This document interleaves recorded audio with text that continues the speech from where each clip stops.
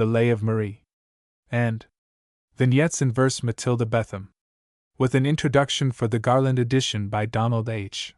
Ryman. The Lay of Marie, a poem by Matilda Betham, 1816, to Lady Bedingfeld, to whom, as fancy, taking longer flight, with folded arms upon her heart's high swell, floating the while in circles of delight, and whispering to her wings a sweeter spell than she has ever aimed or darred before, shall I address this theme of minstrel lore? To whom but her who loves herself to roam through tales of earlier times, and is at home with heroes and fair dames, forgotten long, but for romance, and lay, and lingering song? To whom but her, whom, ere my judgment knew, save but by intuition, false from true, seemed to me wisdom, goodness, grace combined, the ardent heart, the lively, active mind? To whom but her whose friendship grows more dear, and more assured, for every lapsing year? One whom my inmost thought can worthy deem of love, and admiration, and esteem. Preface. As there is little, in all I have been able to collect respecting Marie, which has anything to do with the poem, I have chosen to place such information at the end of the book, in form of an appendix, rather than here, where the only things necessary to state are, that she was an Anglo-Norman minstrel of the 13th century, and as she lived at the time of our losing Normandy, I have connected her history with that event. That the young king who sees her in his progress through his foreign possessions is our Henry III, and the Earl William who steps forward to speak in her favor is William Longsword, brother to Richard Coeur de Lion. Perhaps there is no record of minstrels being called upon to sing at a feast in celebration of a victory which involves their own greatest possible misfortune, but such an incident is not of improbable occurrence. It is likely, also, that a woman, said to be more learned, accomplished, and pleasing than was usually the case with those of her profession, might have a father, who, with the ardor, the disobedience, the remorse of his heroic master, had been, like him, a crusader and a captive, and in the after solitude of self-inflicted penitence, full of romantic and mournful recollections, fostered in the mind of his daughter, by nature imbued with a portion of his own impassioned feelings, every tendency to that wild and poetical turn of thought which qualified her for a minstrel, and, after his death, induced her to become one. The union of European and Eastern beauty, in the person of Marie, I have attempted to describe as lovely as possible. The consciousness of noble birth, of injurious depression, and the result of that education which absorbed the whole glowing mind of a highly gifted parent, a mind rich with adventures, with enthusiasm and tenderness, ought to be portrayed in her deportment, while the elegance and delicacy which more particularly distinguish the gentlewoman would naturally be imbibed from a constant early association with a model of what the chivalrous spirit of the age could form, with all its perfections and its faults, in a situation, too, calculated still more to refine such a character, especially with one who was the center of his affections and regrets, and whom he was so soon to leave unprotected. That, possessing all these advantages, notwithstanding her low station, she should be beloved by, and on the discovery of her birth, married to a young nobleman, whose high favor with his sovereign would lead him to hope such an offense against the then royal prerogative of directing choice would be deemed a venial one, is, I should think, an admissible supposition. That a woman would not be able to sing under such afflicting circumstances might be objected, but history shews us, scarcely any exertion of fortitude or despair is too great to be looked for in that total deprivation of all worldly interest consequent to such misfortunes. Whether that train of melancholy ideas which her own fate suggests is sufficiently removed from narration to be natural, or not near it enough to be clear, the judgment of others must determine. No wish or determination to have it one way or another, in sentiment, style, or story, influenced its composition, though, occasionally, lines previously written are interwoven, and in one instance, a few that have been published. Her 12 lays are added in a second appendix, as curious in themselves, and illustrative of the manners and morals of an age when they formed the amusement of the better orders. The Lay of Marie. Canto First. The guests are met, the feast is near, but Marie does not yet appear, and to her vacant seat on high is lifted many an anxious eye. The splendid show, the sumptuous board, the long details which feuds afford, and discontent is prone to hold, absorb the factious and the cold, absorb dull minds who, in despair, the standard grasp of worldly care, which none can quit who once adore, they love, confide, and hope no more, seek not for truth, nor e'er aspire to nurse that immaterial fire, from whose most healthful warmth proceed each real joy and generous deed, which, once extinct, no toil or pain can kindle into life again, to light the then unvarying eye, to melt, in question or reply, those tones, so subtle and so sweet, that none can look for, none repeat, which, self-impelled, defy control, they bear the signet of the soul, and, as attendants of their flight, enforce persuasion and delight. Words that an instant have reclined upon the pillow of the mind, or caught, upon their rapid way, the beams of intellectual day, pour fresh upon the thirsty ear, o'erjoyed, and all awake to hear, proof that in other hearts is known the secret language of our own. They to the way-worn pilgrim bring a draught from rapture's sparkling spring, and ever welcome are, when given, like some few scattered flowers from heaven, could such an earthly garlands twine, to bloom by others less divine. Where does this idle minstrel stay? Proud are the guests, august the day, and princes of the realm attend the triumph of their sovereign's friend, triumph of stratagem and fight gained o'er a young and gallant knight, who, the last fort compelled to yield, perished, despairing, in the field. The Norman chief, whose sudden blow had laid fair England's banner low, spite of resistance firm and bold secured the latest, surest hold its sceptre touched across the main, important, difficult to gain, easy against her to retain. Baron de Brehon seemed to stand an alien in his native land, one whom no social ties endeared except his child, and she appeared unconsciously to prompt his toil, unconsciously to take the spoil of hate and treason, and 'twas said, the pillage of a kinsman dead, whom, for his large domain, he slew. 'Twas whispered only, no one knew.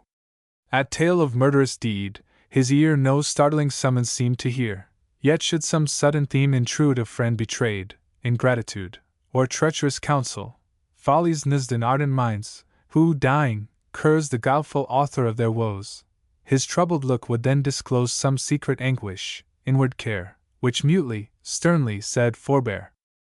He spake of policy and right, of bold exploits in recent fight, of interest, and the common weal, of distant empire, slow appeal. Skilled to elicit thoughts unknown in other minds, and hide his own, his brighter eye, in darting round their purposes and wishes found. Praises, and smiles, and promise played around his speech, which yet conveyed no meaning, when, the moment past, memory retold her stores at last. Courtiers were there, the old and young, of high and haughty lineage sprung, and jeweled matrons, some had been, erewhile, spectators of a scene like this, with mean manners gay, who now, their hearts consumed away, held all the pageant in disdain, and seemed to smile and speak with pain. Of such were widows, who deplored husbands long lost, but still odd-aired, to grace their children, fierce and proud, like martyrs led into the crowd, mothers, their sole remaining stay, in some dear son, late snatched away, whose duty made them better brook their lord's high tone and careless look, whose praises had awakened pride in bosoms dead to all beside. Warriors, infirm with battles grown, were there, in languid grandeur thrown on the low bench, who seemed to say, our mortal vigor wanes away. And gentle maid, with aspect meek, while cloud-like blushes cross her cheek, restless awaits the minstrel's power to dispossess the present hour, and by a spirit-seizing charm, her thoughts employ, her fancy warm, and snatch her from the mute distress of conscious, breathless bashfulness. Young knights, who never tamely wait, crowd in the porch, or near the gate, by quick return, and sudden throng, announcing the expected song. The minstrel comes, and by command, before the nobles of the land, in her poor order's simple dress, gracked only by the native tress, a flowing mass of yellowed light, whose bold swells gleam with silver bright, and dove-like shadows sink from sight. Those long, soft locks, and many a wave curved with each turn her figure gave, thick, or if threatening to divide, they still by sunny meshes hide, eluding, by commingling lines, whatever severs or defines. Amid the crowd of beauties there, none were so exquisitely fair, and with the tender, mellowed air, the taper, flexile, polished limb, the form so perfect, yet so slim, and movement, only thought to grace the dark and yielding eastern race, as if on pure and brilliant day repose, as soft as moonlight, lay. Reluctant still she seemed, her feet sought slowly the appointed seat, her hand, oft lifting to her head, she lightly o'er her forehead spread, then the unconscious motion checked, and struggling with her own neglect, seemed as she but by effort found the presence of an audience round. Meanwhile the murmurings died away which spake impatience of delay, a pitying wonder, new and kind, arose in each beholder's mind, they saw no scorn to meet reproof, no arrogance to keep aloof, her air absorbed, her saddened mien, combined the mourning, captive queen, with her who at the altar stands to raise aloft her spotless hands, in meek and persevering prayer, for such as falter in despair. All that was smiling, bright, and gay, youth's show of triumph during May, its roseate crown, was snatched away. Yet sorrows, which had come so soon, like tender morning dew reposed, o'er hope and joy as softly clossed as moist clouds on the light at noon. Oppressed by some heart-withering pang, upon her heart she seemed to hang awhile o'erpowered, then faintly sang. Demand no lay of long past times, of foreign loves, or foreign crimes, demand no visions which arise to rapture's eager, tearless eyes. Those who can travel far, I ween, whose strength can reach a distant scene, and measure o'er large space of ground, have not, like me, a deadly wound. Near home, perforce, alas, I stray, perforce pursue my destined way, through scenes where all my trouble grows, and where alone remembrance flows. Like evening swallows, still my wings float round in low, perpetual rings, but never fold the plume for rest one moment in the tranquil nest, and have no strength to reach the skies, no power, no hope, no wish to rise. Blame me not, fancy, if I now restrain thy wandering footsteps, now thy wings confine. 'Tis the decree of fate, it is not mine. For I would let thee free and widely stray, would follow gladly, tend thee on thy way, and never of the devious track complain, never thy wild and sportive flights disdain. Though reasonless those graceful moods may be, they still, alas, were passing sweet to me. Unhappy that I am, compelled to bind this murmuring captive, one who ever strove by each endearing art to win my love, who, ever unoffending, ever bright, danked in my view, and pleased me to delight. She scattered showers of lilies on my mind, for, oh, so fair, so fresh, and so refined, her childlike offerings, without thorns to pain, without one cankered wound, or earthly stain. And, darling, as my trembling fingers twine those fetters round thee, they are wet with tears. For the sweet playmate of my early years I cannot thus afflict, nor thus resign my equal liberty, and not repine. For I had made thee, infant as thou art, queen of my hopes, my leisure, and my heart, given thee its happiest laugh, its sweetest tear, and all I found or conquered every year. I blame me now I let thy sports offend old time, and laid thy snare within his path to make him falter, as it often hath, for he grew angry soon, and held his breath, and hurried on, in frightful league with death, to make the way through which my footsteps bend, late rich in all that social scenes attend, a desert, and with thee I droop, I die, beneath the look of his malignant eye. Me do triumphant heroes call to grace with harp their festal hall? Oh! Must my voice awake the song, my skill the artful tale prolong? Yes. I am called, it is my doom. Unhappily, ye know not whom, nor what, impatient ye demand. How hostile now the fevered hand, across these chords unwilling thrown, to echo plainings of my own. Little indeed can ye divine what psalm ye ask who call for mine. Till now, before the courtly crowd I humbly and I gaily bowed. The blush was not to shame allied which on my glowing cheek I wore, no lowly seeming's pain nay pride, my heart was laughing at the core, and sometimes, as the stream of song bore me with eddying haste along, my father's spirit would arise, and speak strange meaning from these eyes, at which a conscious cheek would quail, a stern and lofty bearing fail. Then could a chieftain condescend in me to recognize his friend. Then could a warrior low incline his eye, when it encountered mine. A tone can make the guilty start.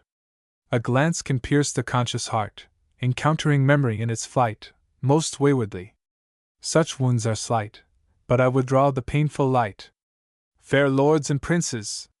Many a time for you I wove my pictured rhyme, refin new thoughts and fancies crude in deep and careful solitude, and when my task was finished came to seek the meed of praise or blame, while, even then, undeterred I strove to serve beneath the yoke of love. Whene'er I marked a fearful look, when pride, or when resentment, spoke, I bent the tenor of my strain, and trembled lest it were in vain. By many and undiscovered while I brought the pallid lip to smile, cleared the mad thought for ampler scope, sustained the flagging wings of hope, and threw a mantle over care such as the blooming graces wear. I made the friend resist his pride, scarce aiming what he felt to hide from other eyes, his own implored that kindness were again restored. As generous themes engagged my tongue in pleadings for the fond and young, towards his child the father leant, in fast subsiding discontent.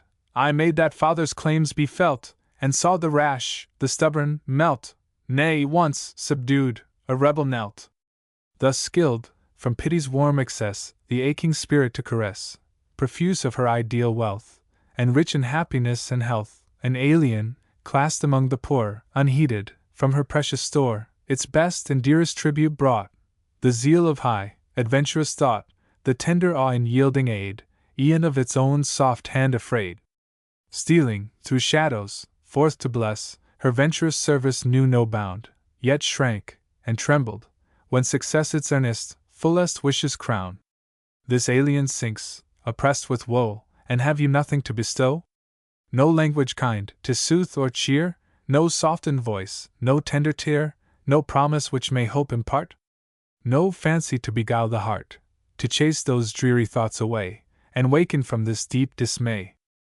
Is it that station, power, or pride can human sympathies divide?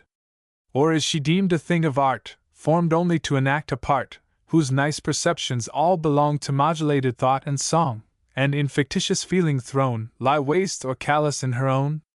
Is it from poverty of soul, or does some fearsome doubt control? So round the heart's strong fibers strain, that it attempts to beat in vain? Does palsy on your feelings hang, deadened by some severer pang? If so, behold, my eyes o'erflow.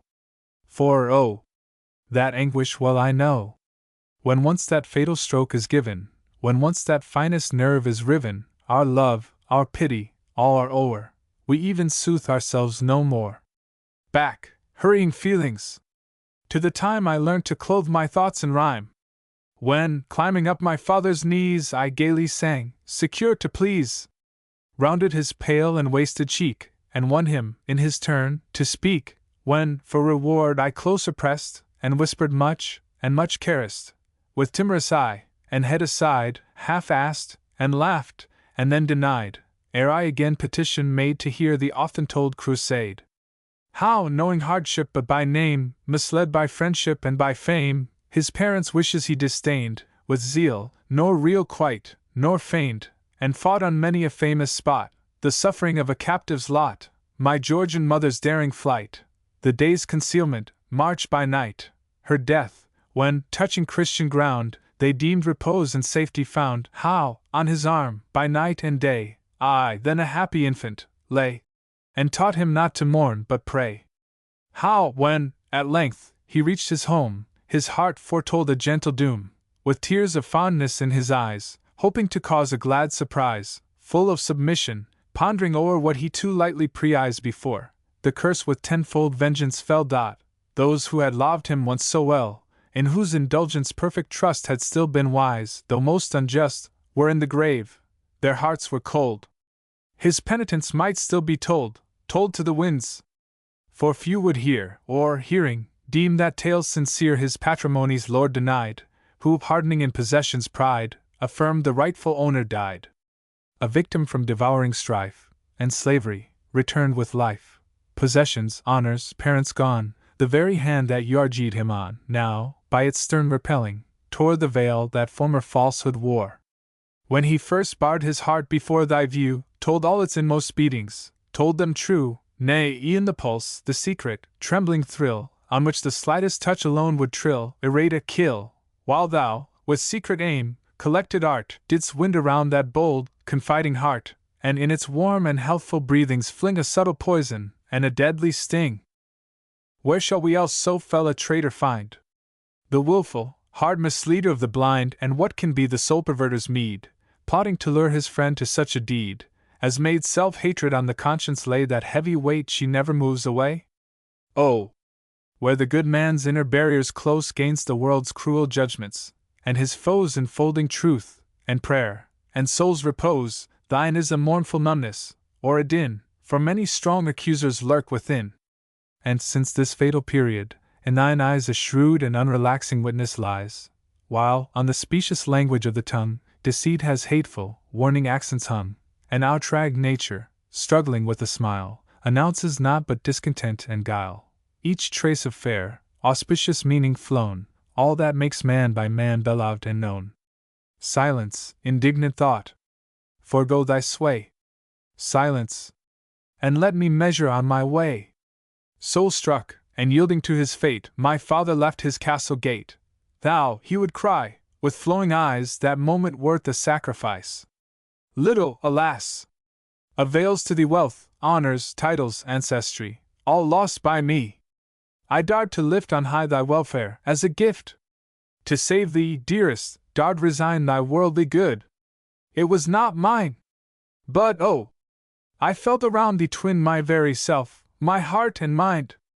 All that may chance is dead to me, save only as it touches thee. Could self-infliction but atone for one who lives in thee alone, if my repentance and my tears could spare thy future smiling years, the fatal curse should only rest upon this firm, though guilty breast? Yet, tendering from thy vessel's freight offerings of such exceeding weight, and free thee from one earthly chain, envy and overweening hate would on thy orphan greatness wait. Folly that supple nature bend for parasites to scorn thy friend, and pampered vanity inclined to wilful blindness such as mine. Thee to the altar yet I bring. Hear me, my Saviour and my King. Again I for my child resign all worldly good, but make her thine. Let her soft footsteps gently move, nor waken grief, nor injure love, carelessly trampling on the ground that priceless gem, so rarely found, that treasure, which, should angels guard, would all their vigilance reward. My mind refuses still to fear she should be cold or insincere, that aught like meanness should debase one of our rash and wayward race. No! Most I dread intemperate pride, deaf ardor, reckless and untried, with firm control and skillful rein, its hurrying fever to restrain. Others might wish their soul's delight should be most lovely to the sight, and beauty vainly I adored, served with my eye, my tongue, my sword, nay, let me not from truth depart. Enshrined and worshipped it at heart. Oft, when her mother fixed my gaze and rapt on bright perfection's blaze, hopes the imperious spell beguiled, transcendent thus to see my child. But now, for charms of form or face, save only purity and grace, save sweetness, which all rage disarms, would lure an infant to her arms in instantaneous love, and make a heart, like mine, with fondness ache. I little care, so she be free from such remorse as preys on me. My dearest father, yet he grew profoundly anxious, as he knew more of the dangers lurking round, but I was on enchanted ground. Delighted with my minstrel art, I had 1,000 lays by heart, and while my yet unpracticed tongue descanted on the strains I sung, still seeking treasure, like a bee, I laughed and caroled, wild with glee. Delicious moments then I knew, when the rough winds against me blew, when, from the top of mountain steep, I glanced my eye along the deep, or, proud the keener air to breathe, exulting saw the vale beneath. When, launched in some lone boat, I sought a little kingdom for my thought, within a river's winding cove, whose forests form a double grove, and from the water's silent flow appear more beautiful below, while their large leaves the lilies lave, or plash upon the shadowed wave, while birds, with darkened pinions, fly across that still intenser sky, fish, with cold plunge, with startling leap, or arrow flight across the deep, and stilted insects, light o' limb, would dimple o'er the even brim. If, with my hand, in play, I chose the cold, smooth current to oppose, as fine a spell my senses bound as vacant bosom ever found. And when I took my proudest post, near him on earth I valued most, no aftertime could banish thence a father's dear preeminence, and felt the kind, protecting charm, the clasp of a paternal arm, felt, as instinctively it pressed, the sacred magnet of his breast, gainst which I leaned, and seemed to grow, with that deep fondness none can know, whom Providence does not assign a parent excellent as mine. That faith beyond, above mistrust, that gratitude, so wholly just, each several, crowding claim forgot, whose source was light, without a blot, no moment of unkindness shrouding, no speck of anger overclouding, an awful and a sweet control, a rainbow arching o'er the soul, a soothing, tender thrill, which clung around the heart, while, all unstrung, the thought was still, and mute the tongue. Oh! In that morn of life is given to one so tunned, a sumptuous dower! Joys, which have flown direct from heaven, and graces, captive in her bower. Thoughts which can sail along the skies, or poise upon the buoyant air, and make a peasant's soul arise a monarch's mighty power to share. When all that we perceive below, by land or sea, by night or day, the past, the future, and the flow of present times, their tribute pay. Each bird, from cleft, from brake or bower, bears her a blessing on its wings, and every rich and precious flower its fragrance on her spirit flings. There's not a star that shines above but pours on her a partial ray, endearments, like maternal love, her love to nature's self repay. Faith, hope, and joy about her heart, close interlace the angel arm, and with caresses healed the smart of every care, and every harm. Amid the wealth, amid the blaze of luxury and pomp around, how poor is all the eye surveys to what we know of fairy ground! She ceases, and her tears flow fast. Oh! Can this fit of softness last, which, so unlooked for, comes to share the sickly triumph of despair? Upon the harp her head is thrown, all round is like a vision flown, and o'er a billowy surge her mind views lost delight left far behind. The Lay of Marie. Canto 2nd. Some, fearing Marie's tale was o'er, lamented that they heard no more, while Brihan, from her broken lay, portended what she yet might say. As the untarrying minutes flew, more anxious and alarmed he grew. At length he spake. We wait too long the remnant of this wildered song, and too tenaciously we press upon the languor of distress. 'Twere better, sure that hence conveyed, and in some noiseless chamber laid, attentive care, and soothing rest, appease the anguish of her breast. Low was his voice, but Marie heard, he hastened on the thing he feared. She raised her head, and with deep sighs shook the large teardrops from her eyes, and ere they dried upon her cheek, before she gathered force to speak, convulsively her fingers played, while his proud heart the prelude met, aiming at calmness, though dismayed, a loud, high measure, like a threat, soon sinking to that lower, irata, slower, swell which love and sorrow know so well. How solemn is the sick man's room to friends or kindred lingering near, pouring on that uncertain gloom and silent heaviness and fear! How sad, his feeble hand in thine, the start of every pulse to share! With painful haste each wish divine, yet fed the hopelessness of care. To turn aside the full-fraught eye, lest those faint orbs perceive the tear! To bear the weight of every sigh, lest it should reach that wakeful ear! In the dread stillness of the night, to lose the faint, faint sound of breath! To listen in restrained affright, to deprecate each thought of death! And when a movement chased that fear, and gave thy heart blood leave to flow, in thrilling awe the prayer to hear through the closed curtain murmured low, the prayer of him whose holy tongue had never yet exceeded truth, upon whose guardian care had hung the whole dependence of thy youth, who, noble, dauntless, frank and mild, was, for his very goodness, feared, beloved with fondness like a child, and like a blessed saint revered. I have known friends, but who can feel the kindness such a father knew? I served him still with tender zeal, but knew not then how much was due. And did not Providence ordain that we should soon be laid as low, no heart could such a stroke sustain, no reason could survive the blow. After that fatal trial came, the world no longer was the same.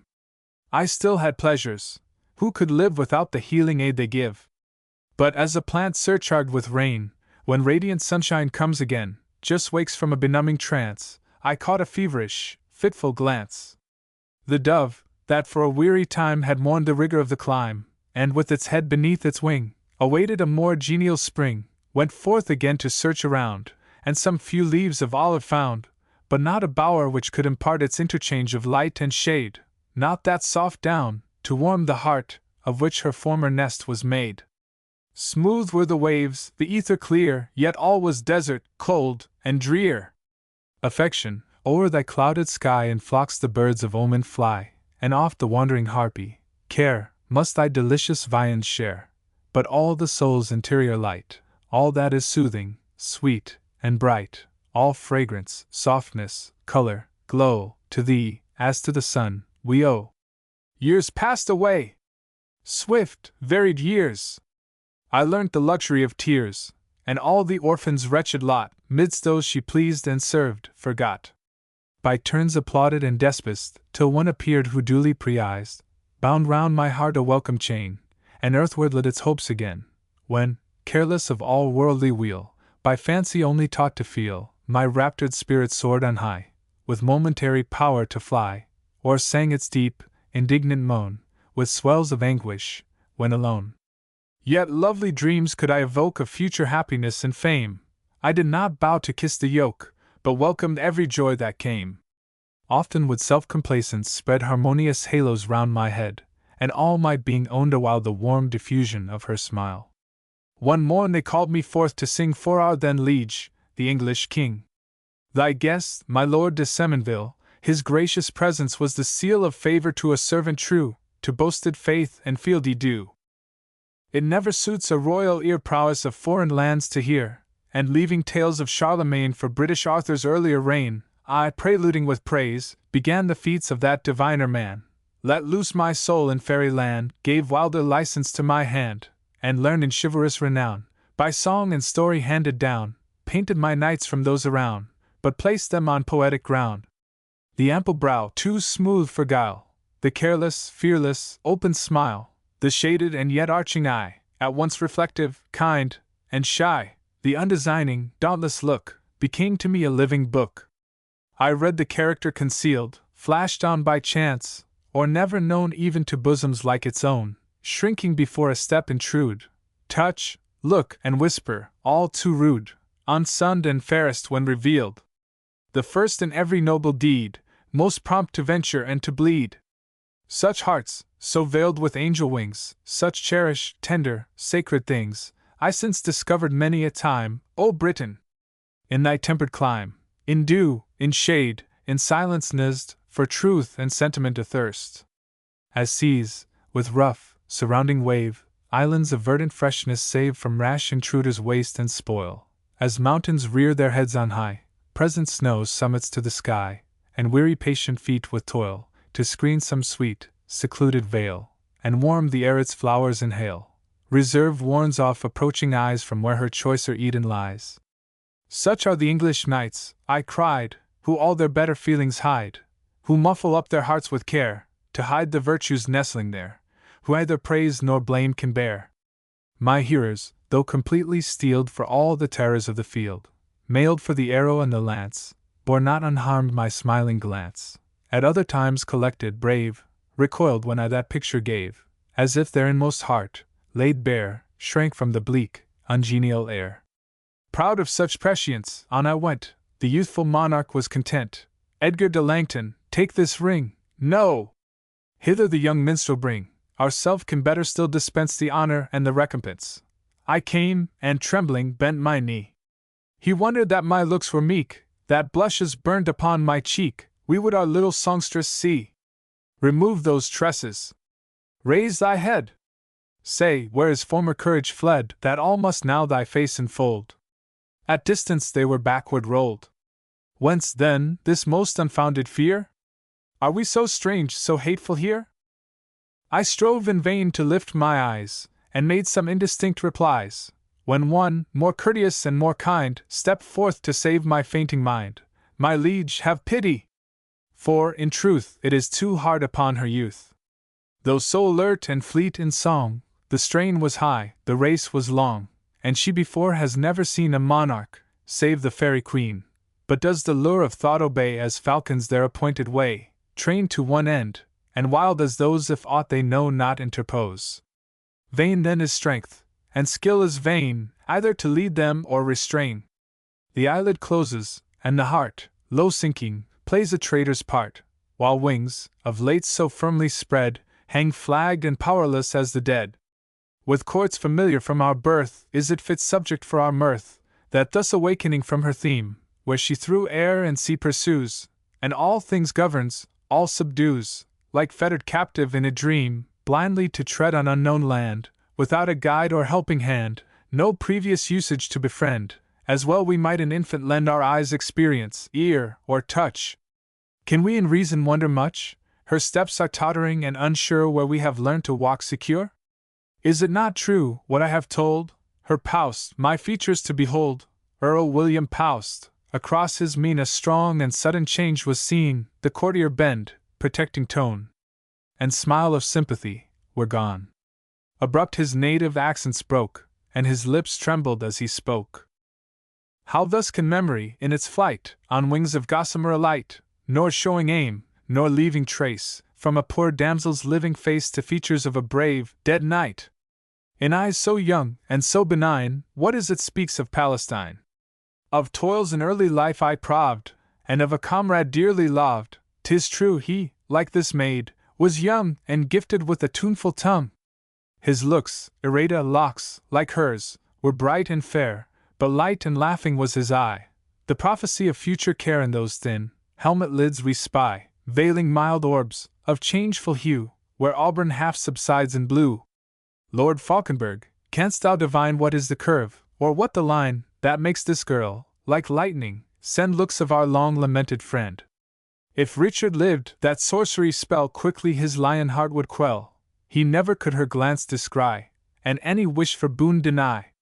She's weeping too, most strangely wrought by workings of another's thought. She knows no English, yet I speak that language, and her paling cheek with watery floods is overcast. Fair maid, we talk of times long past, a friend we often mourn in vain, a knight in distant battle slain, whose bones had mouldered in the earth full many a year before thy birth. He fed our ears with songs of old, and one was of a heart of gold, a native ditty I would fain, but never yet could hear again. It spoke of friendship like his own, once only in existence known. My prime of life the blessing crossed, and with it life's first charm I lost. Chieftain, allow me, on my knee to sing that English song to thee. For then I never dared to stand, nor take the harp within my hand, sacred it also is to me.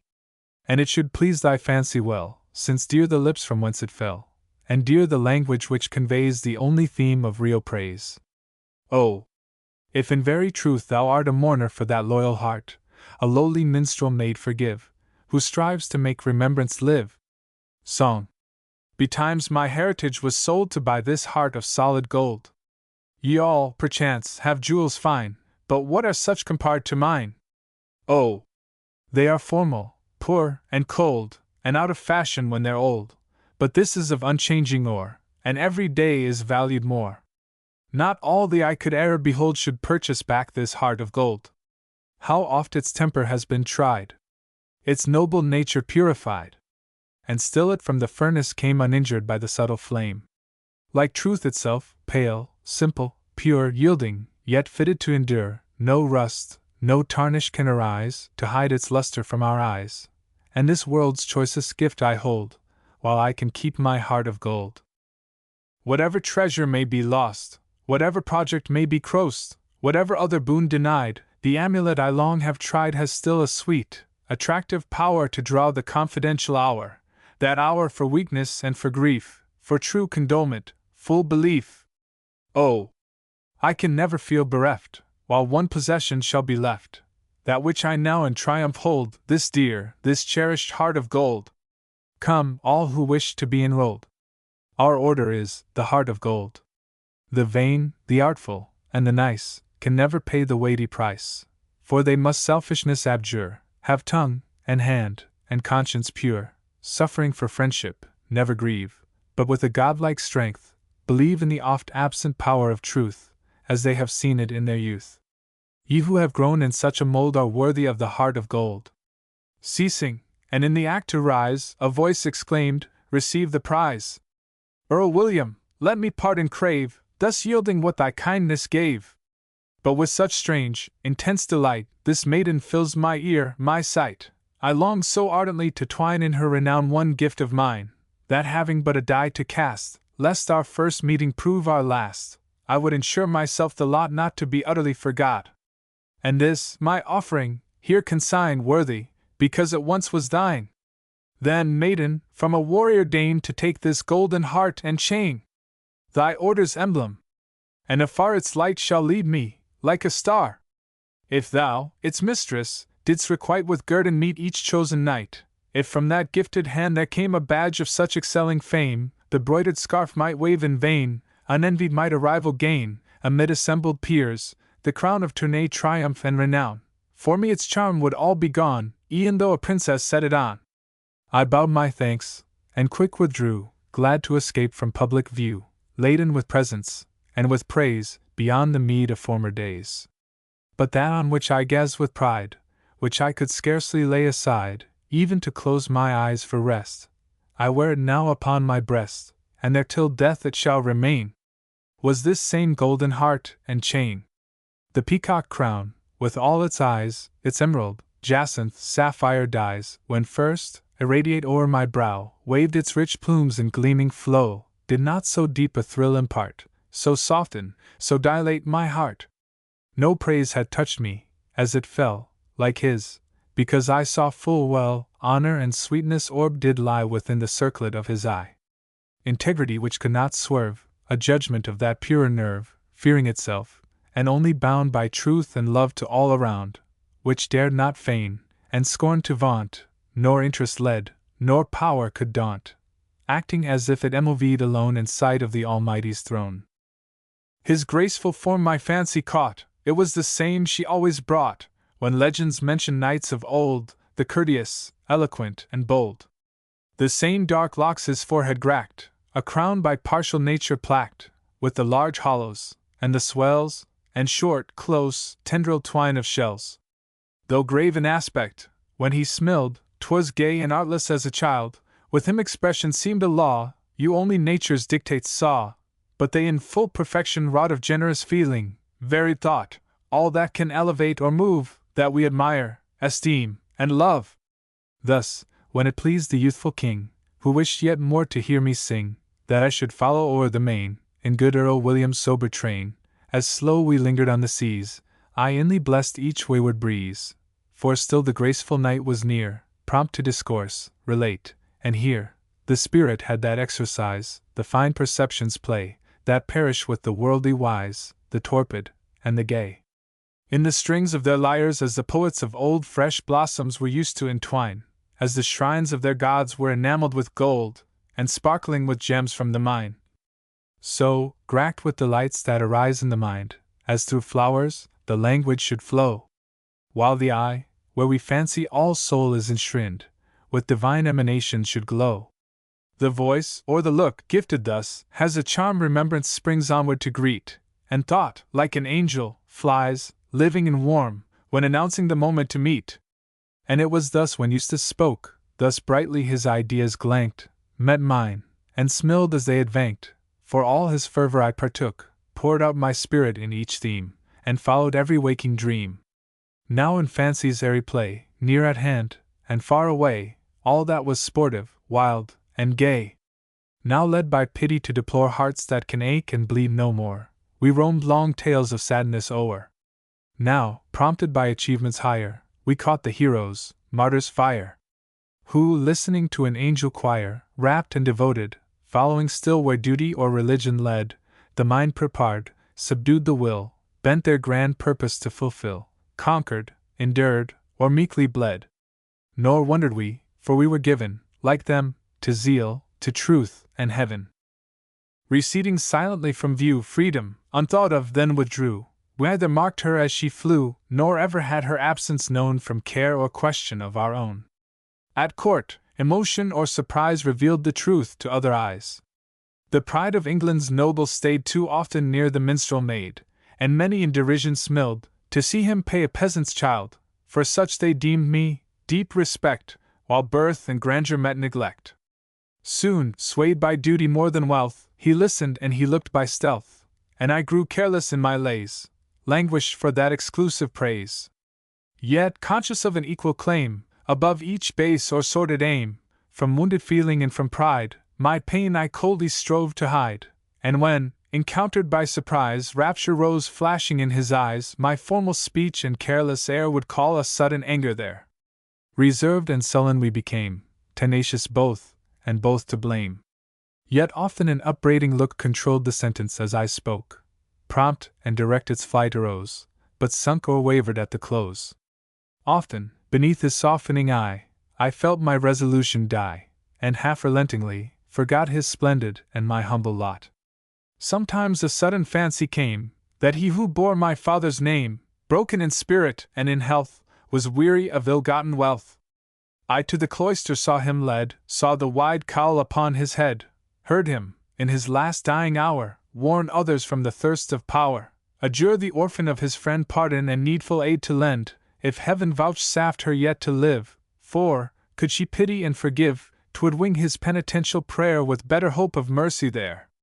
Then did he rank and lands resign, with all that was injustice mine, and I, pretending to be vain, returned the world its poor disdain, but smiled on Eustace once again.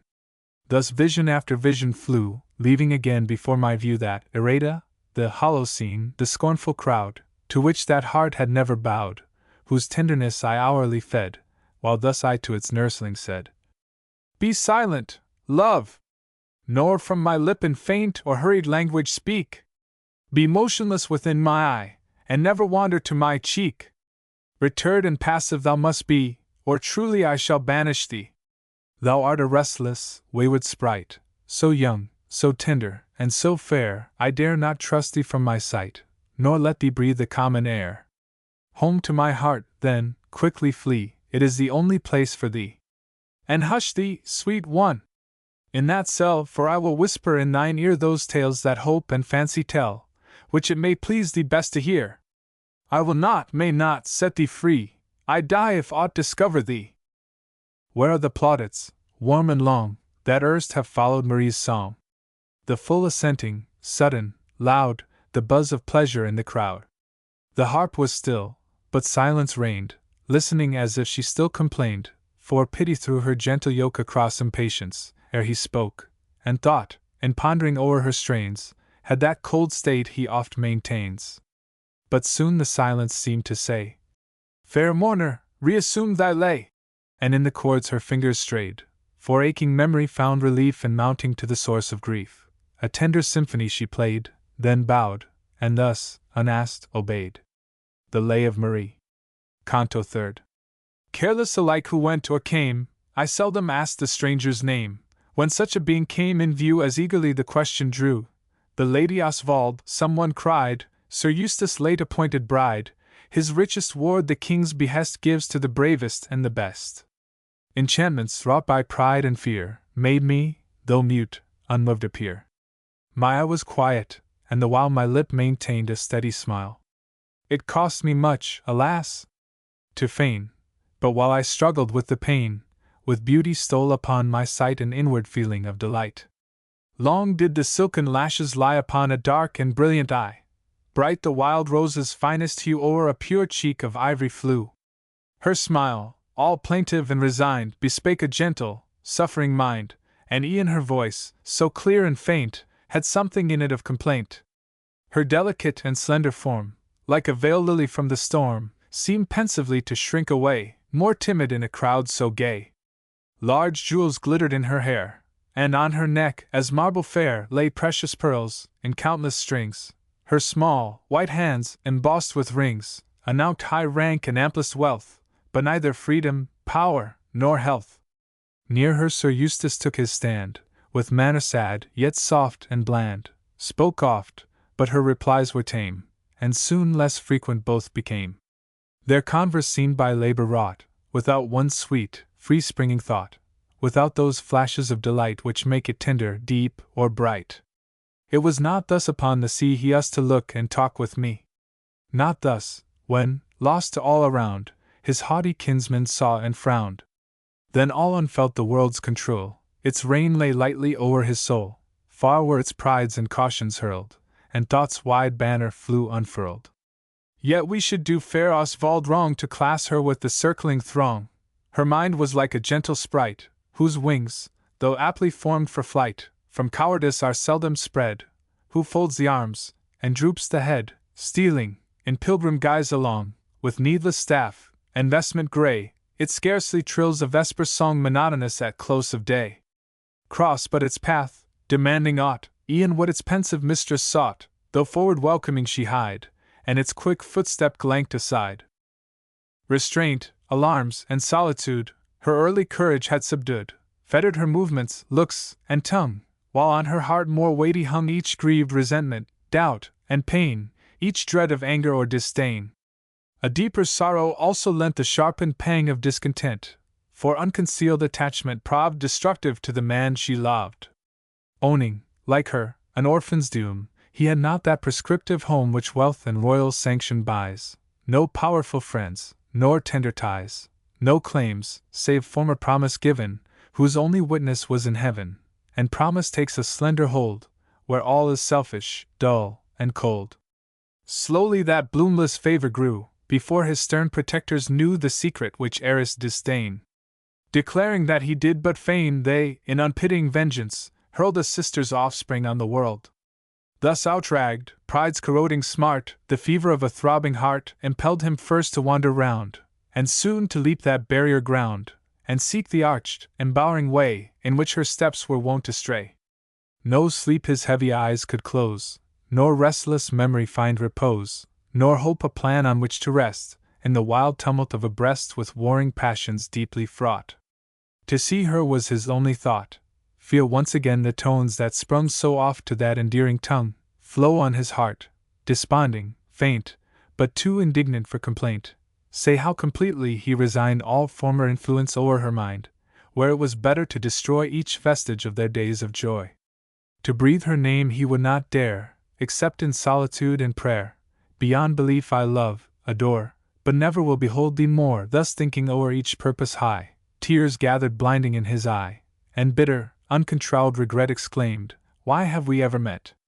These conflicts and these hopes were fled, alas! Poor youth! His blood was shed before the feet of Oswald trod again on the empurpled sod. No voice had dared to tell the tale, but she had many a boding thrill, for dumb observance watched her still, for laughter seized when she came, and none pronounced her lover's name. When wilfully she sought this spot, shudderings prophetic marked his lot. She looked, her maiden's cheek was pale, and from the hour did ne'er depart that deadly tremor from her heart. Pleasure and blandishment were vain, deaf to persuasion's dulcet strain, it never reached her mind again. Arise, lovely mourner, thy sorrows give o'er, nor droops so forlornly that beautiful head. Thy sighs art unheard by the youth they deplore, and those warm flowing tears all unfelt by the dead. Then quit this despondence, sweet Oswald. Be gay. See open before thee the gates of delight, where the hours are now lingering on tiptoe, away. They view thee with smiles, and are loath to take flight. See the damsels around thee, how joyous they are! How their eyes sparkle pleasure whenever they meet! What sweet flowers are entwined in their long, floating hair! How airy their movements, how nimble their feet! Oh, bear her from hence. When she sees them rejoice, still keener the pain of her agony burns, and when joy carols by, with a rapturous voice, to hopeless remembrance more poignantly turns. Thus often has her bosom bled, thus have I seen her fainting led from feasts intended to dispel the woeful thoughts she knows so well. And must she, by the king's command, to Eustace plight that fevered hand? Proud, loyal as he is, can he, a victim to the same decree, receive it, while regretting me? For that poor, withering heart, resign the warm, devoted faith of mine. Have I, too, an allotted task? What from the minstrel do they ask? A nimble finger o'er the chords, a tongue replete with gracious words. Alas! The tribute they require, truth, sudden impulse, should inspire, and from the senseless, subject lyre, such fine and mellow music flow, the skill that forms it should not know whence the delicious tones proceed, but lost in rapture's grateful glow, doubt its own power, and cry, indeed, some passing angel sweeps the strings, wafting from his balsamic wings the sweetest breath of Eden bowers, tones nised and hovering there in flowers, have left their haunts to wander free, linger, alight, and dwell on thee. In Oswald's porch, where, full in bloom, the jasmine spread its rich perfume, and in thick clustering masses strove to hide the arch of stone above, while many a long and drooping spray waved up, and lashed the air in play, was I ordained my heart to place, the pair with bridal strains to grace. The royal will, and what beside? Oh! What I since have lost, my pride, forbade the wonted song to fail. I met him with a cheerful hail. I taught my looks, my lips, to feign I bade my hand its task sustain, and when he came to seek the bride, her rival thus, unfaltering, cried, Approach! Approach, thou gallant knight! England's first champion in the fight, of grace and courtesy the flower, approach the high-born Oswald's bower. And forth let manly valor bring youth's timid meekness, beauty's spring! Thou darling of a vassal host, thy parents' stay, thy kinsman's boast, thou favorite in a monarch's eyes, whose gracious hand awards the prize, thee does the brightest lot betide, the best domain, the fairest bride. Mine sunk beneath the mournful look which glanked disdainful as I spoke, and when his step passed hurrying by, and when I heard his struggling sigh, a moment on my quailing tongue the speech constrained of welcome hung, but in the harp's continuous sound my wandering thoughts I quickly found. Haste on, and here thy duteous train in rapt expectance shall remain, till, with thee, brilliant as a gem set in a kingdom's diadem, thy lovely mistress shall appear. Oh! Hasten! We await thee here. Again did that upbraiding eye check my false strain in passing by, and its concentred meaning fell into my soul. It was not well to triumph thus, though but in show, to chant the lay that joyance spoke, to wear the gay and careless look dot. The ardent and the tender know what pain those self-reproaches brought, when conscience took the reins of thought into her hand, avenging more all that she seemed to prompt before. O tyrant! From whose stern command no act of mine was ever free, how oft wouldst thou a censor stand for what I did to pleasure thee? The well-propped courage of my look, the sportive language, airy tone, to wounded love and pride bespoke a selfish hardness not my own. And only lulling secret pain, I seemed to fling around disdain. To him, with warm affections crossed, who, owning happiness was lost, had said, Dear maiden, were I free, they would not let me think of thee, the only one who on my sight breaks lovely as the morning light, whom my heart bounding springs to greet, seeks not, but always hopes to meet, with eager joy unlocks its store, yet ever pines to tell thee more. To him, should feigned indifference bring a killing scorn, a taunting sting? To Oswald, drooping and forlorn, a flower fast fading on the stem, all exultation seemed like scorn, for what was hope and joy to them. As with awakening judgment came these feelings of remorse and shame, with the thronged crowd, the bustling scene, did deep abstractions intervene, o'er yielding effort holding sway, as, humbled, I pursued my way. The festive flowers, the incensed air, the altar taper's reddening glare, the pausing, slow advancing pair, her fainter, his most watchful air, the vaulted pile, the solemn rite, impressed, then languished on my sight, and all my being was resigned to that strong ordeal, where the mind, summoned before a heavenly throne, however surrounded, feels alone. When, bowed in dust all earthly pride, all earthly power and threats defied, mortal opinion stands as naught in the cleared atmosphere of thought, and selfish care, and worldly thrall, and mean repining, vanish all. When prayers are poured to God above, His eyes send forth their beams of love, darkness forsakes our mental sky, and demon-like our passions fly. The holy presence, by its stay drives failings, fears, and woes away, refines, exalts, our nature draws to share its own eternal laws of pure benevolence and rest, the future portion of the blessed, their constant portion. Soon this flow of life I lost, recalled below, from prayers for them recalled. Around, a sudden rush, a fearful sound, smote on my ear, of voices crying, the bride, the Lady Oswald dying. Give place! Make room! The hurrying press Eustace alarmed, and in distress calling for air, and through the crowd which an impeded way allowed, forcing slow progress, bearing on her pallid form, when, wholly gone you might have deemed her mortal breath, cold, languid, motionless as death, I saw before my eyes advance, and woke, astounded, from my trance. The air revived her, but again she left not for the social train, the stillness of her chamber, ne'er its threshold passed, but on her bier, spoke but to one who seemed to stand anear, and took his viewless hand, to promise, let whatever betide, she would not be another's bride. Then, pleading as for past offense, cried out aloud, they bore me hence. My feet, my lips, refused to move, to violate the vows of love. My sense recoiled, my vision flew, almost before I met thy view. Almost before I heard thee cry, perfidious Oswald, look and die. Oppose them? No! I did not dare! I am not as a many are, ruling themselves, my spirits fly, my force expires before reply. Instinctively a coward, free in speech, in act, I could not be with any in my life, but thee. Nor strength, nor power do I possess, except, indeed, to bear distress. Except to pour the aching sigh, which only can my pain relieve. Inhuman ye who asked me why, and pause, to wonder that I grieve. Mine are the wounds which never close, mine is a deep, untiring care, a horror flying from repose, a weight the sickening soul must bear.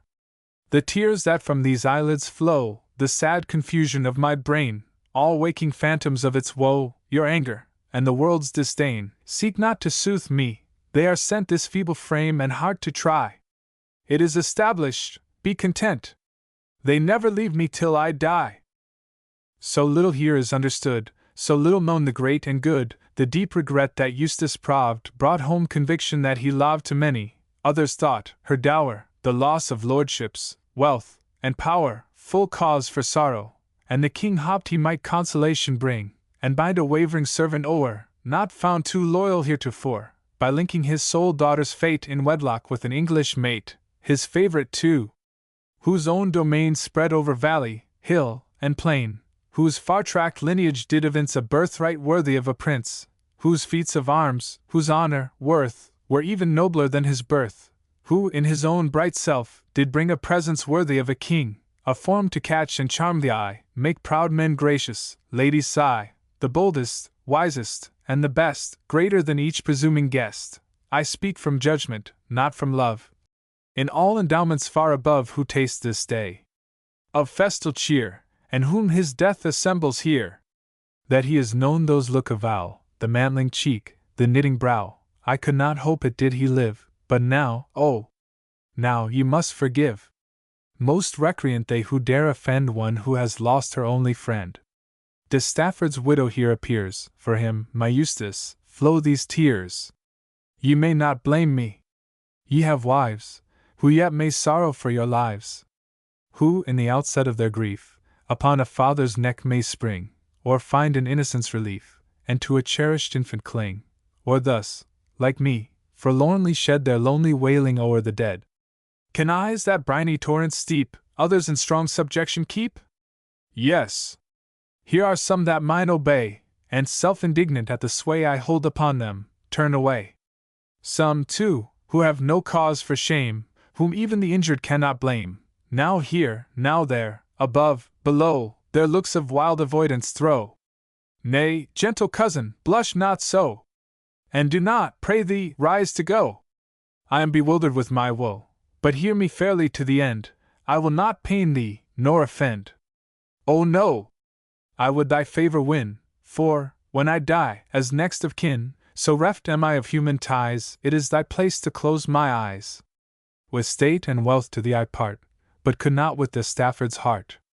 Nor could I mute and prudent be when all at once I found 'twas thee, doomed ever, in thy own despite, to take my rank, usurp my right.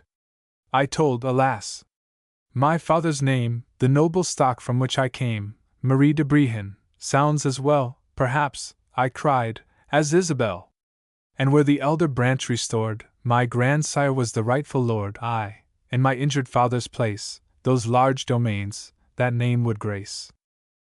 I never saw a joy so bright, so full, so fledged with sparkling light, as that which on the instant flew to his quick eye, when Eustace knew he had not yielded to a yoke which prudence blamed, or reason broke. Oh! Trebly blessed this hour, he cried, I take not now another bride. I bowed to duty and to pride, but here I pledge my solemn vow, to wealth alone I will not bow.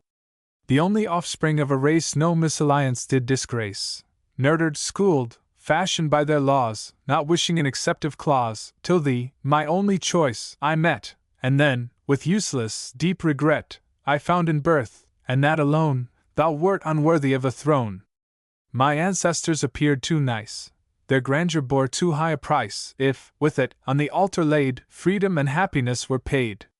Yet, could I give my father pain, or treat those lessons with disdain, I heard a child upon his knee, and at the present, knew to be entwined with every vital part? To scorn them were to break his heart. My mother too, though meek and kind, possessing such a stately mind, that once perceiving what was fit, if 'twere to die, must still submit, knowing no question in the right, would not have borne me in her sight, though quick her sands of life would run, deserting, angry with her son. Yet noble both, by honor bound, to take no other vantage ground, they will not use a meaner plea, nor sordid reasons urge to me. Good and high-minded they will yield, I shall be victor in that field, and for my sovereign, we shall find some inlet to his eager mind, at once not rashly all disclose, his plans or bidding to oppose, that his quick temper would not brook, but I will watch a gracious look, and foster an auspicious hour, to try both love and reason's power. Zealous I cannot fail to be, thou canst not guess to what degree, dear Marie, when I plead for thee. That the result was plain, I knew, for I had often heard him sue, and never known a boon denied. In secret I became his bride, but heaven the union disapproved. The father he so truly loved, before this first offense was told, though either sick, infirm, or old, without a moment's warning died.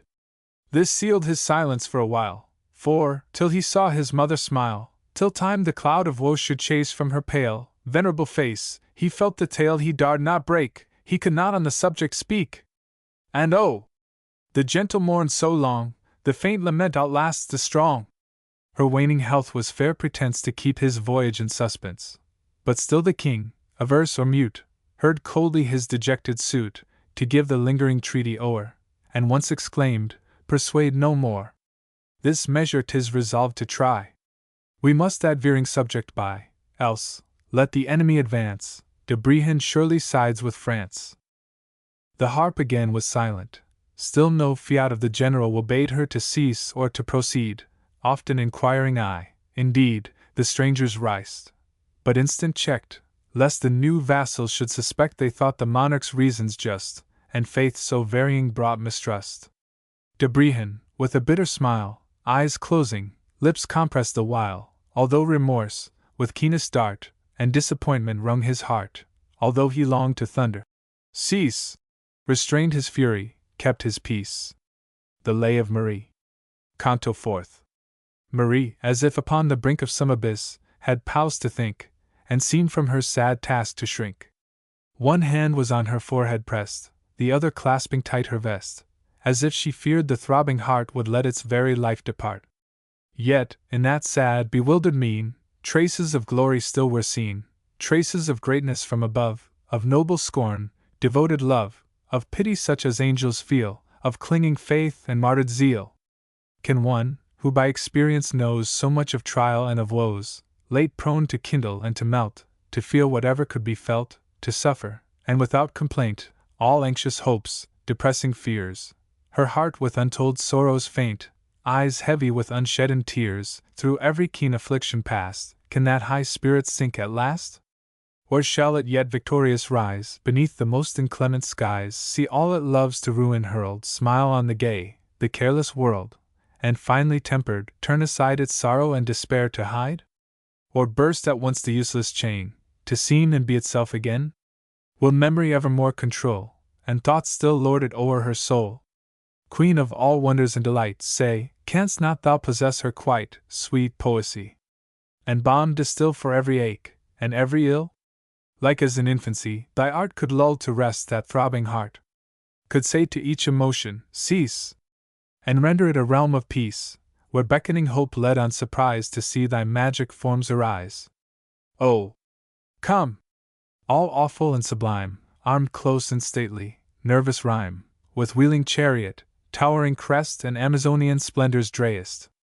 Or a fair nymph, with airy grace, and playful dimples in thy face, light let the spiral ringlets flow, and chaplet wreath along thy brow, Thou art her sovereign.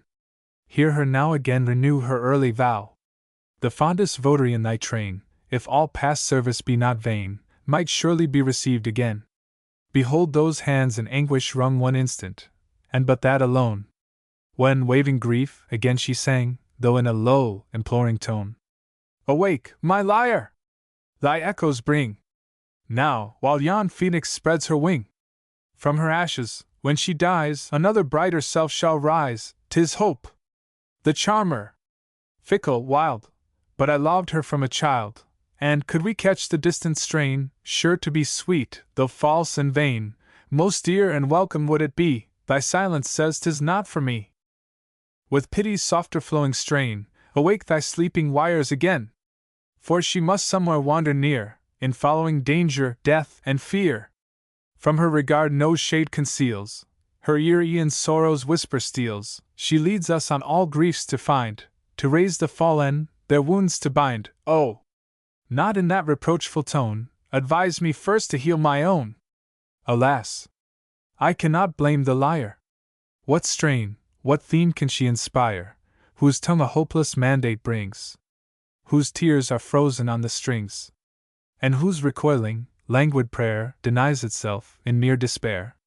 So tamely, faintly forth it springs, just felt upon the pliant strings, it flits in sickly languor by, nerved only with a feeble sigh. I yield submissive, and again resume my half-abandoned strain, leading in chain sad thoughts along, remembrance prompting all the song. But in the journey, drawing near to what I mourn, and what I fear, the sad realities impress too deeply, hues of happiness, and gleams of splendors past, decay. The storm despoiling such a day, gives to the eye no clear, full scope, but scatters wide the wrecks of hope. Yet the dire task I may not quit, 'twas self-imposed, and I submit to paint, ah me, the heavy close, the full completion of my woes. And, as a man that once was free, whose fate impels him o'er the sea, now spreads the sail, now plies the oar, yet looks and leans towards the shore, I feel I may not longer stay, yet even in launching court delay. Before De Stafford should unfold that secret which must soon be told, my terrors urged him to comply. For oh! I dared not then be nigh, and let the wide, tumultuous sea arise between the king and me. Oh! Tell him, my beloved, I pine away, so long in exile from my native home. Tell him I feel my vital powers decay, and seem to tread the confines of the tomb. But tell him not, it is extremest dread of royal vengeance falling on my head. Say, if that favored land but bless my eyes, that land of sun and smiles which gave me birth, like the renewed Antaeus I shall rise, on touching once again the parent earth. Say this, but whisper not that all delight, all health, is only absence from his sight. My Eustace smiled, it shall be so, from me and love shall Marie go. But on the land, and o'er the sea, attended still by love and me. The eagle's eye, to brave the light, the swallow's quick, adventurous flight, that faithfulness shall place in view, that service, daring, prompt, and true, yet insufficient emblems be of zeal for her who flies from me. Deserter? Hope not thus to scape. Thy guardian still, in every shape, shall covertly those steps pursue, and keep thy welfare still in view.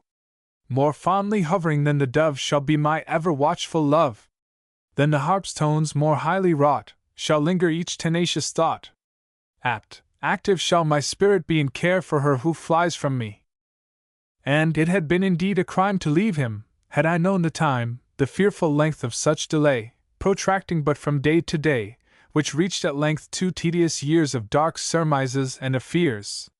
How often, on a rocky steep, would I upon his summons keep an anxious watch, their patient stay till light's thin lines have died away in the smooth circle of the main, and rendered all expectance vain. At the blue, earliest glimpse of morn, pleased with the lapse of time, return, for now, perchance, I might not fail to see the long-expected sail. Then, as it blankly wore away, courted the fleeting eye to stay. As they regardless moved along, would the slow moments in a song. The time approaches, but the hours with languid steps advance, and loiter o'er the summer flowers, or in the sunbeams dance. Oh! Haste along! for, lingering, ye detain my Eustace on the sea.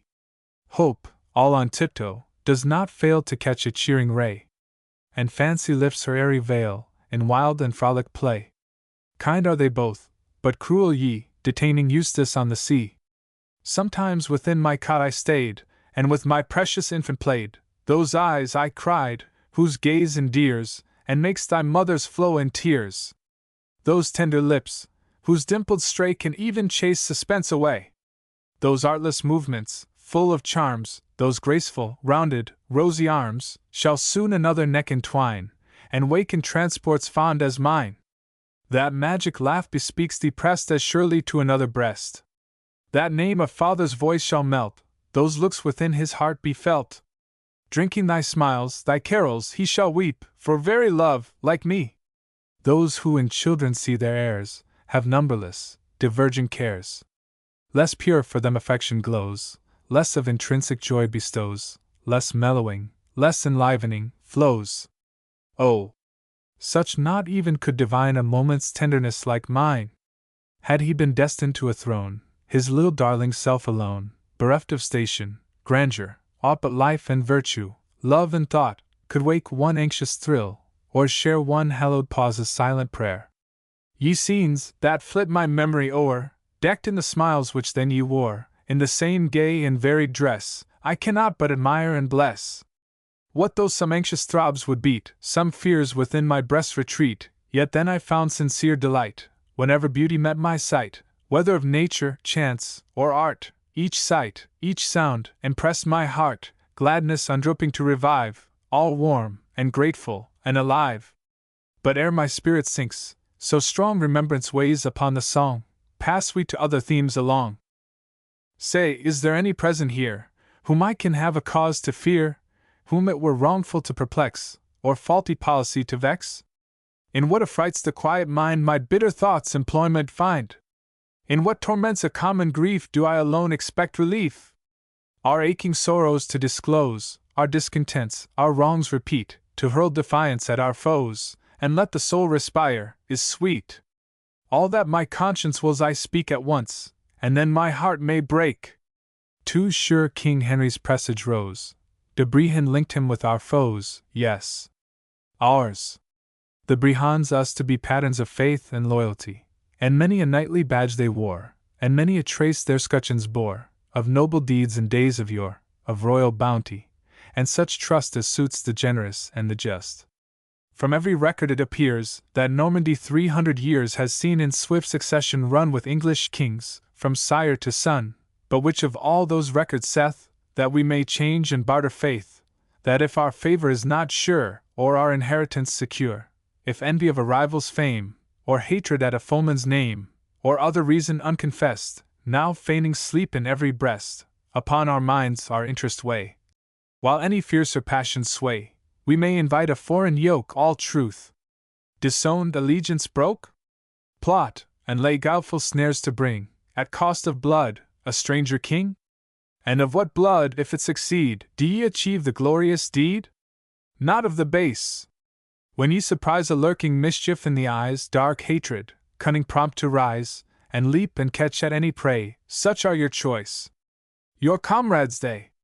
But if a character should stand not merely built by human hand, common observances, the ill surrounding all, a wayward will, envy, resentment, falsehood's ease to win its way, evade, and please, if, turning from this worldly lore, as soul debasing, servile, poor, the growing mind becomes, at length, healthy and firm in moral strength, allows no parley and no plea, the sources of its actions free, they spring straight forward to a goal which bounds, surmounts, and crowns the whole.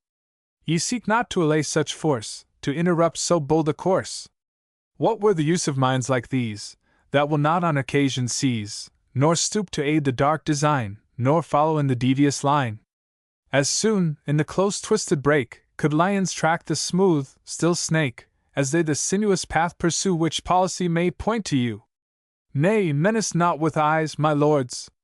Ye could not fright me with your swords. E'en threats to punish, and to kill with tortures difficult to bear, seem as they would not higher fill the measure of my own despair. Such terrors could not veil the hand now pointing to my husband's bier, Nor could such pangs a groan command the childless mother should not hear. All now is charmed, all contest o'er, here sea-girt England reigns no more, and if your oaths are bound as fast, and kept more strictly than the last, ye may, perchance, behold the time service to her becomes a crime.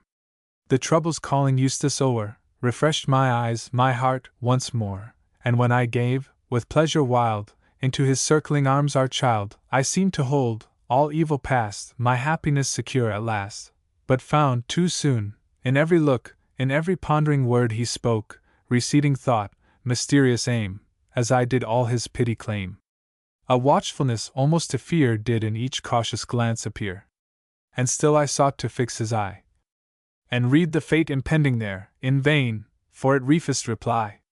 Canst thou not for a moment bear even thy Marie's look? I cried, more dear than all the world beside?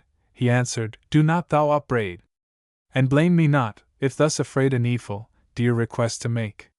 One painful only for thy sake, I hesitate, and dread to speak, seeing that flush upon thy cheek, that shrinking, apprehensive air. Oh, born with me some ills to share, but many years of future bliss, of real, tranquil happiness. I may not think that thou wouldst choose this prospect pettishly to lose for self-indulgence. Understood, love is the seeking others' good. If we can ne'er resign delight, nor lose its object from our sight, and only present dangers brave, that which we dearest hold to save, if, when removed beyond our eye, all faith in heaven's protection die, can all our tenderness atone for ills which spring from that alone? My fancy rushed the pause between. What can this fearful prelude mean? Art thou but seeking some pretence, so lately met, to send me hence? Believ'st thou terrors will not shake, nor doubts distract, nor fears awake, in absence?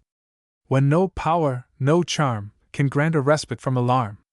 Unreal evils manifold, often and differently told, scaring repose, each instant rise, false, but the cause of tears and sighs. How often I should see thee bleed! New terrors would the past succeed, with not a smile to intervene of fair security between. No, Marie, no! My wife shall share with me the trials soldiers bear, no longer and no more we part. Thy presence needful to my heart I now more evidently know, making the careful moments flow to happy music. On my brow the iron casque shall light approve, the corslet softer on my breast, the shield upon my arm shall rest more easy, when the hand of love there places them. Our succors soon arrive, and then, whatever boon I shall think fitting to demand, my gracious monarch's bounteous hand awards as guerdon for my charge, and bids my wishes roam at large. Then if we from these rebels tear the traitor honors which they wear, thy father's tides and domain shall flourish in his line again. And Marie's child, in time to come, shall call his grandsire's castle home. Alas! Poor babe! The scenes of war for him too harsh and frightful are.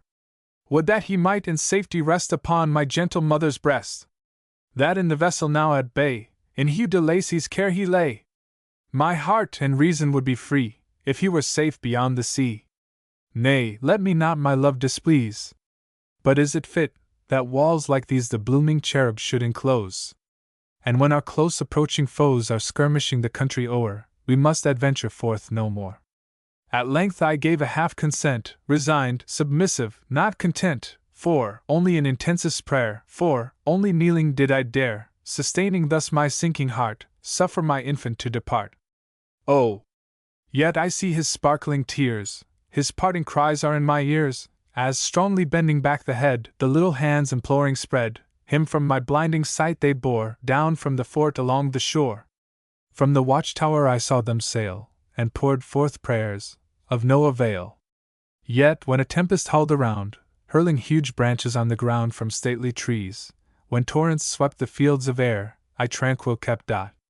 Hope near a fading blossom will often take her stand, revive it on her bosom, or screen it with her wand, but to the leaves no sunbeams press her fair, thick locks pervading, through that bright wand no dewdrops bless, still cherished, and still fading, beneath her eyes bright beam it pines, fed by her angel's smile, declines.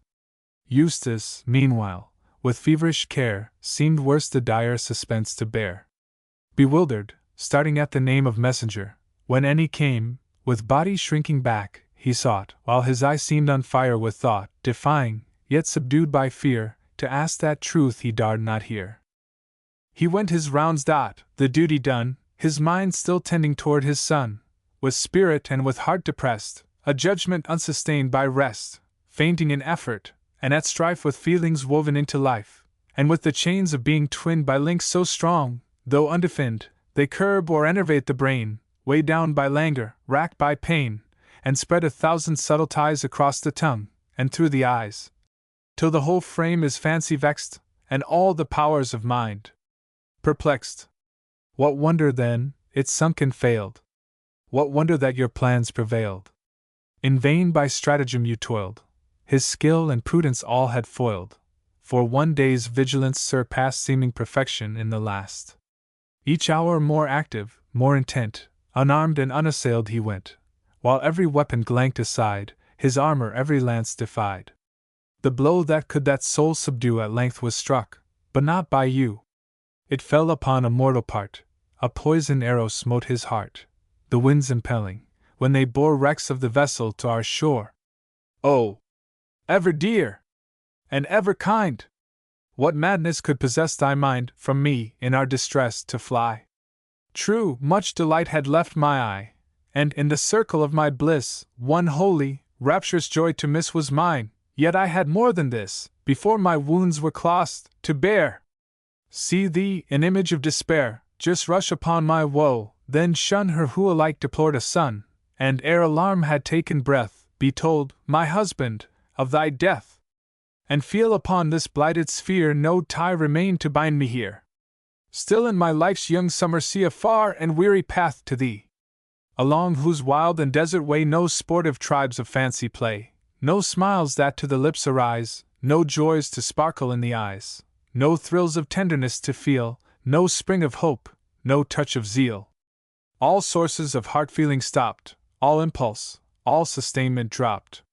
With aching memory, sinking mind through this drear wilderness to find the path to death, and pining, roam myriads of steps to reach the tomb, of which to catch a distant view, the softest line, the faintest hue, as symbol when I should be free, were happiness too great for me.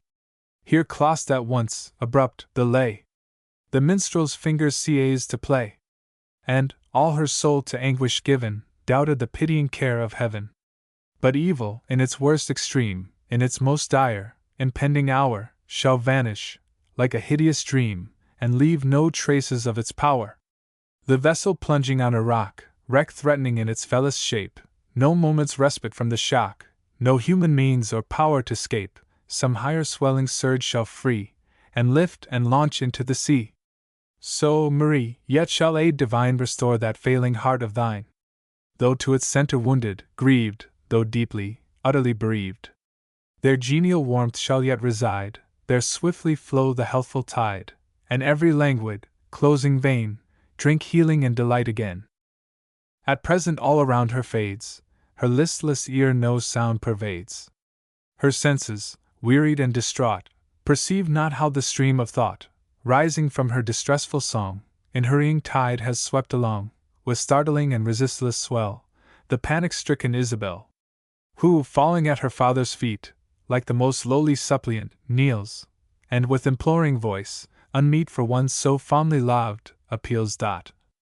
Those looks have been to me a law, and solely by indulgence bought, with zeal intense, with deepest awe, a self-devoted slave, I caught my highest transport from thy smile, and studied hourly to beguile the lightest cloud of grief or care I saw those gracious features wear.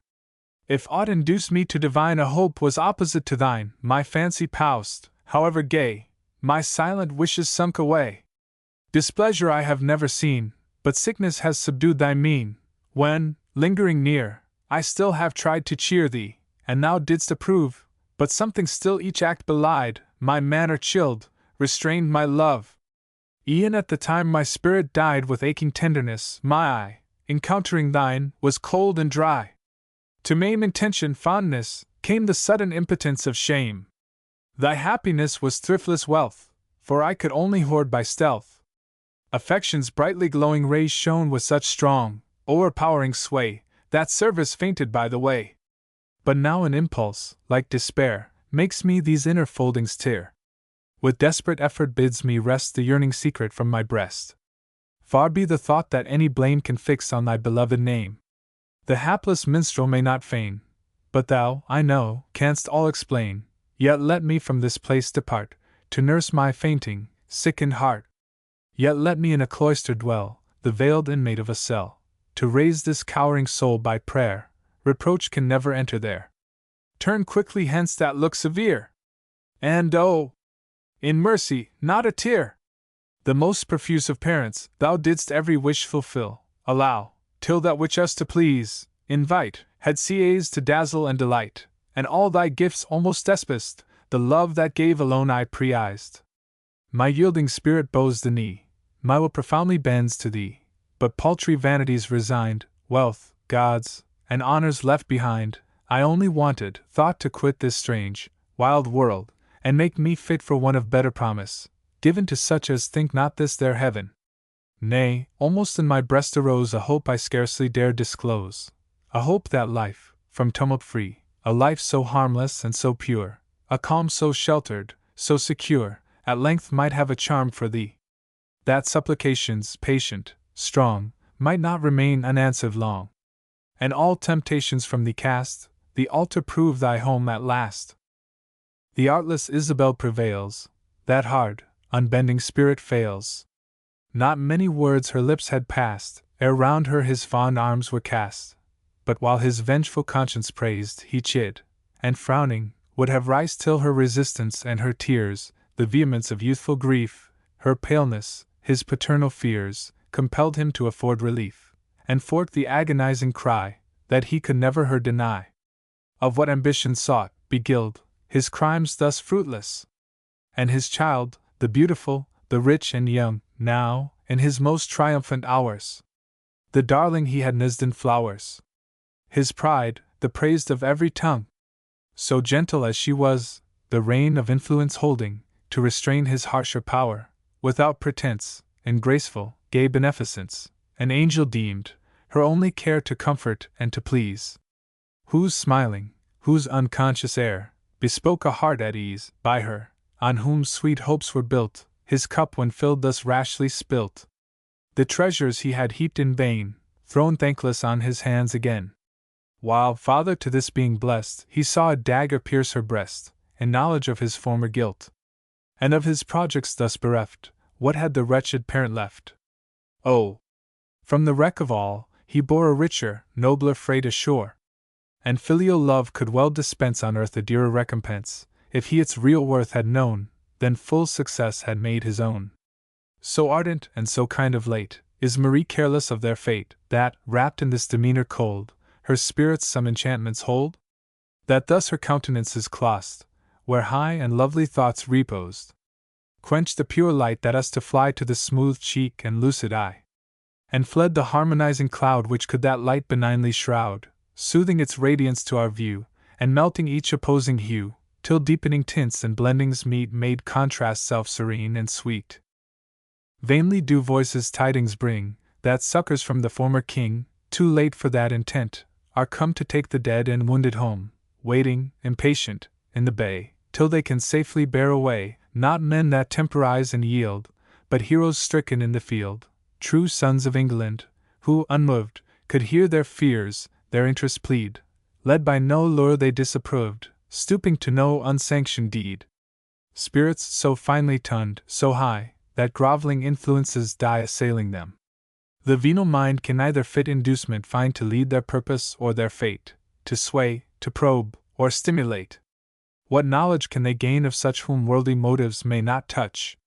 Those who, the instant they are known, each generous mind springs forth to own.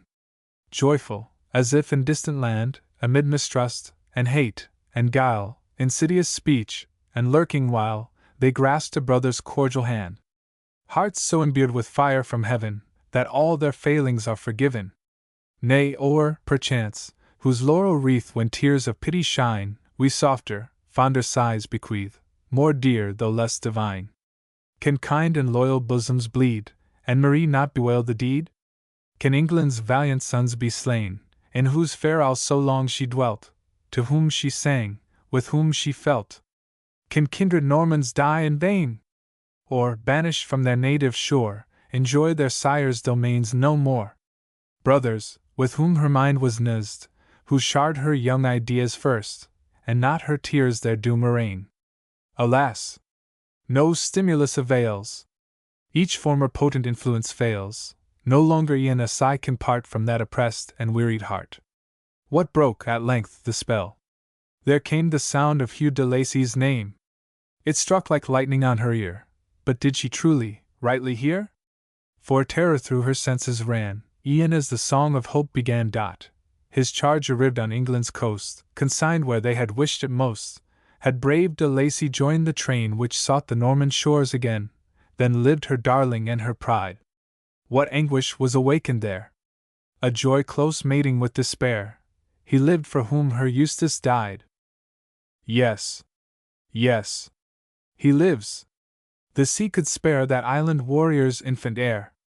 For whom, when thick surrounding foes, nigh spent with toil, had sought repose, slow stealing forth, with wary feet, from covert of secure retreat, a soldier leading on the way to where his dear commander lay, over the field, at dead midnight, by a pale torch's flickering light, did friendship wander to behold, breathing, but senseless, pallid, cold, with many a gash, and many a stain, him, whom the morrow sought in vain.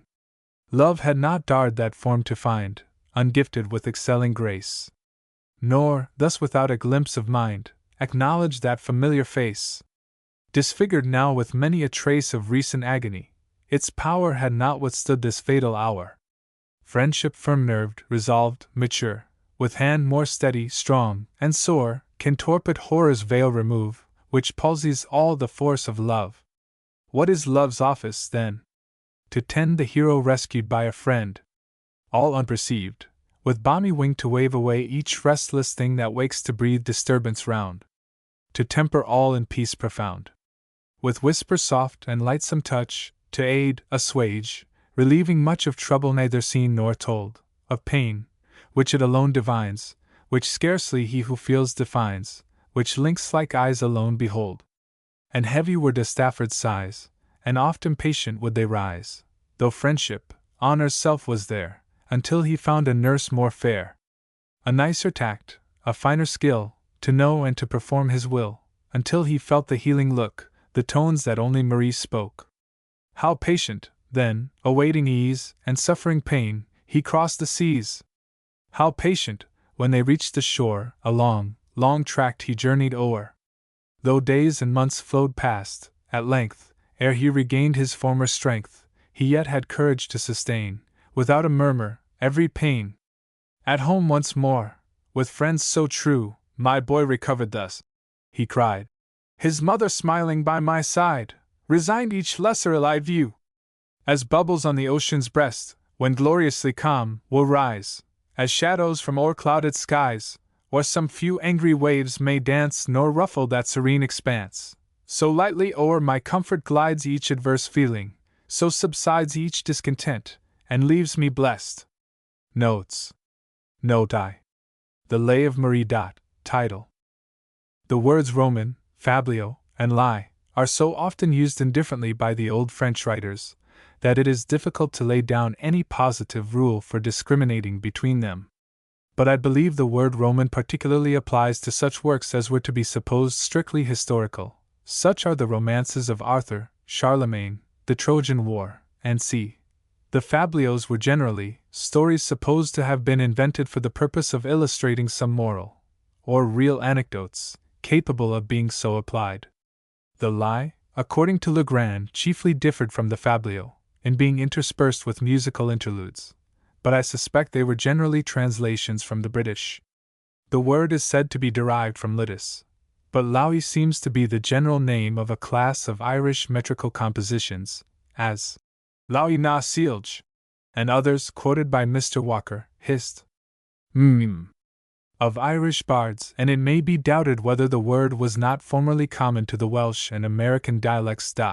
Ellis's Specimens. The conclusion of Orfeo and Herodias, in the Auction-like MS, seems to prove that the lay was set to music. That lay Orfeo is yot, goad is the lay, sweet is the note. In Sir Tristram also, the Irish harper is expressly said to sing to the harp a merry lay. It is not to be supposed, what we now call metrical romances were always read. On the contrary, several of them bear internal evidence that they were occasionally chaunted to the harp. The Creseide of Chaucer, a long performance, is written expressly to be read, or else sung. It is evident that the minstrels could derive no advantage from these compositions, unless by reciting or singing them, and later poems have been said to be composed to their tunes. Notes to Sir Tristram. Note 2. Baron de Brihen seemed to stand. Page 6. L. 10. Brihen, maison ricagne pour un de plus anciens. Vraie race d'ancienne noblesse de chevalerie, que dans les anciens et dixième siècles, tenait rang parmi les anciens barons, avant la réduction faite en 1451. Note 3. Where does this idle minstrel stay? Page 5. L. 13. It appears that female minstrels were not uncommon, as one is mentioned in the romance of Richard Coeur de Lion, without any remark on the strangeness of the circumstance. A goose they dight to their dinner in a tavern where they were.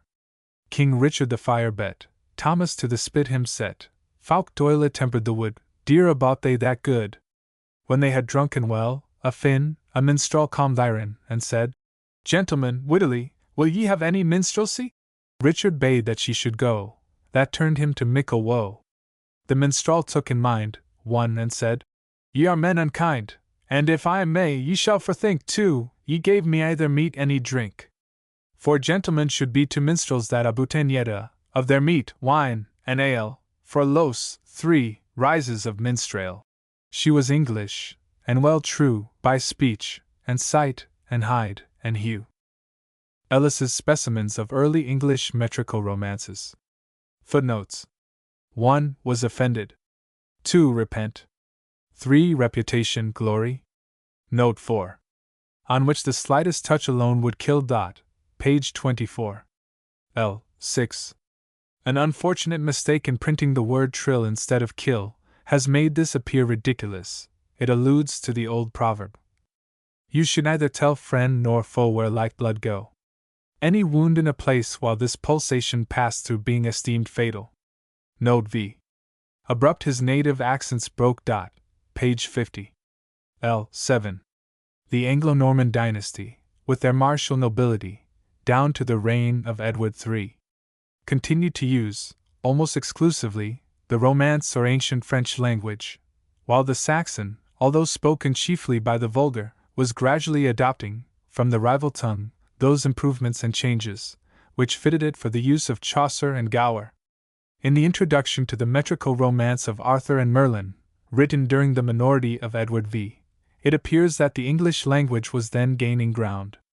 The author says, he has even seen many gentlemen who could speak no French, though generally used by persons of that rank, while persons of every quality understood English. Sir Tristram. Note 6. The broidered scarf might wave in vain. Page 57. L. 1. To such as were victorious, prizes were awarded by the judges, and presented by the hands of the ladies, who also honored the combatants with the wreath or chaplet, silken drapery, and other appropriate ornaments, and by presenting them with ribbands, or scarfs, of chosen colors, called liveries, spoken of in romance, appear to have been the origin of the ribbands which still distinguish knighthood. Note 7. Laden with presents and with praise. Page 57. L. 9. In the ancient metrical romance of Sir Tristram, an Irish earl arrives at the court of Cornwall, in the disguise of a minstrel, and bearing a harp of curious workmanship. He excites the curiosity of King Mark, by refusing to play upon it till he shall grant him a boon. The king having pledged his knighthood to satisfy his request, he sings to the harp a lay, in which he demands the queen as his promised gift. Why prove the frafals man, or why shall have Tequen? He accordingly carries her off, but her lover Tristram, who had been absent at the time, chid with the king, Jif sto glummen thy quen, has ho no other thing? The usual gifts to minstrels when they sung were often profuse, rich clothes, and they were, by rank, classed with knights and heralds, and permitted to wear silk robes, addressed limited to persons who could spend £100 of land rent. Sir Tristram, edited by Walter Scott, Esq. Generosity to minstrels is perpetually recommended in the lays of fabliaux and romances. Note 8. The Peacock Crown with all its eyes. Page 57. L.17. According to Menestria and St. Palai, the troubadours, or poets of Provence, were adorned by the ladies with crowns, interwoven with peacock's feathers, the eyes of which expressed the universal attention they attracted, a plumage in great request, and equivalent to the laurel of the academic bards. Differing, perhaps, little in intrinsic value, but superior in beauty and permanence, and more consonant with the decorations of chivalry. They were not restricted to the troubadours, for such a diadem, ornamented with gold, was sent by Pope Urban III to Henry II, wherewith one of his sons was crowned King of Ireland, as mentioned by Selden, under the title Lord, and by Lord Lyttelton, under the Yermclux Vi. A Summary Review of Heraldry, by Thomas Bridson, F.A.S. Edinburgh. Appendix I. Extracts from a dissertation on the life and writings of Marie, an Anglo-Norman poetess of the 13th century. By Monsieur Larue. Archaeologia, Volume 13. Mary must be regarded as the Sappho of her age. She made so considerable a figure amongst the Anglo-Norman trouvers, that she may very fairly lay claim to the minutest investigation of whatever concerns her memory. She informs us that she was born in France, but has neither mentioned the province that gave her birth, her family name, nor the reasons of her going to England. As she appears, however, to have resided in that country at the commencement of the 13th century, we may reasonably conclude that she was a native of Normandy. Philip Augustus having made himself master of that province in 1204, many Norman families, whether from regard to affinity, from motive of adventure, or from attachment to the English government, went over to Great Britain, and there established themselves. If this opinion be not adopted, it will be impossible to fix upon any other province of France under the dominion of the English, as her birthplace, because her language is neither that of Gascony, nor of Poitou, and she appears, however, to have been acquainted with the Bas Breton, or Armoric tongue, whence it may be inferred that she was born in Bretagne. The Duke of that province was then Earl of Richmond in England. Many of his subjects were in possession of knights' fees in that honor, and Mary might have belonged to one of these families. She was, besides, extremely well versed in the literature of this province, and we shall have occasion to remark that she frequently borrowed much from the works of its writers in the composition of her own. If, however, a preference should be given to the first opinion, we must suppose that Mary got her knowledge, both of the Armoric and English languages, in Great Britain. She was, at the same time, equally mistress of the Latin, and from her application to 3 several languages, we must take it for granted that she possessed a readiness, a capacity, and even a certain rank in life, that afforded time and means to attain them. It should seem that she was solicitous to be personally known only at the time she lived in. Hence we find in her works those general denominations, those vague expressions, which discourage the curious antiquary, or compel him to enter into dry and laborious discussions, the result of which often turns out to be little more than conjecture. In short, the silence or the modesty of this lady has contributed, in a great degree, to conceal from us the names of those illustrious persons whose patronage her talents obtained. The first poems of Mary are a collection of lays, in French verse, forming various histories and gallant adventures of our valiant knights, and according to the usage of those times, they are generally remarkable for some singular, and often marvelous catastrophe. These lays are in the British Museum, among the Harleian Mrs. No. 978. They constitute the largest, and, at the same time, most ancient specimen of Anglo-Norman poetry, of this kind, that has been handed down to us. The romances of chivalry, amongst the old Welsh and Armoric Britons, appear to have furnished the subjects of these various lays, not that the manuscripts of those people were continually before her when she composed them, but, as she herself has told us, depending upon an excellent memory, she sometimes committed them to verse, after hearing them recited only, and, at others, composed her poems from what she had read in the Welsh and Armoric MSS. Plusieurs nai conter, nes voil laisser en eblis, and c. 4. Plusieurs l'ami quand et dit golai trove en escrit, and c. 5. She confined herself to these subjects, and the event justifies her choice. To the singularity of such a measure was owing its celebrity. By treating of love and chivalry, she was certain of attuning her lyre to the feelings of the age, and consequently of ensuring success. Upon this account her lays were extremely well received by the people. Denis Pyramus, an Anglo-Norman poet, and the contemporary of Mary, informs us that they were heard with pleasure in all the castles of the English barons, but that they were particularly relished by the women of her time. He even praises them himself, and this from the mouth of a rival, could not but have been sincere and well deserved, since our equals are always the best judges of our merit. 6. Insomuch as Mary was a foreigner, she expected to be criticized with severity, and therefore applied herself with great care to the due polishing of her works. Besides, she thought, as she says herself, that the chief reward of a poet consists in perceiving the superiority of his own performance, and its claims to public esteem. Hence the repeated efforts to attain so honorable a distinction, and the constant apprehensions of that chagrin which results from disappointment, and which she has expressed with so much natural simplicity. Qui de bon métier trait, multiple pesa si bien ne fate, and c. 7. She has dedicated her lays to some king, 8, whom she thus addresses in her prologue. En le honneur de vos nobles res, qui tant estis per et courteous, ementrimus de les assembler. Par rime faire et reconter. En mon cor penso et désir, sire, le vos présenterai. Si vos les plaisent de recevoir. Multiple me feras grand joie ver, à tous jours mais en serai lai, and c. 9. But who is this monarch? 1. We may perceive in it her apprehension of the envy which her success might excite in a strange country. For this reason she could not have written in France. 2. When at a loss for some single syllable, she sometimes intermixes in her verses words that are pure English, when the French word would not have suited the measure. Fire et chandelles alimes. It should seem, therefore, that she wrote for the English, since her lines contain words that essentially belong to their language, and not at all to the Romance. 3.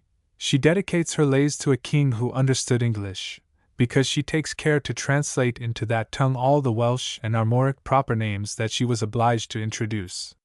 Thus in the Lay of Bisclaveret, she says, the English translate this name by that of Garwolf, werewolf, and that of Lostic, that they call it nightingale, and in that of Cheverfuel, goatleaf, and c. It is certain, then, she composed for a king who understood English.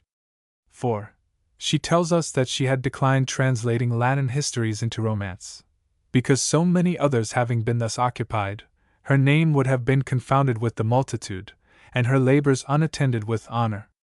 Now this circumstance perfectly corresponds with the reign of Henry III. When such a number of Normans and Anglo-Normans had, for more than half a century, translated from the Latin so many romances of chivalry, and especially those of the Round Table, which we owe to the kings of England. 5. Fauchet and Pusquier inform us that Mary lived about the middle of the 13th century, and this would exactly coincide with the reign of that prince. 10:6. Denis Pyramus, 11, an Anglo-Norman poet, speaks of Mary as an author, whose person was as much beloved as her writings, and who therefore must have lived in his own time. Now it is known that this poet wrote under Henry III. And this opinion could only be confuted by maintaining that it was rather a king of France of whom she speaks, which king must have been Louis VIII, or St. Louis his son. But this alteration will not bear the slightest examination, for how could it be necessary to explain Welsh and Armoric words to a French king in the English language? How could the writer permit herself to make use of English words, in many parts of her work, which would most probably be unintelligible to that prince, and most certainly so to the greatest part of his subjects? It is true that she sometimes explains them in Romance, but not always, and when, upon the other hand, she makes a constant practice of translating them into English, she proves to what sort of readers she was principally addressing herself. The list of the Lays of Mary is omitted here, as a translation follows. The smaller poems of Mary are, in general, of much importance, as to the knowledge of ancient chivalry. Their author has described manners with a pencil at once faithful and pleasing. She arrests the attention of her readers by the subjects of her stories, by the interest which she skillfully blends in them, and by the simple and natural language in which she relates them. In spite of her rapid and flowing style, nothing is forgotten in her details, nothing escapes her in her descriptions. With what grace has she depicted the charming deliverer of the unhappy L'Enval!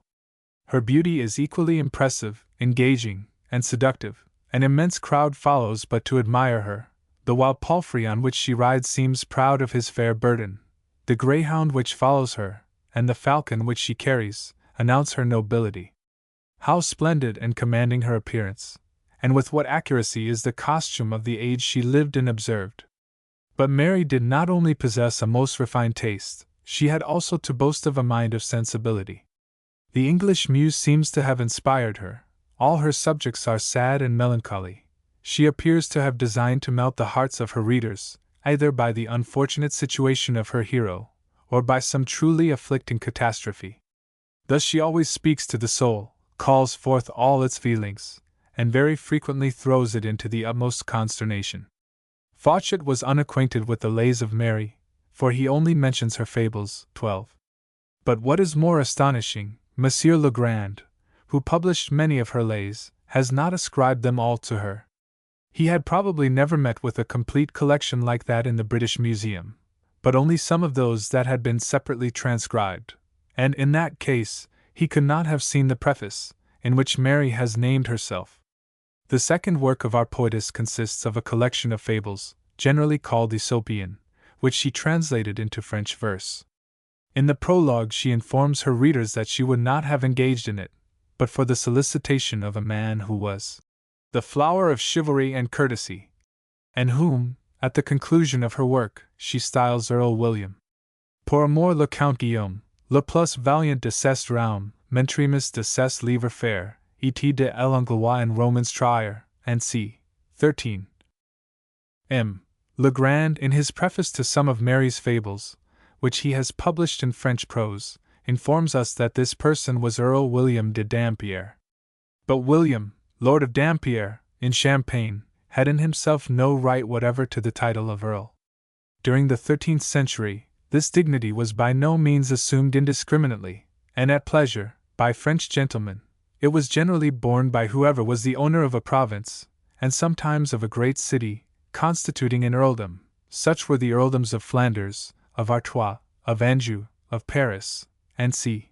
It was then that these great vassals of the crown had a claim to the title of Earl, and accordingly assumed it.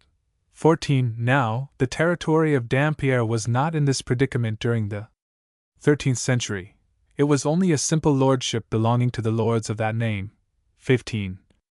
Convinced, as I am, that Mary did not compose her fables in France, but in England, it is rather in England that the Earl William, alluded to by Mary, is to be sought for, and luckily, the encomium she has left upon him is of such a nature as to excite an opinion that he was William Longsword, natural son of Henry II, and created Earl of Salisbury and Romari by Richard Coeur de Lion. She calls him the flower of chivalry, the most valiant man in the kingdom, etc., and these features perfectly characterize William Longsword, so renowned for his prowess. 16. The praise she bestows on him expresses, with great fidelity, the sentiments that were entertained by his contemporaries, and which were become so general, that for the purpose of making his epitaph, it should seem that the simple eulogy of Mary would have sufficed. Flos commodum, Wilhelmus obit, stirps regia, longus ensis vaginum capet habera brevum. 17. This earl died in 1226 Winkworth 18, so that Mary must have written her fables before that time. The brilliant reputation she had acquired by her lays had no doubt determined William to solicit a similar translation of Aesopian fables, which then existed in the English language. She, who in her lays had painted the manners of her age with so much nature and fidelity, would find no difficulty in succeeding in this kind of apologue.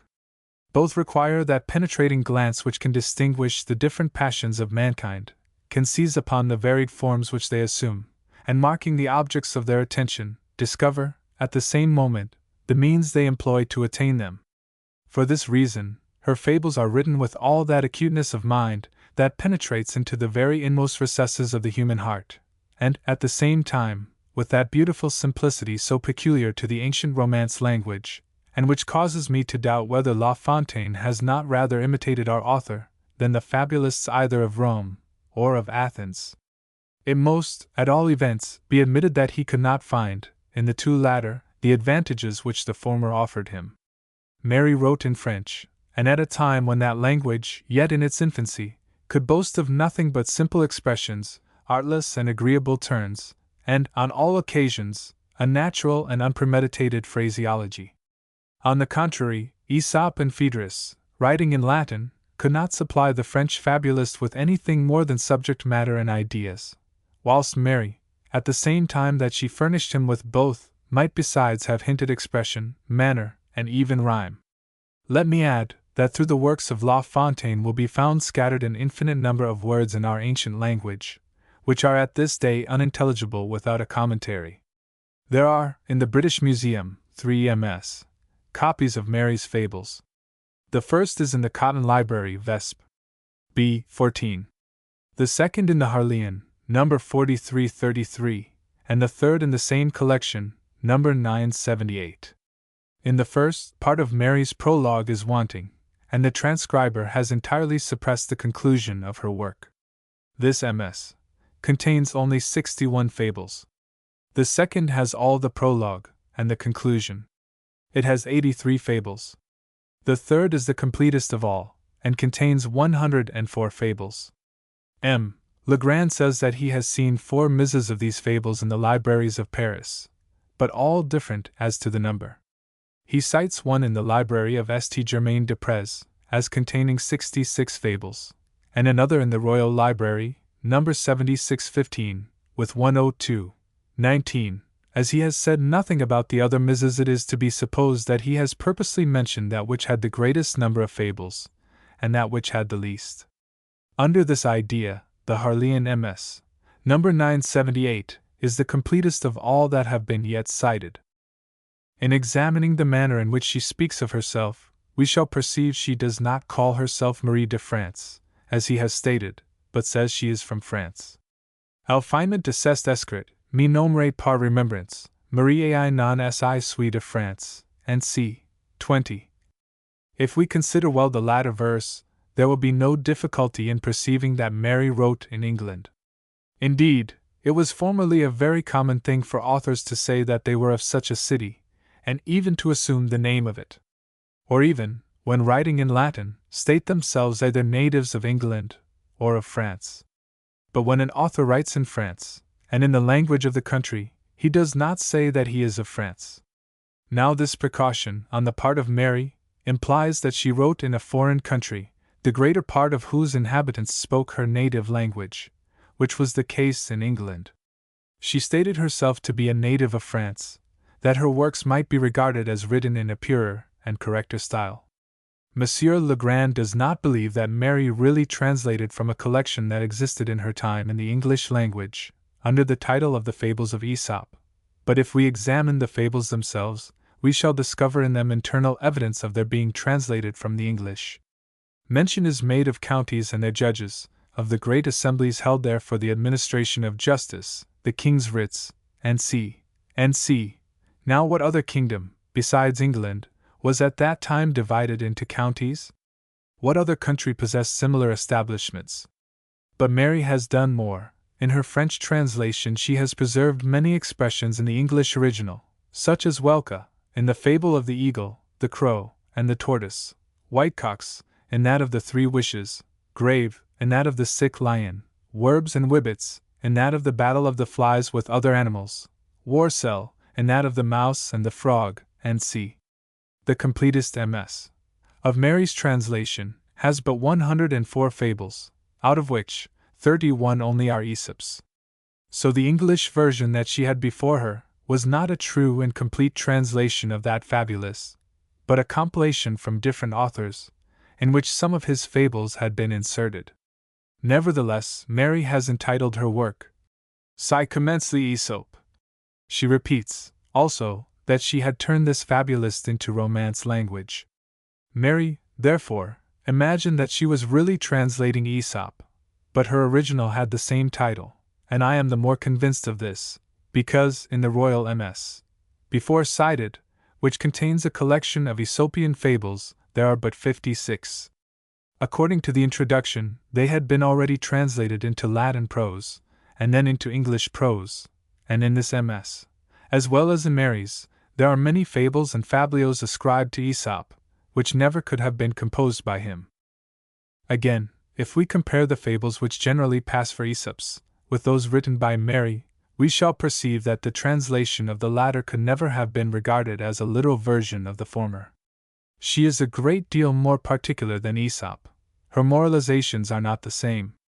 In a word, I think she comes nearer to Phaedrus than to the Greek writer.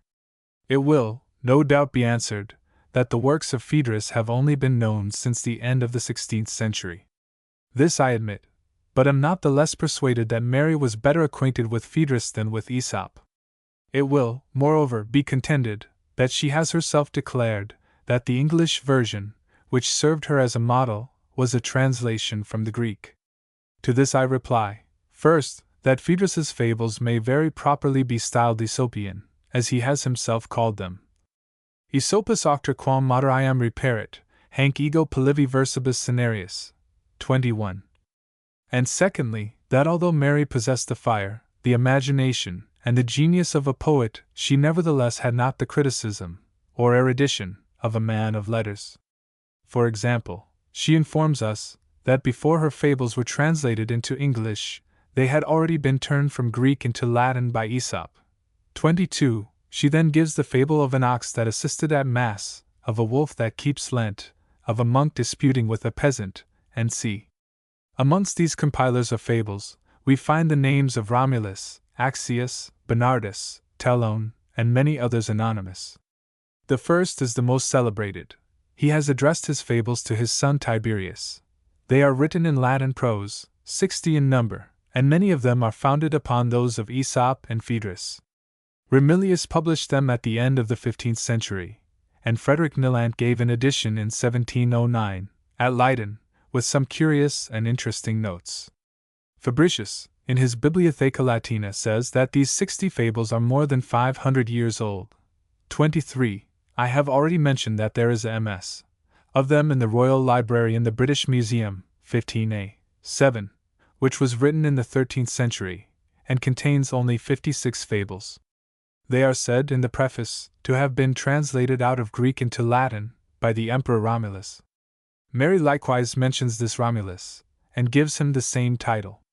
After having remarked with how much advantage learned men might occupy themselves in extracting from the works of the ancient philosophers, proverbs, fables, and the morals they contained, for the purpose of instructing men, and training them to virtuous actions, she adds, that the emperor had very successfully pursued the plan, in order to teach his son how to conduct himself with propriety through life. 24. Vincent de Beauveau, a contemporary of Mary, speaks likewise of this Romulus and his fables. 25. And lastly, Fabricius informs us that this author has very much imitated Phaedrus, and often preserved even his expressions. 26. But, after all, it is uncertain who is this Romulus, thus invested with the title of emperor, whether the last Roman emperor of that name, who is likewise called Augustulus or Romulus the grammarian. I should rather attribute them to some monk of the 11th or 12th century. The rites of the Roman Catholic worship are several times alluded to, and entire passages of the Vulgate very frequently inserted.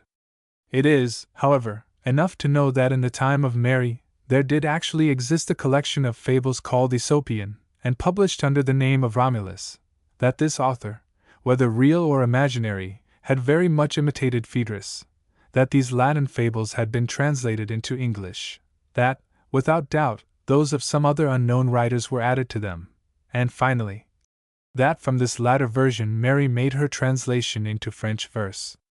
In MS of the Fables of Mary, it is said this English version was the work of King Myers. 27. The Harleian MS, number 978, makes the translation to have been King Alurez. The MS, cited by Pusquier, calls him King Auvert. 28. The MS, in the Royal Library, 15a. 7, says the translation was made by the order of King Afris. And lastly, the Harleian MS, number 4333, makes it the work of King Henry.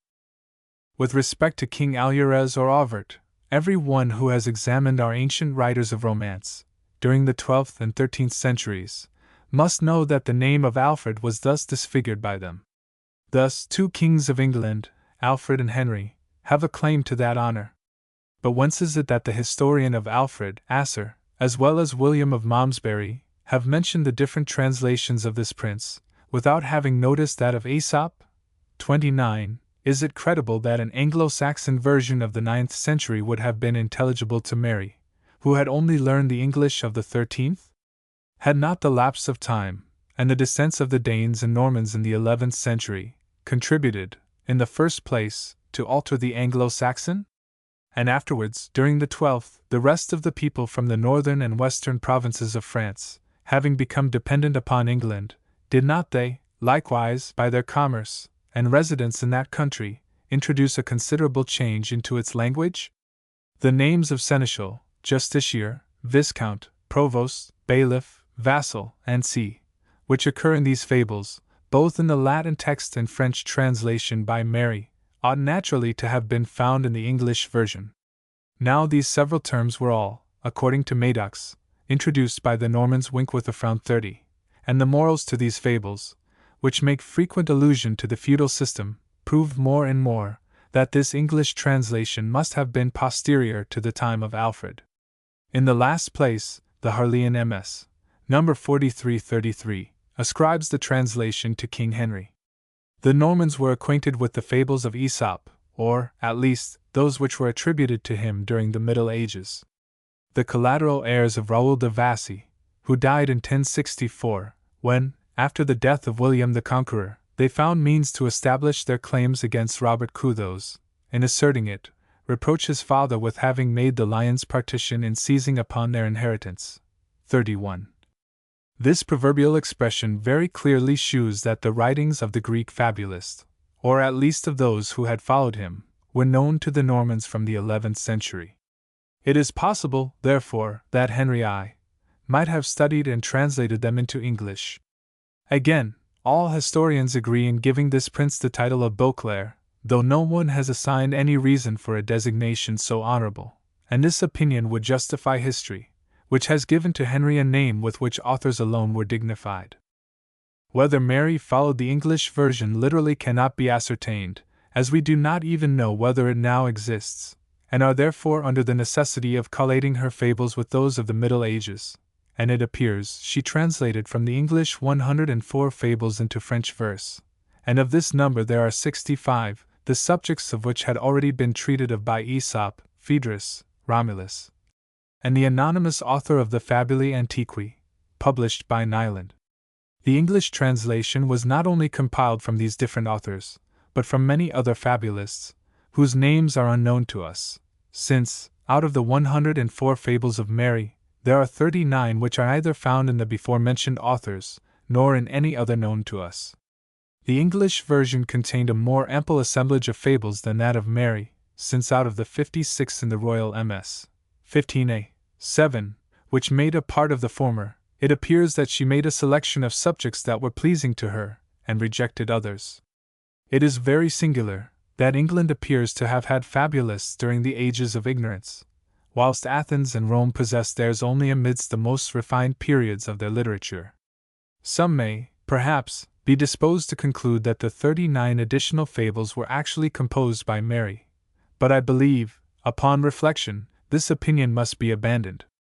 She terms her work a translation, glories in the enterprise, and if it had been only in part the labors of her genius, would scarcely have passed over that circumstance in silence. Monsieur Legrand has published 43 of Mary's fables in prose. His translation, however, is not always literal, and seems, in many places, to have departed from the original. He has likewise published many of the fabliaux, or little stories, which he has unadvisedly attributed to the transcribers of them, and which belong indisputably to her. I have examined La Fontaine, to ascertain whether he were acquainted with the fables of Mary, and had actually borrowed his subjects from the 39 fables which are wanting in all the writers of this kind with whom we are at present acquainted, and have actually discovered that he is indebted to them for those of the drowning woman, the fox and the cat, and the fox and the pigeon. From others he has only taken the subject, but changed the actors, and by retouching the whole in his peculiar manner, has enriched them with a new turn, and given them an appearance of originality. The third work of Mary consists of a history, or rather a tale, in French verse, of St. Patrick's Purgatory. This performance was originally commenced in Latin, at the Abbey of Saltrey, and dedicated to the abbot of that monastery, and is to be found in MS. in many public libraries. There are 2 translations of it into French verse. The first of these is in the Cotton Library, Daumit, A4, and the second in the Harleian, number 273, but they are not from the same pen. The former consists of near 1,000 lines, and the latter of about 700. M. Legrand has given an analysis of one of these translations in his Fabliaux, Volume 5, and it is upon the authority of this writer that I have ascribed it to Mary, as he maintains that she was the author of it, but without adducing the necessary proofs for this assertion. The Cotton MS, however, contains nothing that gives the least support to M. Legrand's opinion, or even screens it with probability. Neither is Mary's name mentioned in the Harleian MS, but as the translator, in his preface, entitles the work A Lay, and professes he had rather engage in it than relate fables, it may afford a conjecture that Mary has sufficiently developed herself in speaking of her labors. This, however, is merely a conjecture. It is not impossible that the MS, which M. Legrand consulted, contained more particular details on this subject, but he is certainly mistaken in one respect, and that is, in supposing Mary to have been the original author of this piece, whilst all the misses that exist attest that she could have been only the translator, and if the translation in the Harleian MS actually be her performance, she there positively declares that she had been desired to translate the work from Latin into Romance. This poem was, at a very early period, translated into English verse. It is to be found in the Cotton Library, Calig, A2, under the title of Owain Miles, on account of Sir Owen being the hero of the piece, and whose descent into St. Patrick's Purgatory is related. Walter de Metz, author of the poem entitled Image du Monde, mentions also the wonders of St. Patrick's Purgatory, the various adventures of those who descended into it, and the condition of those who had the good fortune to return from it, but I am uncertain whether he speaks from the original Latin of the monk of Saltrey, or from Mary's French translation. In the latter case it should appear that Mary finished her translation before 1246, the year in which Walter says he composed his work, 32. Whether Mary was the author of any other pieces I have not been able to ascertain. Her taste, and the extreme facility with which she wrote poetry of the lighter kind, induce a presumption that she was, but I know of none that have come down to us. Footnotes: 4. Prologue de Les de Marie. 5. Lie du Cheverfiel. 6. Pyramus, vie de St. Edmund, Bibl Cotton. Daumit, A11. 7. Prologue de Les de Marie. 8. It is reasonable to conclude that writers flocked in greater numbers to the court where they were most in request, and were likely to be most liberally rewarded. Now it is evident that the Dukes of Normandy, when possessed of the crown of England, were incomparably more wealthy, though not in the same proportion more powerful, than the contemporary kings of France, and it may be presumed that the crowd of candidates for their patronage was consequently much more numerous. Our Henry II possessed, in right of his father, Maine, Anjou, and Touraine, in right of his wife Eleanor, divorced by Louis le Jeune, the counties of Poitou and Guienne, in right of his mother Matilda, Normandy and England, and his power in the latter, the most valuable part of his dominions, was paramount and uncontrolled, while Louis was surrounded by powerful and rival vassals. We are, therefore, justified in suspecting that the courts of our Norman sovereigns, rather than those of the kings of France, produced the birth of Romance literature, and this suspicion is confirmed by the testimony of 3 French writers, whose authority is the more conclusive, because they have formed their opinion from separate and independent premises. The first of these is M. de la Ravelière. In his essay on the revolutions of the French language, a work of considerable learning, supported by original authorities, whose words he almost constantly quotes, he distinctly asserts that the pretended patronage of the French princes, anterior to Philippe Auguste, had no visible effect on their domestic literature, that while so many poets were entertained at the courts of the Anglo-Norman princes, no one can be traced to that of Louis le Jeune, that the chronicles of Britain and Normandy, the subjects chosen by Wace and his contemporaries, were not likely to interest the French, and c. The second authority is M. Le Comte de Tracy, a writer, perhaps, of no deep research, but whose good taste is conclusive on points of internal evidence. In his preface to the prose romance of La Fleur de Bidelies, one of those relating to Charlemagne, he says, the style and character of these romances lead us to think that they were composed at the court of the English kings, descended from William the Conqueror. We find in those of the Round Table a marked affectation of dwelling on everything which can contribute to the glory of the throne and court of England, whose princes and knights always play the chief and most brilliant part in the piece. Thirdly, the Abbé de la Rue may be considered as having proved the fact, by pointing out, in English history, the persons to whom the original romances were addressed. His 3 dissertations on the Anglo-Norman poets, in the 12th and 13th volume of the Archaeologia, will convince the reader that no man has studied, with more attention, the early history and poetry of France, and he has given it as his decided opinion that it was from England and Normandy that the French received the first works which deserved to be cited in their language. Ellis's Specimens of Early English Metrical Romances. 9. Prologue. De Lays de Marie. 10. Over de Fauchet, 579. Recherches de la France, L.8. S.I. 11. Pyramus Locos Citate. 12. Over de Fauchet, page 579. 13. Conclusion of Mary's Fables. 14. Dictionnaire raisonné de diplomatique verboconte. 15. Martinius Dict. Géographique v. Dampierre. 16. Sandford's Genealogical History of the Kings of England, page 114. 17. Ibid, page 116, and M. Paris, page 817. 18. Sandford Ibid. 19. Fabliaux, volume 4. Page 330. 20. Conclusion of Mary's Fables. 21. Feder. Prologue. Libai. 22. Preface to Mary's Fables. 23. Fabric. Bibl Latin, Lib 2. C. 3. 24. Preface to the Fables of Mary. 25. Vincent Bellovac, Lib 4. C. 2. 26. Fabric. Locos Citato. 27. Menage Diction. Etymol. V. Romans. Duchesne, over de Maistre Alain Chartres, page 861. 28. Pusquier Recherches, Liv. 8. C. 1. 29. Asser, Vita Alfredi, Malzum. 30. Madoc's Hist. Of the Exchequer, c. 4. 31. Ordoric. Vitalis Hist. Apud Duchesne, pages 488, 681, and 1084. 32. See his works amongst the Harleian Mrs. No. 4333. Appendix 2.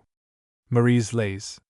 Versions of only 2 of the lays can be given, but it will be better to lay before the reader an abstract of the whole collection, which is in many respects interesting, because it was certainly written in this country, was never printed, and is known to exist only in one manuscript, viz. Harl. Mrs. No. 978. About 56 lines at the beginning of the work are intended as a general prologue, and 26 more form the introduction to the first lay. This prefatory matter is written in a style of considerable obscurity, which the author defends by the example of the ancients, and quotes Priscian as her authority. But the doctrine she means to inculcate is, that those who possess talents are bound to employ them, and that study is always good as a preservative from vice and from affliction. She tells us she had therefore formed a plan of translating, from Latin into Romance, some good history, but found her project had been anticipated by others. She then thought of the numerous lays which she had heard, and carefully treasured in her memory. These, she was sure, must be new to the generality of her readers, and in this confidence she offers to the king the fruits of her labors. After complaining she has met with envy and persecution where she deserved praise, she declares her intention to persevere, and relate, as briefly as possible, such stories as she knows to be true, and to have been formed into lays by the Britons. Les contes que j'ose Dundlee Breton ont fait cs lays, vous conduiriez as briefement, and c. The lays are 12 in number, 9 of which, with the above introduction, are extracted, with some trifling abridgment, from the specimens of early English metrical romances, by George Ellis, Esq., the 2 in verse from Way's Fabliaux, and the other from the Notes to Sir Tristram, by Walter Scott, Esq. Number 1. The Lay of Sir Gugemar or Guygmar. While Arthur reigned, so chimmed, in earlier day, loud to the twanging harp the Breton lay.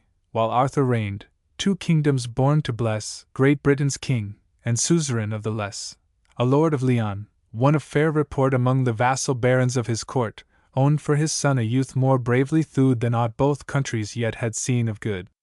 Dame Nature gave the mold, his sire combined due culture, exercise of limbs and mind, till the rare stripling, now no longer boy, charmed his fond parents' fearful hope for joy. His name was Gugemar. As strength grew on, to Arthur's court the sire consigned his son. There soon in feats of arms the youth excelled, magnanimous, in sports, or deadly field. Chief of the Table Round, from time to time illustrious Arthur marked his opening prime, then dealt him noble meed, the honor high, from his own hand, of glorious chivalry. Knightly in arms he was, one grievous blot, so deemed full many a courtly dame, what, crossed the full growth of his aspiring days, and dimmed the lustre of meridian praise. With bootless artifice their lures they trolled, still, Gugemar loved not, or nothing told. The court's accustomed love and service done, to his glad sire returns the welcome son. Now with his father dwelt he, and pursued such pastimes as are meet for youth of noble blood. The woods of Leon now would shrilly sound oft with his joyous shout, and choral hound at length, one morn his disadventurous dart, lanked, as the game was roused, at hind or hart, winged through the yielding air its weetless way, and pierked unwares a metamorphosed fay. Lo! Back recoiling straight, by fairy craft, back to its master speeds the reeking shaft, deep in his sinewy thigh inflicts a wound, and strikes the astonished hunter to the ground, while, with a voice which neither brayed nor spoke, thus fearfully the beast her silence broke. Pains, agonizing pains must thou endure, till wit of lady's love shall work the cure. Then, her fated guerdon she shall find the heaviest that may light on womankind. Sir Gugemar, who strove, with courage vain, up from the earth to rise, distraught with pain, while hies his varlet home for succor strong, crawls slow with trailing limb the sward along. 'Twas part precipitate, steep rocky shore, hoarse at its foot was heard old ocean's roar, and in a sheltered cove at anchor rode, close into land, where slept the solemn flood, a gallant bark, that with its silken sails just bellying, caught the gently rising gales, and from its ebon sides shot dazzling sheen of silvery rays with mingled gold between. A favoring fairy had beheld the blow dealt the young hunter by her mortal foe, thence grown his patroness, she vows to save, and cleaves with magic help the sparkling wave. Now, by a strange resistless impulse driven, the knight essays the lot by fortune given. Lo, now he climbs, with fairy power to aid, the bark's steep side, on silken cordage stayed, gains the smooth deck, and wonders to behold a couch of cypress spread with cloth of gold, while from above, with many a topaz bright, 2 golden globes sent forth their branching light, and longer had he gazed, but sleep profound, wrought by the friendly fairy, wrapped him round. Stretched on the couch the hunter lies supine, and the swift bark shoots lightly o'er the brine. For, where the distant prospect fading dies, and sea and land seem mingling with the skies, a massy tower of polished marble rose. There dwelt the fair physician of his woes. Nojiva was the name the princess bore. Her spouse old, shrewd, suspicious evermore, here mewed his lovely consort, young and fair, and watched her with a dotard's bootless care. Sure, love these dotards dooms to jealous pain, and the world's laugh, when all their toil proves vain. This lord, howe'er, did all that mortal elf could do, to keep his treasure to himself, stayed much at home, and when in luckless hour his state affairs would drag him from his tower, left with his spouse a niece himself had bred, to be the partner of her board and bed, and one old priest, a barren lump of clay, to chant their mass, and serve them day by day. Her prison room was fair, from roof to floor with golden imageries pictured o'er. There Venus might be seen, in act to throw down to the mimic fire that gleamed below the remedies of love Dan Ovid made. Wrathful the goddess looked, and ill repaid, and many more than I may well recall, illumining throughout the sumptuous wall. For the old ghostly guide, to do him right, he harbored in his breast no jailer's spite. Compassionate and poor, he bore in mind his prisoner's health might languish, much confined, and oft would let her feet and fancy free wander along the margin of the sea. There then it chanked, upon the level sand, that aunt and niece were pacing hand in hand, when onward to the marble tower they spied with outspread sail the fairy vessel glide. Both felt a momentary fear at first, as women oft are given to think the worst, and turned for flight. But ere they far were fled, looked round to view the object of their dread. Then, seeing none on board, they backward hied, perchance by fairy influence fortified, where the trim bark was run its course to end. And now both dames its ebon deck ascend. There on a couch, a silken pall beneath, so wrapped in sleep he scarcely seemed to breathe, Sir Gugemar they spied, defilled with gore, and with a deadly pale his visage o'er. They fear them life was fled, and much his youth, and much his hap forlorn did move their ruth. With lily hand his heart no gyve oppressed. It beats, she cried, beats strong within his breast. So loud her sudden voice expressed delight, that from his swoon awoke the wondering knight. His name, his country, straight the dames demand, and what strange craft had steered his bark to land. He, on his elbow rised, with utterance weak, such as his feeble strength availed to speak, recounts his piteous chance, his name, his home, how up the vessel's side ere while he clomb, and then sunk down in sleep.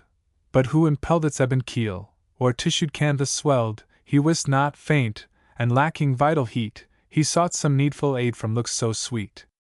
So brave a knight, to yield of succor not, what heart of flint could cherish such a thought? Yet where to harbor him, and how to hide, the husband not at home, means must be tried. So thought these dames, I ween, that fateful hour, while feebly onward to the marble tower, propped, right and left, by snowy shoulders twain, Sir Gugemar repaired with mickle pain. There on a bed of down they plaque their guest, cleans the deep wound, with healing balsam dressed, brought, for his plight most fit, choice simple food, and watchful how he fared, attendant stood, till now returning strength grew swiftly on, and his firm voice confessed his anguish gone. In sooth, the Fay, protectress of his worth, had showered down balm, unknown to wights on earth. One night achieves his cure, but other smart plays o'er the weetless region of his heart. Pains, such as beam from bright Nojiva's eyes, flit round his bed, and quiral, irrata, genial, slumber flies. Now, as the ruddy rays of morning peer, him seemed his kind physician's step drew near. She comes, his cheeks with new-found blushes burn. Nojiva, she, too, blushes in her turn. Love sure had neither sparred, yet at the last faintly she asks him how the night had passed. Oh, how the trembling patient then confessed strange malady at heart, and banished rest, and sued once more for life, restored so late, now hers alone to grant, the mistress of his fate.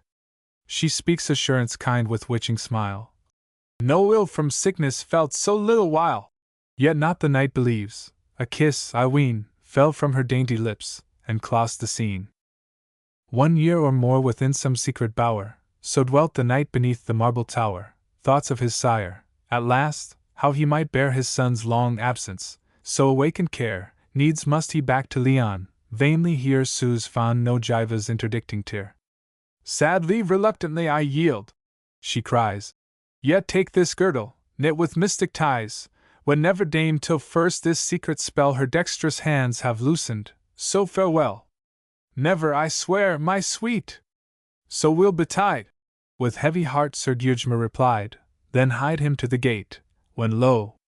At hand Nojiva's hoary lord is seen to stand, brought by the fairy foe's relentless ire, and lustily he calls for knight and squire. now with his trusty blade, of temper good, the stout knight clears his course to ocean's flood, sweeps right and left the scattered rout away, and climbs the bark of his protector's fay.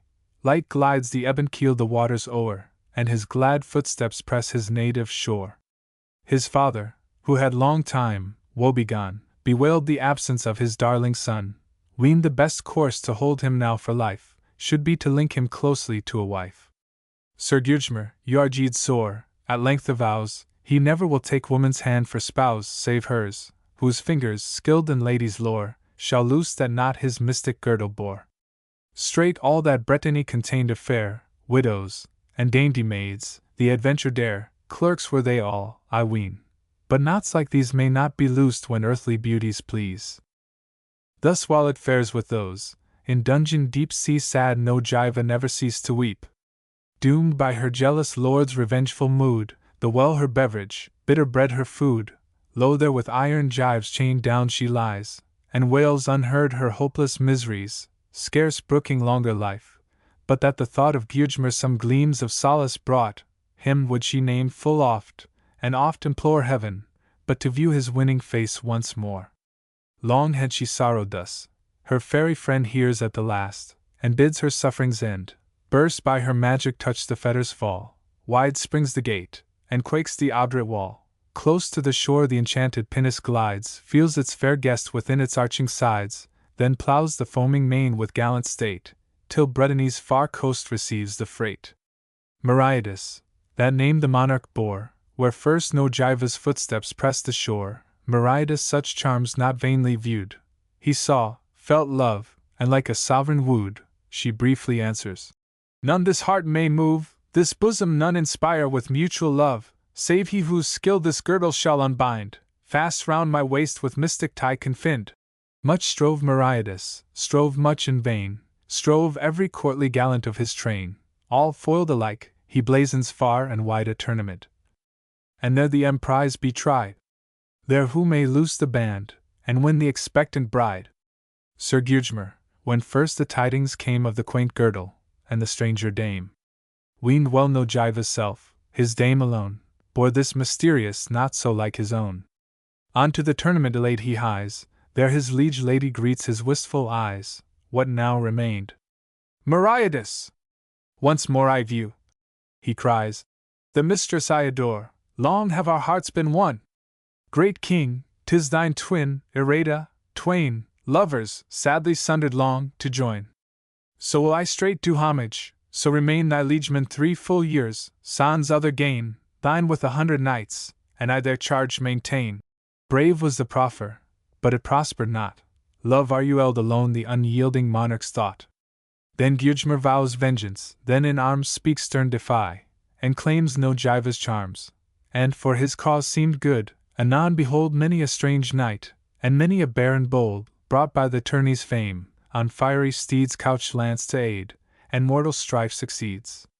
Long time beleaguered gape the castle walls, first in the breach the indignant monarch falls, no Jiva's lord next meets an equal fate, and Gudgemar straight weds the widowed mate. No, Equitan, a prince of Britannia, so passionately attached to chivalrous amusements, that he cared neither for business nor gallantry.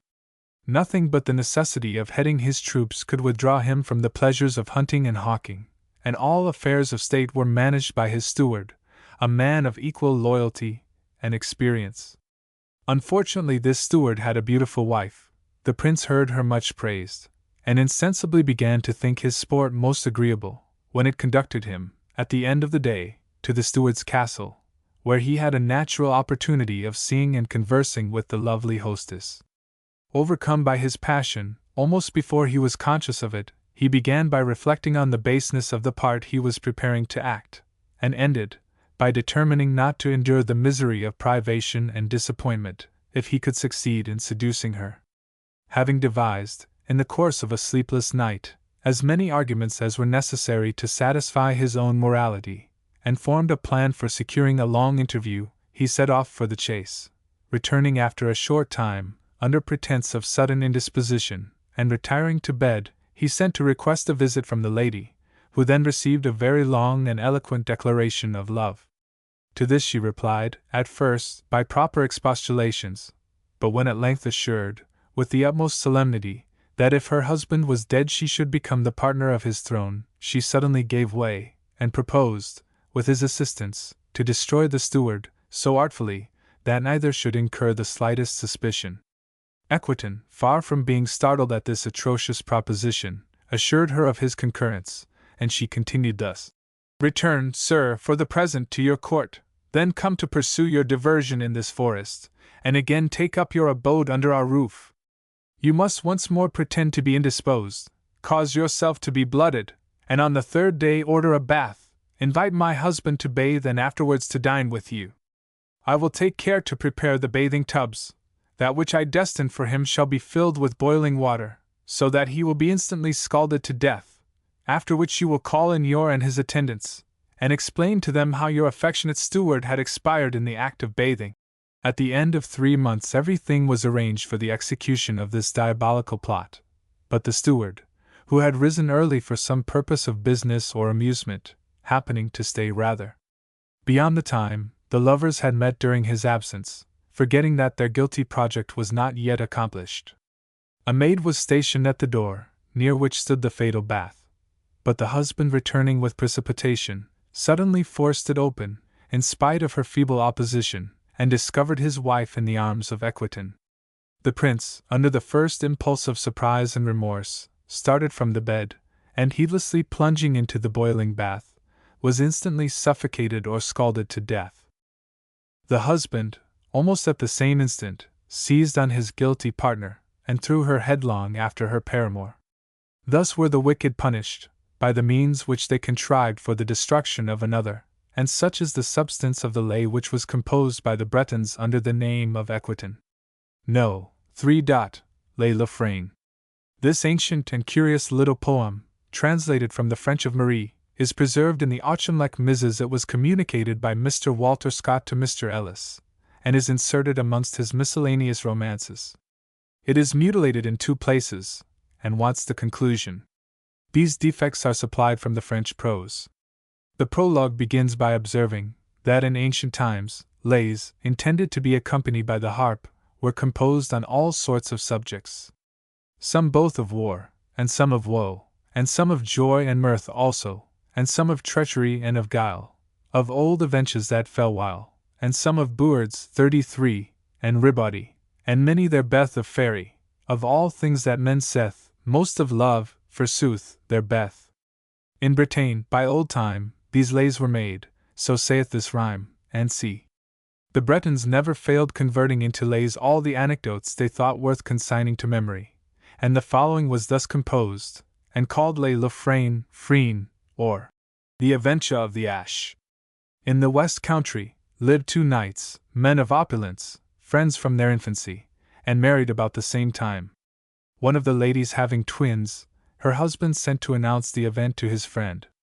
The messenger goth, and hath not forgeet, and findeth the knight at his meat, and fair he gret, in the hall, the lord, the levity, the main all, and sith then, on knees down him set, and the lord full fair he gret. He bade that thou should to him 34, and for love, his gossip 35 be. Is his levity delivered with sound? 36. Yea, sir, why thank be God, yestrand. 37. And whether a maiden child other a knave? Tway sown as, sir, God hem save. The knight thereof was glad and blithe, and thanked God sans swithe, and granted his errand in all thing, and gave him a palfrey for his tiding. Then was the lady of the house a proud dame, and malicious, hokeful, ish mis-segging, 38, squeamish, and eke scorning, to ish woman she had envy, she spake these words of felony. Ich have wondered, thou messenger, who was thy lord's consiler, to teach him about to send, and tell shame in ish an end. 39. That his wife hath 2 children wide bore. Well may ish man wite afore that 2 men her han hadden bower, that is her bode dishonor. The messenger was sorely abashed by these unexpected and unjust reflections. The husband reprimanded his wife very severely for the intemperance of her tongue, and all the women of the country, amongst whom the story rapidly circulated, united in prayer, that her calumny might receive some signal punishment. Accordingly, the lady shortly after brought into the world 2 daughters.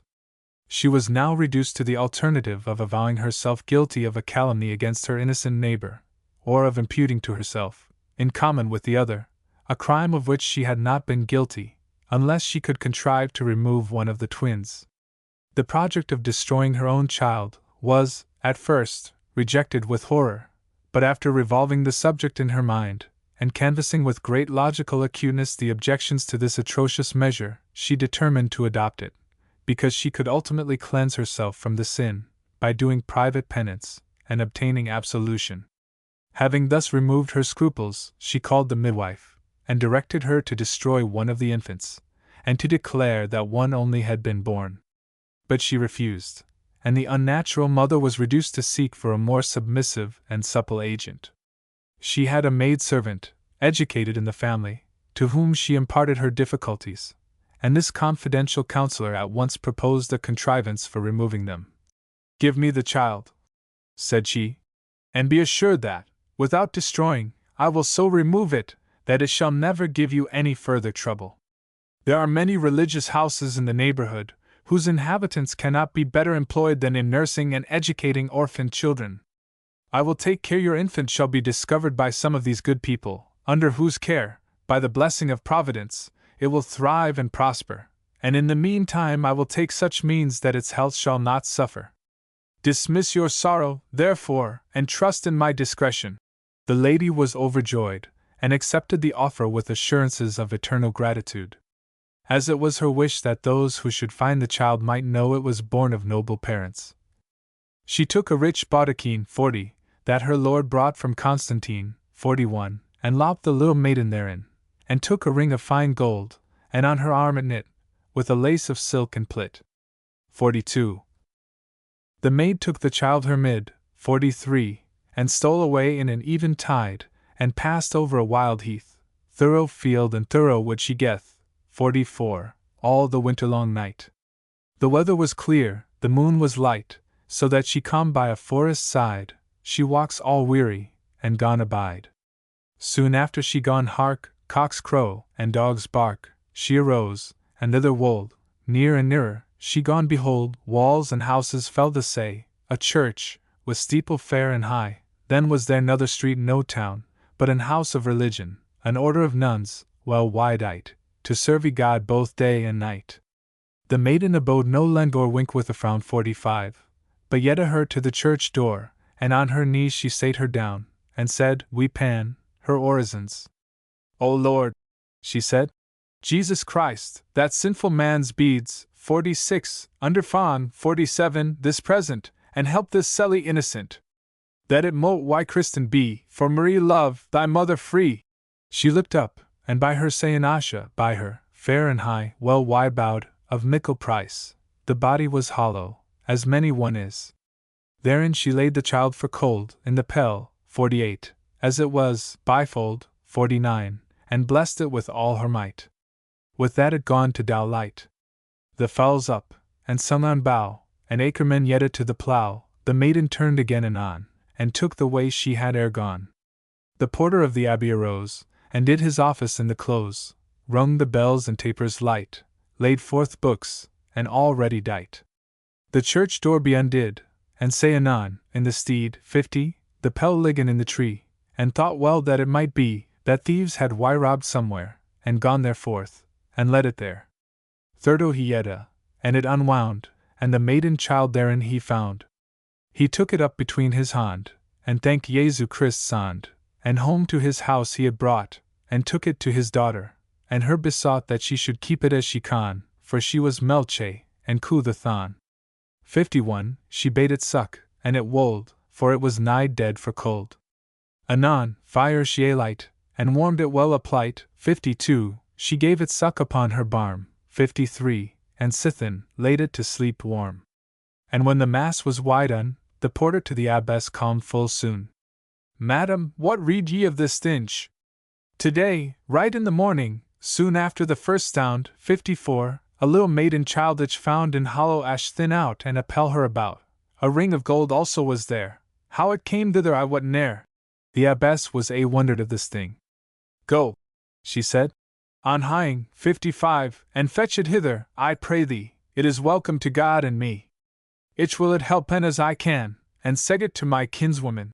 The porter anon it gone forth bring, with the pell, and with the ring. The abbess let cleep a priest anon, and let it christen in function. And for it was in an ash why found, she cleaped it frain in that stound. The name, 56, of the ashes of Frain, after the language of Bretagne, 40, 57, le Frain men clepeth this lay, more than ash, in each country.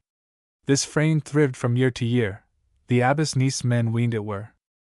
The abbess her gone teach, and belled. 58 by that she was 12 winter eld, in all England there was none a fairer maiden than she was one. And when she coo the aught of manheed, 59, she bade the abbess her wis, 60, and read, which were her kin, one or other, father or mother, sister or brother. The abbess her in counsel took, to tell en her she not forsook, how she was founden in all thing, and took her the cloth and the ring, and bade her keep it in that steed, and there while she lived, so she did. Then was there, in that country, a rich knight of land and fee, proud, and young, and jolliffe, and had not yet wedded wife. He was stout, of great renown, and was white-leaped Sir Garoun. He heard praise that maiden free, and said he would her see. He died him in the way anon, and Jolliffe thither is gone, and bode his man seg veriment, he should toward a tournament. The abbess, and the nuns all, fair him gret in the guest hall, and damsel Frain, so fair of mouth, gret him fair, as she well could. And swithe well he gone devise, her semblant, and her gentrise, her lovesome eyen, her road, 61, so bright. And commenced to love her anon right, and thought how he might take on, to have her for his leman, irata, leman. He thought, give it come her to more than ich have do, the abbess will souchy, 62, guile, and wide, 63, her away in a little while. He compassed another such a sound, 64, to be brother of that religion. Madam, he said to the abbess, I love ye, 65, well, in all goodness, ich will give one and other lands and rant, to become your brother, 66, that ye shall ever fare the bet, 67, when I come to have reset. 68, at few words they'd been at one. He grades him, 69, and forth is gone. Oft he come, by day and night, to speak with that maiden bright, so that, with his fair behest, 70, and with his glossing, at last she granted him to don his will, when he will, loud and still. Leman, he said, thou must let be the abbess thy niece, 71, and go with me, for ich am riche, of switch powera ye find bet than thou hast here. The maiden grant, and to him tryst, and stole away, that no man wist, with her took she no thing but her pell and her ring. When the abbess gone aspy that she was with the knight owie, 72, she made mourning in her thought, and her beament, 73, and gained not. So long she was in his castle, that all his many loved her well. To rich and poor she gone her dress, that all her loved more and less, and thus she led with him her life, right as she had been his wedded wife. His knights come, and to him speak, and holy church commandeth eke, some lordie's daughter for to take, and his leman all forsake. And said him were well more fair in wedlock to get him an heir, than lead his life with switch one, of whose kin he knew none. And said, here besides is a knight that hath a daughter fair and bright, that shall bear his heritage, taketh her in marriage. Lotham was for that deed to do, see, at last he granted thirdo. The forward, 74, was wymarked aright, and were at one, and troth plight. Alas!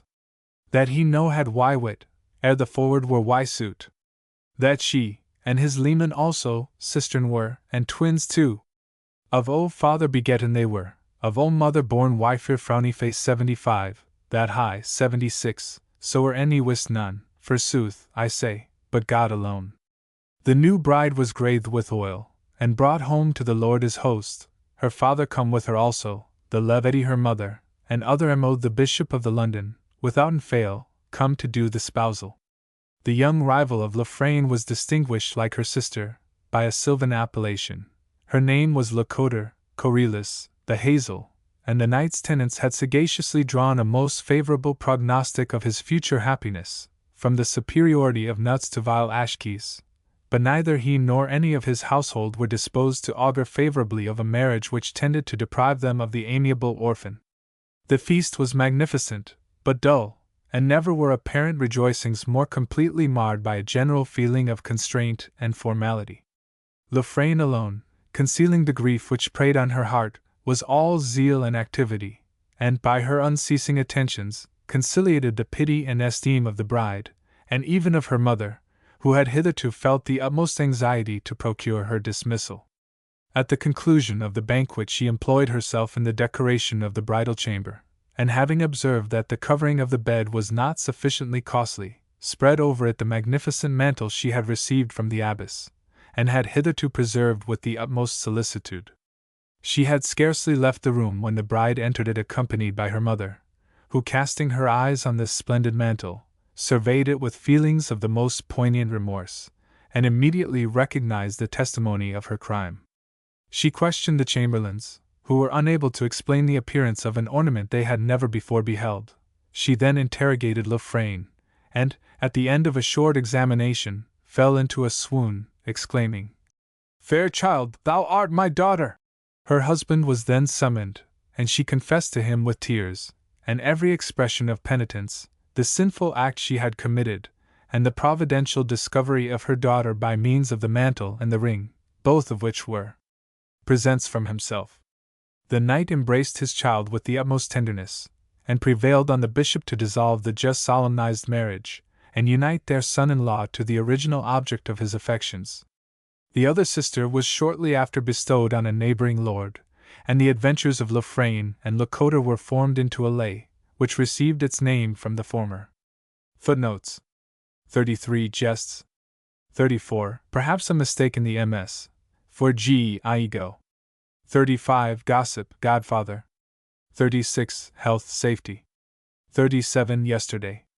38 Full of frowardness, each mis-saying or reviling. 39 Each in end, i.e. in every quarter. 40 A rich mantle, lined with fur. 41 Constantinople.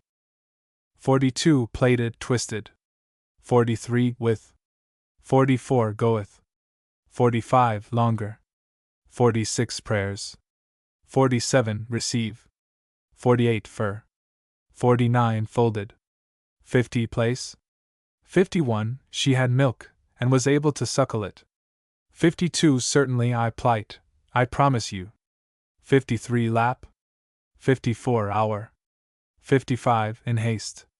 56 In the MS. It is Fraines, which may be a mistake of the transcriber. 57 Therefore. 58 Protect, defend. 59 Manhood, here used for the relation of consanguinity. 60 Teach and advise her. 61 Complexion. 62 Suspect. 63 Void, carry away. 64 Excuse. 65 Beloved. 66 Of the same religious fraternity. 67 Better. 68 Lodging, abode. 69 Agreed. 70 Promise. 71 It should be thy aunt. 72 Away. 73 Bemoaned. 74 Contract. 75 Together. 76 They Sax. No, 4. Besclaveret. This is the Breton name for an animal, which the Normans call garwolf, into whose form men were often formerly metamorphosed, and during such times were the most ferocious and destructive inhabitants of the forest. There lived formerly in Britannia a baron, comely in his person, wise, courteous, adored by his neighbors, much beloved by his sovereign, and married to a noble and beautiful lady, for whom he felt the warmest affection, which she appeared to return. But she had observed, her husband was regularly absent during 3 days in the week, and suspecting there must be something mysterious in this periodical disappearance, resolved, if possible, to extort the secret. She redoubled her expressions of tenderness, bitterly lamented her frequent intervals of solitude, and affecting to be persuaded that they were spent with a mistress, conjured him to calm her apprehensions by a disclosure of the truth. The good baron in his turn begged her to desist from an inquiry which would only lead to their permanent separation, and the extinction of all her fondness, but her tears and blandishments prevailed, and he confessed that, during half the week, he became a Bisclaveret. The lady, though she felt a secret horror at finding herself the wife of a wolf, pursued her inquirer, were his clothes also transformed at the same time? The Baron answered that he was naked. Where, then, did he leave his dress? To this question he endeavored to avoid giving an answer, declaring, should that be discovered, he should be condemned to wear his brute form through life, and observing that, if she loved him, she could have no wish to learn a secret, useless to her, and in its disclosure fatal to himself. But obstinacy is always an overmatch for rational argument, she still insisted, and the good-natured husband ultimately told that, by the side of an old chapel, situated on the road to the thickest part of the forest, was a bush, which overhang and concealed an excavated stone, in which he constantly deposited his garments. The wife, now mistress of his fate, quickly sent for a gallant, whose love she had hitherto rejected, taught him the means of confirming the Baron's metamorphosis, and, when their friends had renounced all hope of his return, married her new favorite, and conveyed to him a large inheritance, the fruit of their joint treachery. In about a year the king went to hunt in the forest, and after a chase which lasted the whole day, had nearly run down the unfortunate Bisclaveret, when the persecuted animal rushed from the thicket, and running straight up to him, seized his stirrup with his forepaw, began to lick his feet, and with the most piteous whinings to implore his protection. The king was, at first dreadfully frightened, but his fear gave way to pity and admiration. He called his attendants to witness the miracle, ordered the dogs to be whipped off, solemnly took the brute under his royal protection, and returned to his palace, closely followed by his savage attendant. Bisclaveret became an universal favorite. He was fed with the greatest care, slept in the royal apartments, and though indefatigable in attentions to his master, returned the caresses of the courtiers, who admired and esteemed, without envying his superior intelligence and accomplishments. At length, the king having summoned a plenary at court, his barons flocked from all quarters, and among the rest the husband of the false lady. No one had thought of paying the least attention to Bisclaveret, whose gentleness was even more remarkable than his sagacity. But no sooner did the knight make his appearance than the animal attacked him with the greatest fury, and was scarcely prevented, even by the interposition of the king himself, from tearing him to pieces. The same scene occurred a second time, and occasioned infinite surprise. Not long after this, the king went to hunt in the same forest, and the wicked wife, as lady of the manor, having sent before her a magnificent present, set forth to pay her court to her sovereign. Bisclaveret saw her approach, flew upon her, and instantly tore her nose from her face. This act of discourtesy to a lady excited universal indignation. Even the king took part against his favorite, who would have been punished with instant death, but for the interference of an aged counselor. "This lady, sir," said he to the king, "is wife of that knight whom you so tenderly loved, and whose unaccountable disappearance you have so long regretted. The baron whom Bisclaveret first assaulted is her present husband. He becomes ferocious only on the appearance of these two. There is some mystery in this, which the lady, if imprisoned and interrogated, would probably discover. Brittany is the country of wonders. Maint marvel avans vuca en Bretagne est avenue." In compliance with this advice, the lady was put in close confinement, the whole secret extorted, and the clothes of Bisclaveret duly restored. But when they were brought before him, the animal appeared to survey them with listlessness and inattention, and the king had again recourse to his sapient counselor, by whose advice they were transferred to the royal bedchamber, where Bisclaveret was left, without witnesses, to effect, if possible, his metamorphosis. In due time the king, attended with two of his barons, repaired to the chamber, and found the knight in his natural form, asleep on the royal bed. His master immediately embraced him with the utmost affection, restored all his estates, added more, and banished the wicked wife, together with her paramour, from the country. It is remarkable that afterwards she had several children, all of whom were females, and distinguished by the disagreeable singularity of being born without noses. Be assured that this adventure is strictly true, and that the Lay of Bisclaveret was composed for the purpose of making it known to the latest posterity. No, the Lay of Sir Lionel. It was the time of Pentecost the Blessed, when royal Arthur held the accustomed feast, when Cargill's walls contained the vast resort that pressed from every land to grace his pleaner court. There did the sovereign's copious hand dispense large boons to all with free magnificence, to all but one. From Brittany he came, a goodly knight, Sir Launval was his name. Long had the king, by partial temper swayed, his loyal zeal with cold neglect repaid, yet from a throne Sir Launval drew his birth, nor could all England boast more comeliness and worth. Whatever the cause, no gift the monarch gave, the knight with honest pride forbore to crave, till at the last, his substance all forspent, from his lord's court the hopeless liegeman went. No leave he took, he told no more a white, scarce had he thought to guide his steps aright, but all at random, reckless of his way, he wandered on the better half of day. Ere evening fell he reached a pleasant mead, and there he loosed his beast, at will to rest or feed. Then by a brookside down his limbs he cast, and pondering on the waters as they passed, the while his cloak his bended arms sustained, sadly he sat, and much in thought complained. So mused he long, till by the frequent tread of quickening feet constrained, he turned his head. Close by his side there stood a female pair, both richly clad, and both enchanting fair. With courteous guise the wondering knight they greet with winning speech, with invitations sweet from their kind mistress, where at ease she lay, and in her tent beguiled the lingering day. Awhile Sir Launval reft of sense appeared, then up at once his mailed limbs he reared, and with his guides impatient to proceed, though a true knight, for once forgot his steed. And now with costliest silk superbly dight, a gay pavilion greets the warrior's sight, its taper spire a towering eagle crowned, in substance gold, of workmanship renown.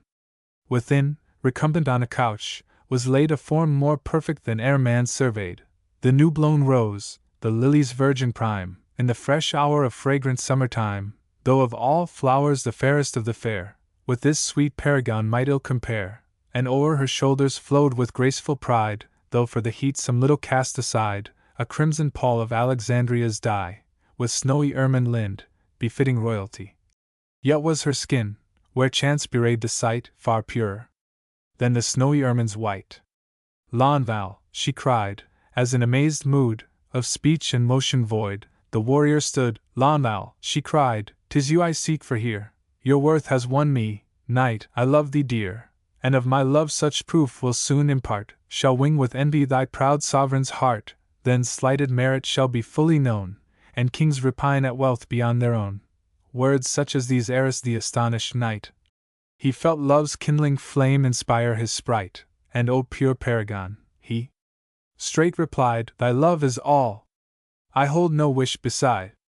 If bliss so rare thy favoring lips decree, no deed shall foil thy champion's chivalry, no toil shall wear, no danger shall dismay. Let my queen will, and Launval must obey. So may I thrive as, from this moment blessed, one hope I cherish, one sole boon request, thy winning form, thy fostering smiles to see, and never, never more to part from thee. So speaking CAs the while the enraptured knight, for now the two fair damsels met his sight, each on her arm resplendent vestments brought, fresh from the loom, magnificently wrought, and robed in them, with added grace he emovied, as one by nature formed to be beloved, and by the fairy to the banquet led, and placed beside her on one genial bed, whiles the twain handmaids every want supplied.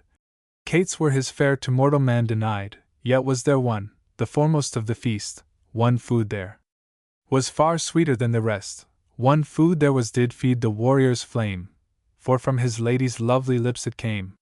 What feeble wit of man might here suffice, to point with colors dim Sir Launval's ecstasies. There lapped in bliss he lies, there fain would stay, there dreamed the remnant of his life away. But o'er their loves his dew still evening shed, night gathered on amain, and thus the fairy said, rise, night. I may not longer keep thee here. Back to the court return and nothing fear. There, in all princely cost, profusely free, maintain the honor of thyself and me. There feed thy lavish fancies uncontrolled, and trust the exhaustless power of fairy gold. But should reflection thy soft bosom move, and wake sad wishes for thy absent love, and sure such wishes thou canst never frame, from any place where presence would be shame, weener thou call thy joyful eyes shall see this form, invisible to all but thee. One thing I warn thee, let the blessing rest an unrevealed treasure in thy breast. If here thou fail, that hour my favours end, nor wilt thou evermore behold thy friend. Here, with a parting kiss, broke off the fay. Farewell, she cried, and sudden passed away. The knight looked up, and just without the tent beheld his faithful steed, and forth he went. Light on his back he leaped with graceful mane, and to the towers of Cardwell turned the rein. Yet ever and anon he looked behind with strange amazed uncertainty of mind, as one who hopped some further proofs to spy if all were airy dream or just reality. And now great Arthur's court beheld the knight in sumptuous guise magnificently dight. Large were his presents, cost was nothing sparred, and every former friend his bounty shard.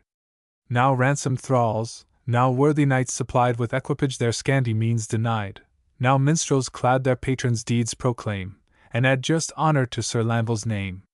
Nor did his kindness yield a sparing meed to the poor pilgrim, in his lowly weed, nor less to those who erst, in fight renowned, had borne the bloody cross, and warred on Paynim ground. Yet, as his best beloved so lately told, his unexhausted purse o'erflowed with gold. But what far dearer solace did impart, and thrilled with thankfulness his loyal heart, was the choice privilege, that, night or day, Wiener his whispered prayer invoked the fay, that loveliest form, surpassing mortal charms, blessed his fond eyes, and filled his circling arms. Now shall ye hear how these delights so pure charmed all to trouble and discomfiture. 'Twas on the solemn feast of Saint John, when nights past tale did in the castle one, that, supper done, 'twas willed they all should fare forth to the orchard green, awhile to ramble there. The Queen, who long had marked, with much delight, the gallant graces of the Breton knight, soon, from the window of her lofty tower, mid the gay band espied him in a bower, and turning to her dames with blithe intent, "Hence, all," she cried, "we join the merriment." All took the word, to the gay band they hied. The Queen, bijou, was close to Lanvel's side, sprightly she seemed, and sportfully did toy, and caught his hand to dance, and led the general joy. Lanvel alone was dull where all was gay, his thoughts were fixed on his lovely fay. Soon as he deftly might, he fled the throng, and her dear name nigh trembled on his tongue, when the fond Queen, who well had tracked his flight, stepped forth, and crossed his disappointed sight. Much had she sought to meet the knight alone, now in these words she made her passion known. "Lanval," she said, "thy worth, long season past, in my deserved esteem hath fixed thee fast. 'Tis thine this prosperous presage to improve. Say, gentle knight, canst thou return my love?" The knight, ye wot, love's paragon adored, and had his heart been free, revered his word, true to his king, the fealty of his soul abhorred all commerce with a thought so foul. In fine, the sequel of my tale to tell, from the Shent Queen such bitter slander fell, that, with an honest indignation strong, the fatal secret scapt Sir Lanvel's tongue. Yes, he declared, he felt love's fullest power. Yes, he declared, he had a paramour. But one, so perfect in all female grace, those charms might scarcely win her handmaid's place. Those charms, were now one menial damsel near, would lose this little light, and disappear. Strong degradation sure the words implied. The Queen stood mute, she could not speak for pride. But quick she turned, and to her chamber sped, there prostrate lay, and wept upon her bed. There vowed the coming of her lord to wait, nor moved till promised vengeance sealed her hate. The King, that day devoted to the chase, ne'er till the close of evening sought the place. Then at his feet the fair deceiver fell, and glossed her artful tale of mischief well, told how a saucy knight his queen abused, with prayer of proffered love, with scorn refused. Thereat how rudely railed the ruffian Shent, with slanderous speech and foul disparagement, and boastfully declared such charms arrayed the veriest menial where his vows were paid, that, might one handmaid of that dame be seen, all eyes would shun with scorn imperial Arthur's queen. The weeping tale of her, his heart adored, whacked the quick wrath of her deluded lord. Sternly he menaced some disastrous end by fire or cord, should soon that wretch attend, and straight dispatched 3 barons bold to bring the culprit to the presence of his king. Lanval. The while, the Queen no longer near, home to his chamber hied with heavy cheer. Much did he dread his luckless boast might prove the eternal forfeit of his lady's love, and, all impatient his dark doom to try, and end the pangs of dire uncertainty, his humble prayer he tremblingly preferred, were worth the while. his prayer no more was heard. Oh! How he wailed! How cursed the unhappy day! Deaf still remained the unrelenting fay. Him, thus dismayed, the approaching barons found. Outstretched he lay, and weeping, on the ground. To reckless ears their summons they declared. Lost was his fay, for not beside he card. So forth they led him, void of will or word. Dead was his heart within, his wretched life abhorred. They reached the presence.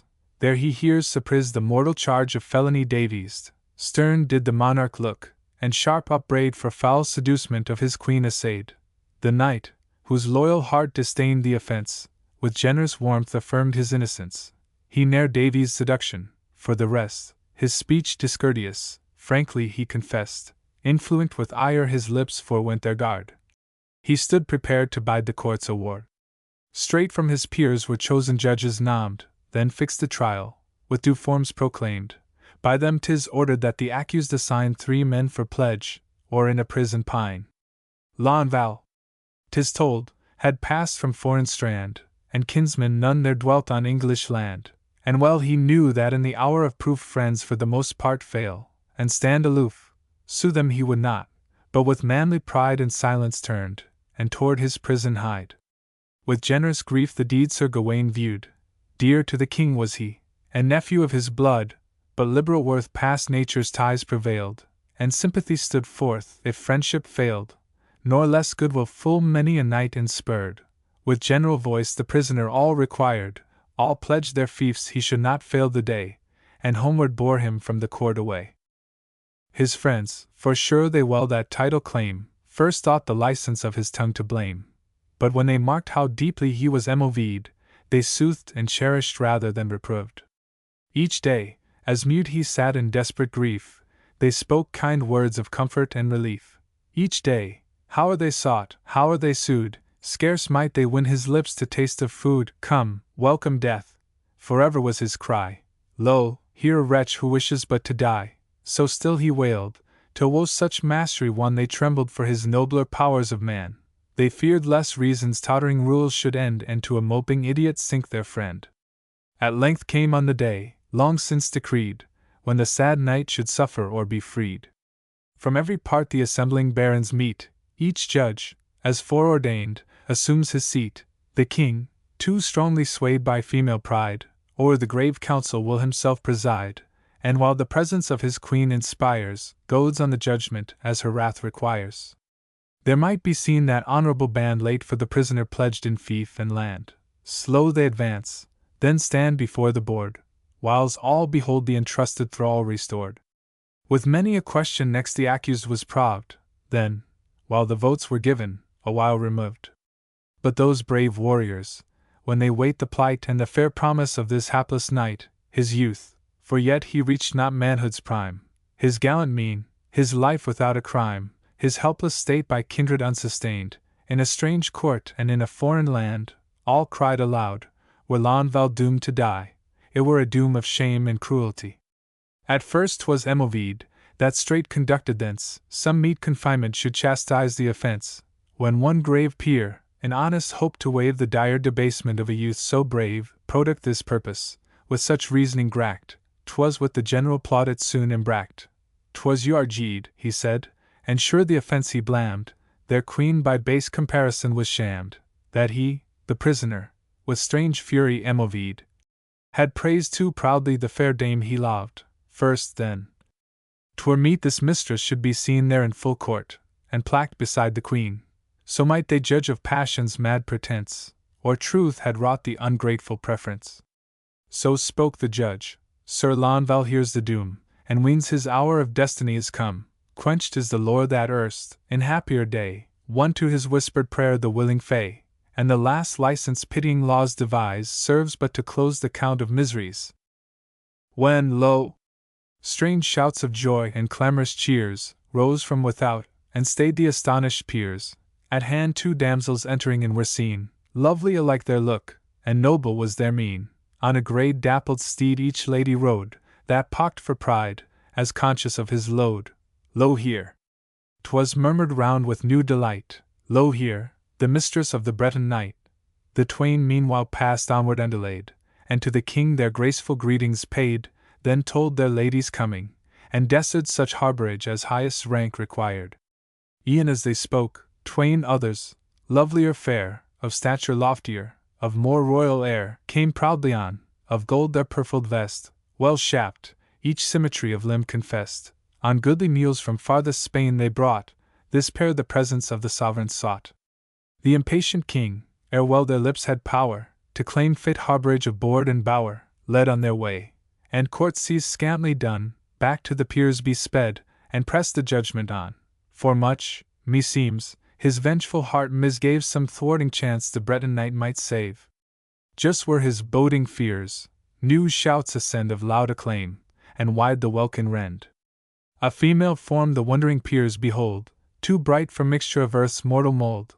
The grideland pall that down her shoulders flowed half veiled her snow-white courser as she rode. On her fair hand a sparrow-hawk was placked, her steed's sure steps a following greyhound tracked, and, as she passed, still pressing to the right female and male, and citizen and knight, what white sower in Cardwell's walls was found, swelled the full choir, and spread the joy around.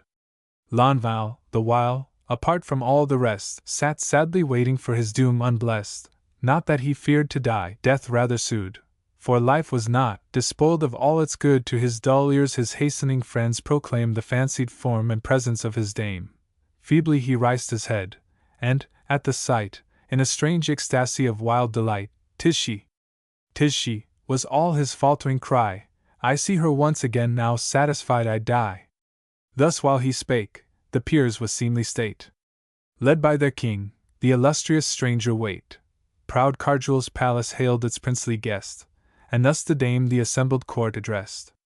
"List, king, and barons, Arthur, I have loved a knight most loyal in thy service proud. Him, by thy foul neglect, reduced to need, these hands did recompense, they did thy deed. He disabased me, I forbore to save, I left him at the portal of the grave. Firm loyalty hath well that breach repaired, he loves me still, nor shall he lack reward. Barons, your court its judgment did decree, quittance or death, your queen compart with me. Behold the mistress of the night is come, now judge between us, and pronounce the doom." All cry aloud, the words of love were right, and one united voice acquits the knight. Back from the palace turns the parting fay, and with her beauteous damsels speeds away. Her, as she passed the enraptured Lonval viewed. High on the portal's marble steps he stood, on his tall steed he sprang with vigorous bound, thenceforth their footsteps never wide hath found. But 'tis the Breton tale, they both are gone to the fair isle of fertile Avalon, there, in the lap of love forever laid, by sorrow unassailed, in bliss embayed, they make their one, for me, where'er they dwell, no farther tale befalls me here to tell. Thomas Chester translated this tale in the reign of Henry VI, but the extracts published by Mr. Warton differ in some particulars from the tale here given. No, 6. Les Duamants. In Neustria, now called Normandy, is a single mountain of unusual height and verdure, railed the mountain of the two lovers, in consequence of an adventure to which it gave rise, and of which the Bretons have formed a lay. Close to it are the remains of a city, now reduced to a few houses, but formerly opulent, founded by the king of the Pistrians, whence it was called the Pistrians, and the neighboring valley Val de Pister. This king had one only daughter, whom he loved so much that he could not bear to be separated from her. With a view to check the pursuits of the lovers, whom her beauty and accomplishments attracted, he published a decree that her hand should never be granted but to a suitor who should be able to carry her, without resting, from the bottom to the top of the adjoining mountain. Many attempted the enterprise, for presumption is common. None achieved it, because its execution was barely possible. The suitors disappeared, one by one, and the beautiful princess seemed doomed to eternal celibacy. There was one youth, the son of a neighboring baron, who was a favorite with the king and the whole court, and whose assiduities, which were dictated by an unconquerable and sincere passion, ultimately gained the lady's warmest affections.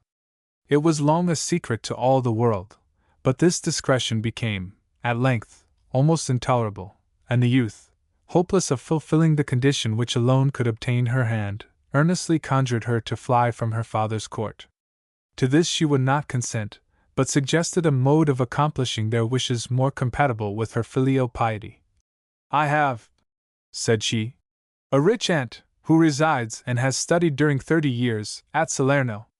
In that celebrated school she has so completely acquired the art of medicine, has learned so many salves and drugs, has so studied herbs and roots, that she will be enabled to compose for you electuaries and drinks, capable of communicating the degree of vigor necessary to the accomplishment of the trial prescribed by my father.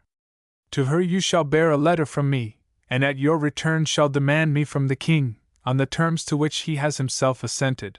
The lover thanked her, went home, provided the necessary assortment of rich clothes, and other merchandise of palfreys, beasts of burthen and attendants, and set off for Salerno. His mission was successful. The good aunt's electuaries rendered him much more athletic than before, and he brought back, in a small vial, an elixir capable of instantly restoring strength at the moment of complete exhaustion. He therefore was full of confidence, and claimed the trial.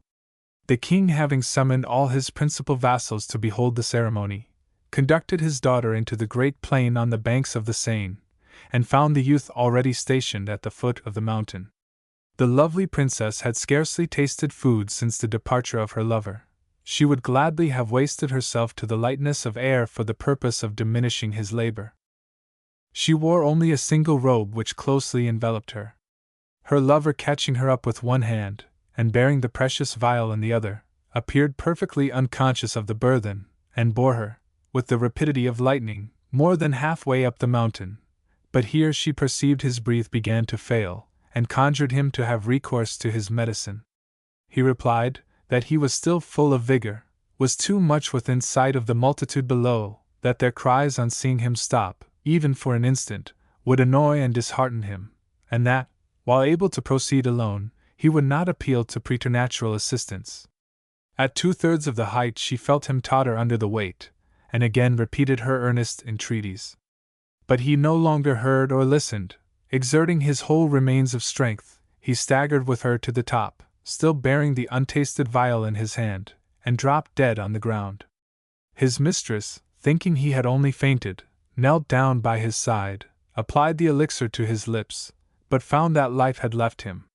She then dashed the vial on the ground, uttered a dreadful shriek, threw herself on the body, and instantly expired. The king and his attendants, much surprised at not seeing them return, ascended the mountain, and found the youth fast locked in the arms of the princess. By command of her father they were buried on the spot in a marble coffin, and the mountain still retains the name of the two lovers. Around their tomb the ground exhibits an unceasing verdure, and hither the whole country resort for the most valuable herbs employed in medicine, which owe their origin to the contents of the marvelous vial. 77. No, 7. Ionic. There lived once in Britain a rich old knight, Lord of Caerwent, a city situated on the river Douglas. He had married, when far advanced in years, a young wife of high birth and transcendent beauty in hopes of having an heir, but when, at the end of 7 years, this hope was frustrated, he locked her up in his strong castle, under the care of his sister, an aged widow lady, of great devotion and asperity of temper. His own amusements were confined to the chase, those of his sister to thumbing the psalter, and chanting its contents. The young lady had no solace but tears. One morning in April, when the birds began to sing the songs of love, the old gentleman had risen early, and awakened his sister, who carefully shut the doors after him, while he sallied forth for the woods, and his young wife began her usual lamentations. She execrated the hour when she was born, and the fatal avarice of her parents, for having united her to an old, jealous tyrant, afraid of his own shadow, who debarred her even from going to church. She had heard the country round her prison was once famed for adventures, that young and gallant knights used to meet, without censure or impediment, beautiful and affectionate mistresses. But her lot was endless misery, for her tyrant was certainly immortal, unless the supreme disposer of events should, by some miracle, suspend the listlessness of her existence. She had scarcely finished this ejaculation, when the shadow of a bird, which nearly intercepted all the light proceeding from the narrow window of her room, arrested her attention, and a falcon of the largest size flew into the chamber, and perched at the foot of her bed. While she gazed, it gradually assumed the figure of a young and handsome knight. She started, changed color, and drew a veil over her face, but still gazed and listened, with some fear, much astonishment, but more pleasure. The knight soon broke silence. He begged her not to be alarmed, confessed his mode of visiting was new and rather mysterious, but that a falcon was a gentle and noble bird, whose figure ought not to create suspicion. He was a neighboring prince, who had long loved her, and wished to dedicate the remainder of his days to her service. The lady, gradually removing her veil, ingenuously told him he was much handsomer, and apparently more amiable, than any man she had ever seen, and she should be happy to accept him as a lover, if such a connection could be legitimate, and if he was orthodox. The prince entered at large into the articles of his creed, and concluded by advising that she should feign herself sick, send for his chaplain, and direct him to bring the host. "When," said he, "I will assume your appearance, and receive the sacrament in your stead." The lady was satisfied with this proposal, and when the old woman came in, and summoned her to rise, she professed to be at the point of death, and entreated the immediate assistance of the chaplain. Such a request, in the absence of her lord, could not be regularly granted, but a few screams, and a fainting fit, removed the old lady's doubts, and she hobbled off in search of the chaplain, who immediately brought the host, and Muldemaric, the falcon prince, assuming the appearance of his mistress, went through the sacred ceremony with becoming devotion, which they both considered as a marriage contract. The lady's supposed illness enabled the prince to protract his visit, but at length the moment of separation came, and she expressed her wish for the frequent repetition of their interviews. "Nothing is so easy," said Muldemaric. "Whenever you express an ardent wish to see me, I will instantly come. But beware of that old woman, she will probably discover our secret, and betray it to her brother, and I announce to you, the moment of discovery will be that of my death." With these words he flew off. His mistress, with all her caution, was unable to conceal entirely the complete change in her sensations. Her solitude, formerly so irksome, became the source of her greatest delight. Her person, so long neglected, again was an object of solicitude, and her artful and jealous husband, on his return from the chase, often discovered in her features the traces of a satisfaction his conscience told him he was not the author of. His vague suspicions were, after a time, communicated to his sister, but being, as she thought, the young lady's sole companion, and not able to reproach herself with any enlivening qualities, she could not account for this contented demeanor. At length she was commanded to conceal herself in his wife's apartments during his absence, to watch indefatigably, and report whatever she could discover. The result was a full confirmation of all his suspicions. He now exerted himself in devising means of vengeance. He secretly prepared and placed before the fatal window a trap, composed of sharpened steel arrows, and rising long before day, set off on his usual occupation. The old lady, carefully shutting the doors after him, returned to her bed till daybreak, and his wife, awakened at this unusual hour, could not refrain from uttering an ardent wish for the company of her dear Muldemaric. He was instantly at her side, but had received his death wound, and she found herself sprinkled with his blood. Overpowered by fear and surprise, she could scarcely hear him say he died for her, and that his prophecy was accomplished.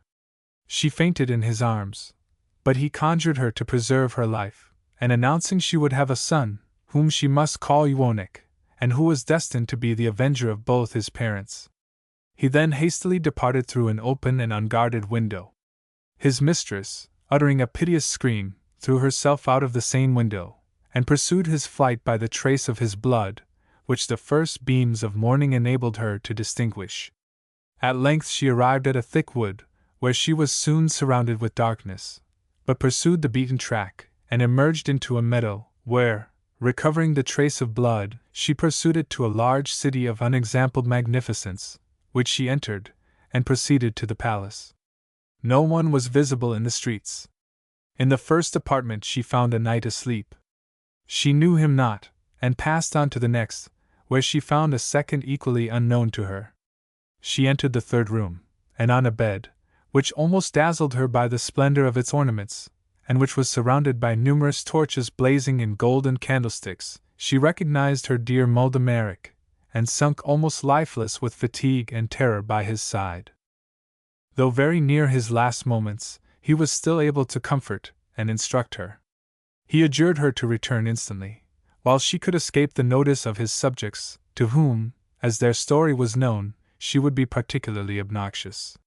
He gave her a ring, in virtue of which he assured her she would in future escape the persecution, and even the jealousy of her husband.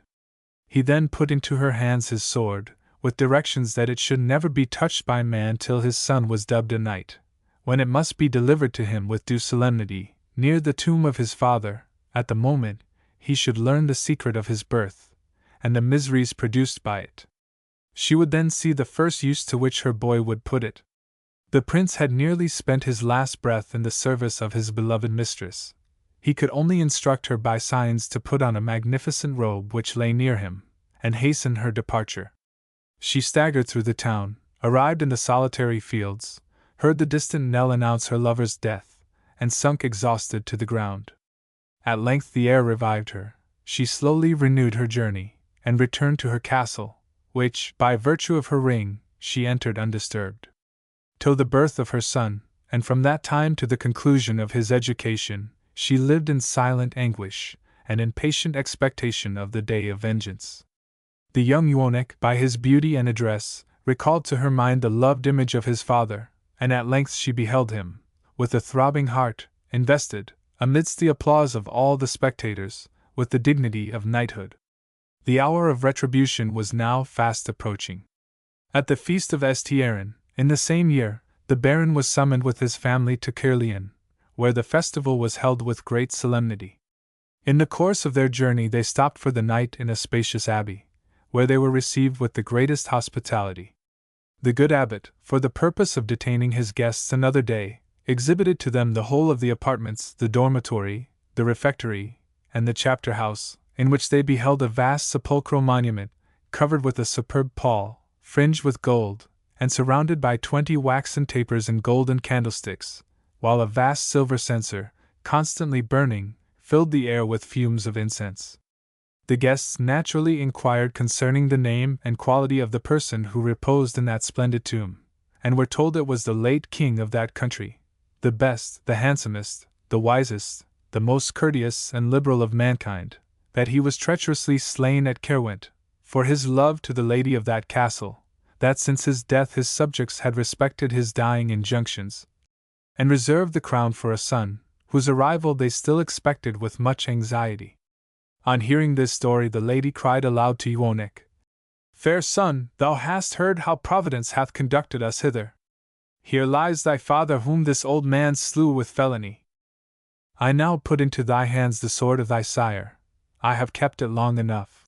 She then proceeded to tell him the sad adventure of his birth, and having with much difficulty concluded the recital, fell dead on the tomb of her husband.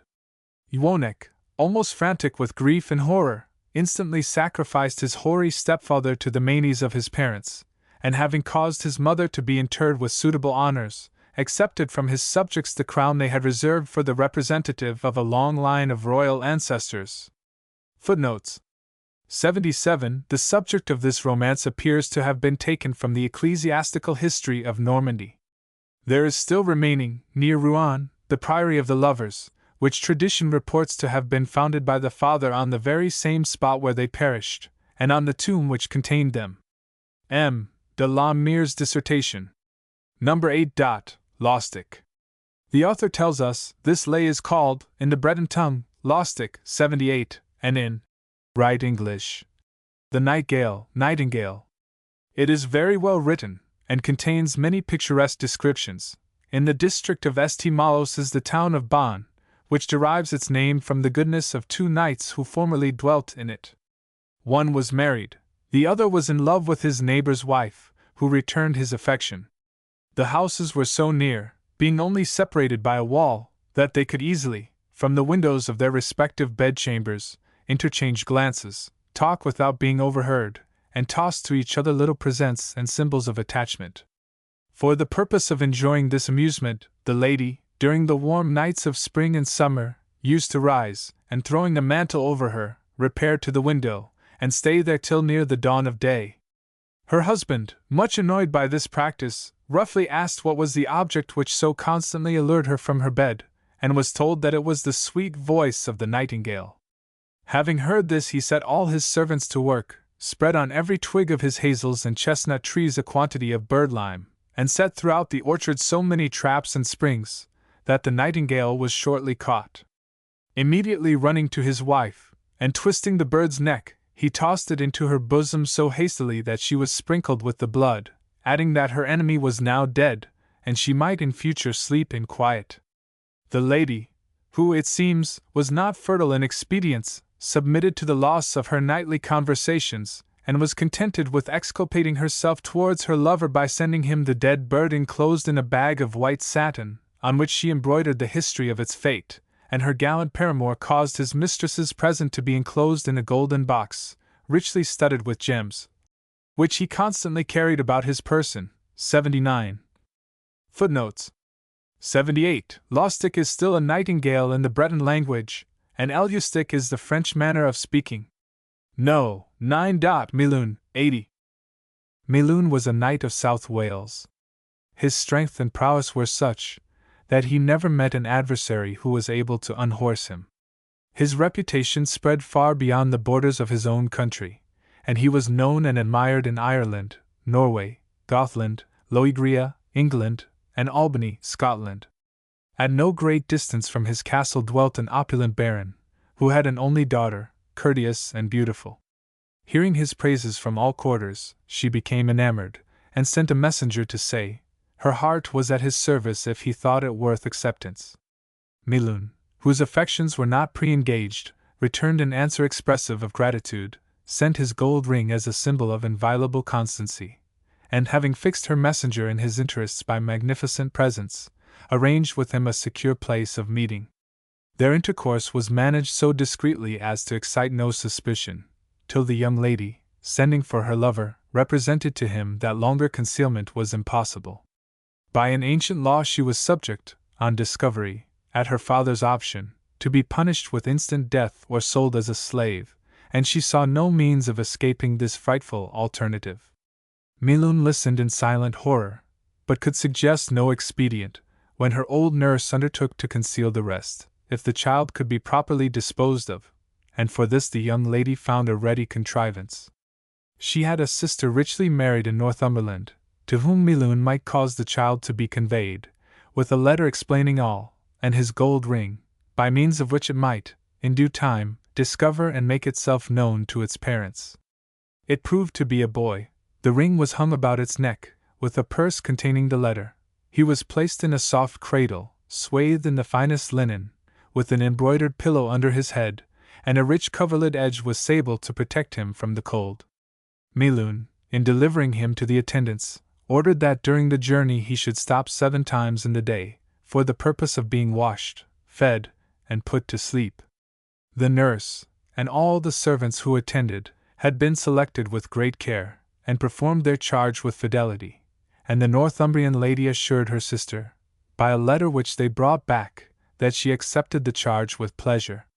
This being settled, Milun left his castle for a short time on some military business, and during his absence the young lady's father resolved to bestow her in marriage on a neighboring baron.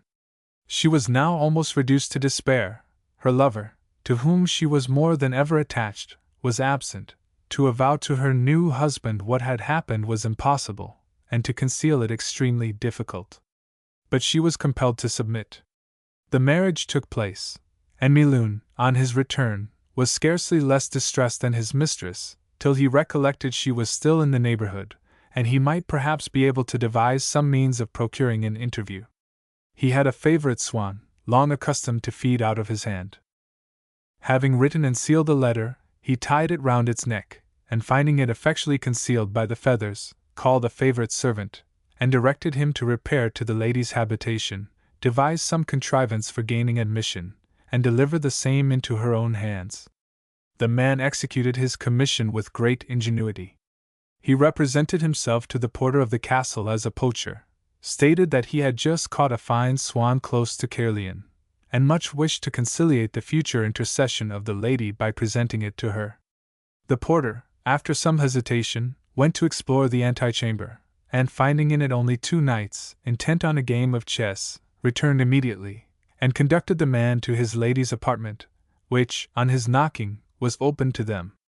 Having graciously accepted the present, she was going to recommend the swan to the care of one of her valets, but the messenger observing it was a royal bird, who would only accept food from her own hand, and desiring her to caress it, she soon perceived the letter, and changed color, but recovering herself, dismissed the messenger with a present, turned out her own attendants, excepting one maid, and proceeded to examine the mystery. It contained the warmest protestations of her lover's unalterable attachment, expressed a hope that she might be able to point out a secure place of meeting, and shewed her an easy method of continuing the correspondence. The swan, already tame, might, by good feeding, be easily attached to her, after which, if debarred from meat during 3 days, he would, when set at liberty, fly back to his old master. After kissing the welcome letter till she had nearly obliterated its contents, she proceeded to put in practice his injunctions, and having by stealth procured some parchment and ink, made an equally tender reply, which, being tied round the swan's neck, was rapidly and faithfully conveyed to Milun. During 20 years they kept up, by this means, a regular correspondence, and their frequent interviews were managed with a secrecy which secured them against detection. In the meantime their son, after receiving an excellent education, had been dubbed a knight, and learned from his aunt the name of his father, and the mystery of his birth. Inflamed with a noble ambition, he resolved instantly to set off for foreign countries and to surpass his sire in military glory. The next day he communicated the project to his aunt, who gave him a number of instructions for his future conduct, which, lest he should forget, she repeated more than once, and accompanied her admonitions with such liberal presents as would enable him to rival in splendor the richest of his competitors. He repaired to Southampton, landed at Barfleur, passed into Brittany, engaged, by his generosity, a numerous attendance of poor knights, eclipsed the proudest of his rivals by superior liberality, vanquished the stoutest, gained the prize in every tournament, and though he concealed his name, was quickly known through the country by the appellation of the Knight Without a Peer. The fame of this youthful warrior at length reached the care of his father. From the first moment of his bestriding a horse, that father had never encountered an equal, and as he trusted age had added to his address more than it had yet subtracted from his vigor, he hoped to prove, by the overthrow of this unknown, that his high renown was owing to the absence of Milun. After this exploit he meant to go in quest of his son, whose departure into foreign countries he had lately learnt, and having obtained the permission of his mistress, embarked for Normandy, and thence proceeded into Bretagne. The tournaments did not begin till the festival of Easter. Milun, therefore, who arrived before the end of winter, spent the interval in travelling from place to place, in exercising hospitality, and searching out the most meritorious knights, whom he attached to himself by his liberality. At length the festival took place at Mont St. Michel, and was attended by a crowd of French, Flemish, Norman and Breton knights, though by very few English. Milun inquired minutely into the arms and devices of the unknown knight, and had no difficulty in procuring ample information. The tournament began. The 2 rivals separately acquired a manifest superiority, and bore down all who opposed them, but the opinions of the assembly were divided between the 2. The strength and address of the veteran appeared invincible, yet the suppleness and activity of the youth attracted still more admiration. Even Milun himself beheld him with a mixture of wonder and delight, and summoned all his skill and strength when he rode to encounter this formidable adversary. His spear was too well directed to miss its aim, but it flew into 1,000 splinters, while that of the youth remained entire, and threw him at some distance upon the ground. By the violence of the shock the ventail of his helmet was broken off, and displayed his beard and hair, grey with age, when the youth, bringing back his horse, courteously requested him to remount, expressing his regret at having, by his accidental victory, sullied the fame of a respectable veteran. Milun, surveying him with increased admiration, discovered on his finger, while he held the rein, his own ring, and earnestly conjured him to relate his history, and the names of his parents. He obeyed, and was proceeding to tell all he knew, when the old knight again springing from his horse, and catching him by the skirts of his coat of mail, hailed him as his son, and received him in his arms as he dismounted to request the paternal benediction. The tournament being over, they retired amidst the tears and applauses of the assembly, and retreated to their inn, where Milun related the whole series of his adventures. The young man listened till the end with respectful attention, and then exclaimed, "In faith, fair sire, I will unite you to my mother. I will kill her present husband, and you shall marry her." This being arranged, they parted for the night. On the next day they arrived at the sea, embarked, landed in Wales after a short and pleasant passage, and were proceeding to Milun's castle, when they were met by a messenger bearing a letter to Milun from his lady, in which she announced the death of her husband, and requested him to hasten his return. At this joyful news they hurried on to the lady's castle, and she had the satisfaction of being forever united to her lover, at the same time that she embraced a son every way worthy of his accomplished parents. On this occasion, says the author, the ancients made a lay which I have here set down in writing, and which I always relate with fresh pleasure. Footnotes 79. This lay has been translated into English meter, under the title of The Nightingale, Bibl Cotton, Calig. A. 11. 80. Perhaps Miller, a warrior. No. X. Chadeville. There lived formerly, at Nantes in Bretagne, a lady of such exquisite beauty that no one could behold her with impunity. All the young men of the town were rivals for her smiles, but four, nearly of the same age, and of equal birth and accomplishments, soon eclipsed all the rest of the competitors. Each of these four deserved, and obtained, a place in her affections, but their merits were so equal that she was unable to make a choice. At tournaments she sent to all some mark of distinction, a ring, a scarf, a pennant, or other ornament, and all ascribed to her, as mistress of their actions, the exploits they had the good fortune to perform. It happened once that Nantes was appointed for the celebration of a tournament at the Easter festival. The four knights set out to meet the foreign ones, and proposed to joust with an equal number. The offer was accepted, and the contest ended to the advantage of the town. On the following day the four young lovers still further distinguished themselves, but the spectacle at length degenerated, as was frequently the case, into a real combat, in which 3 out of the 4 were accidentally slain, and the 4th dangerously wounded. They were brought back to the lady, who caused the 3 to be magnificently interred, and summoned the best physicians of the town to assist her attendance on the survivor. Their joint efforts were at length successful. He became convalescent, and finding his passion revive with his returning health, daily importuned the lady for her hand, to which there now remained no other equal claimant. But she gave him to understand that, feeling herself singular in misfortune, by having lost in one day 3 admirers of superior merit, she would not consent to bear to the bridal ceremony a heart consumed by eternal regret, and that, as a monument of her grief, she intended to compose a lay, the title of which should be Les Quatre Dals, the Four Griefs. The lover, instead of attempting to argue her out of this resolution, only employs his eloquence in convincing her that the title of the new lay ought to be Le Châteauval. The wretch, because his rivals had found in death the end of their disappointments, while he was doomed to a life of sorrow and privation. The lady having assented to this change, the story is abruptly brought to a conclusion. No. 11. Translation of the Lie de Chevrefoil. From Notes to Sir Tristram, edited by Walter Scott, Esq. I am much pleased with the lay which is called Chevrefoil. Let me relate to you truly on what occasion it was made, and by whom. Many persons have narrated the story to me, and I have also found it in writing, in the work which treats of Tristram, and of the Queen, and of their constant love, from which they suffered 1,000 sorrows, and expired on the same day. 81.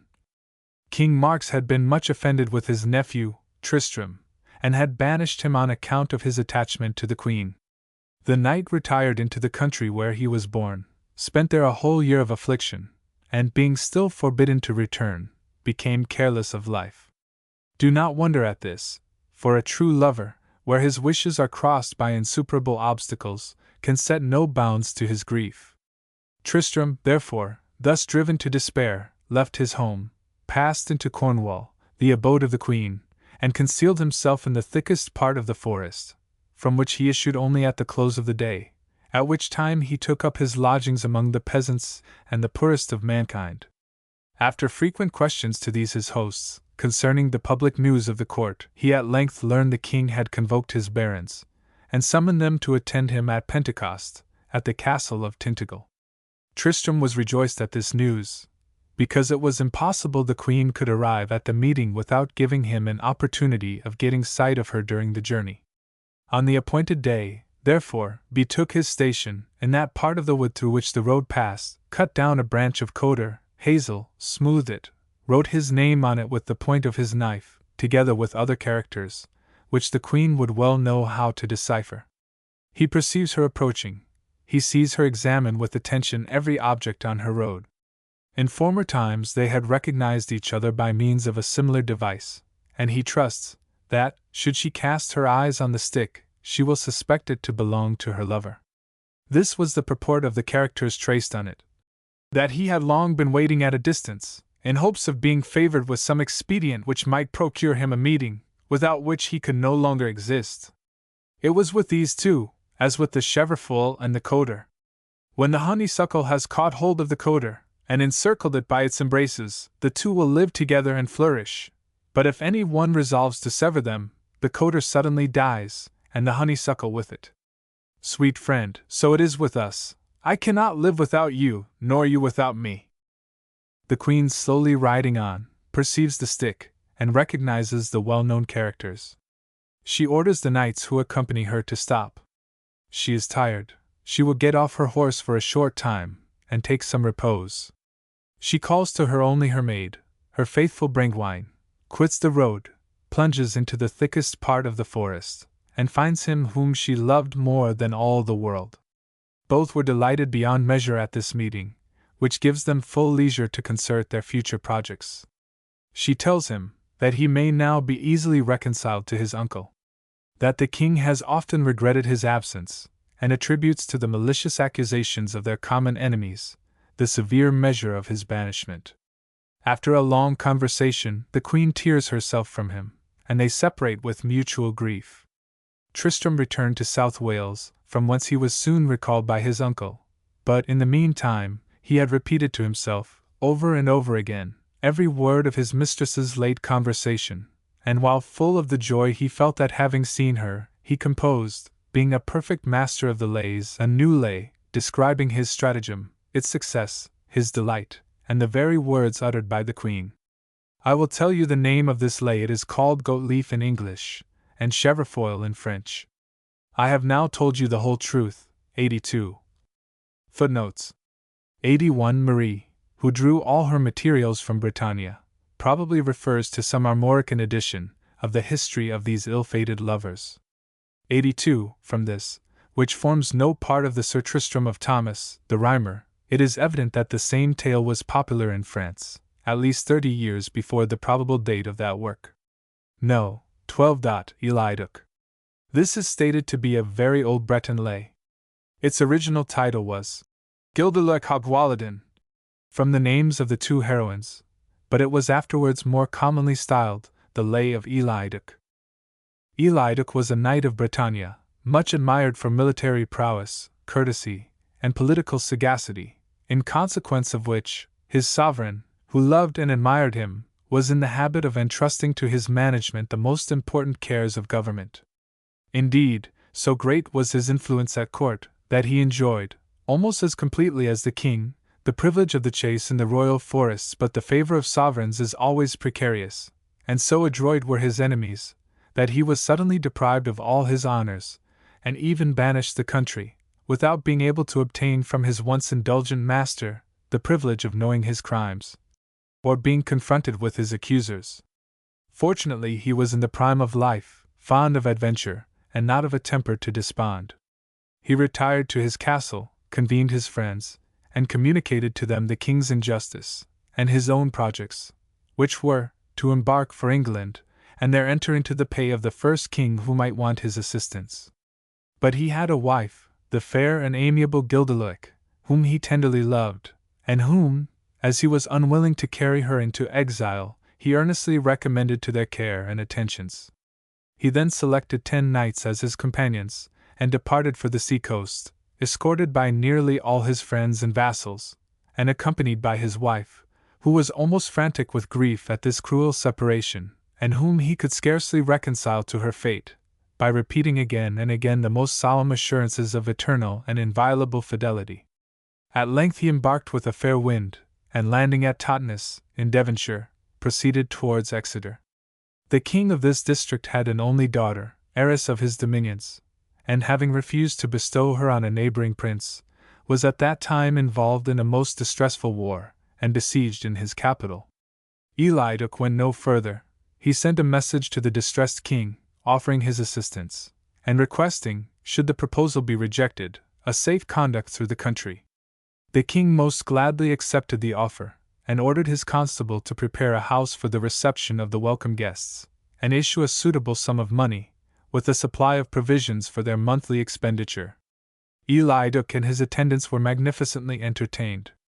His inn was the house of the richest burgess in the town, and the grand tapestry room, 83, was surrendered to the knight by its proprietor.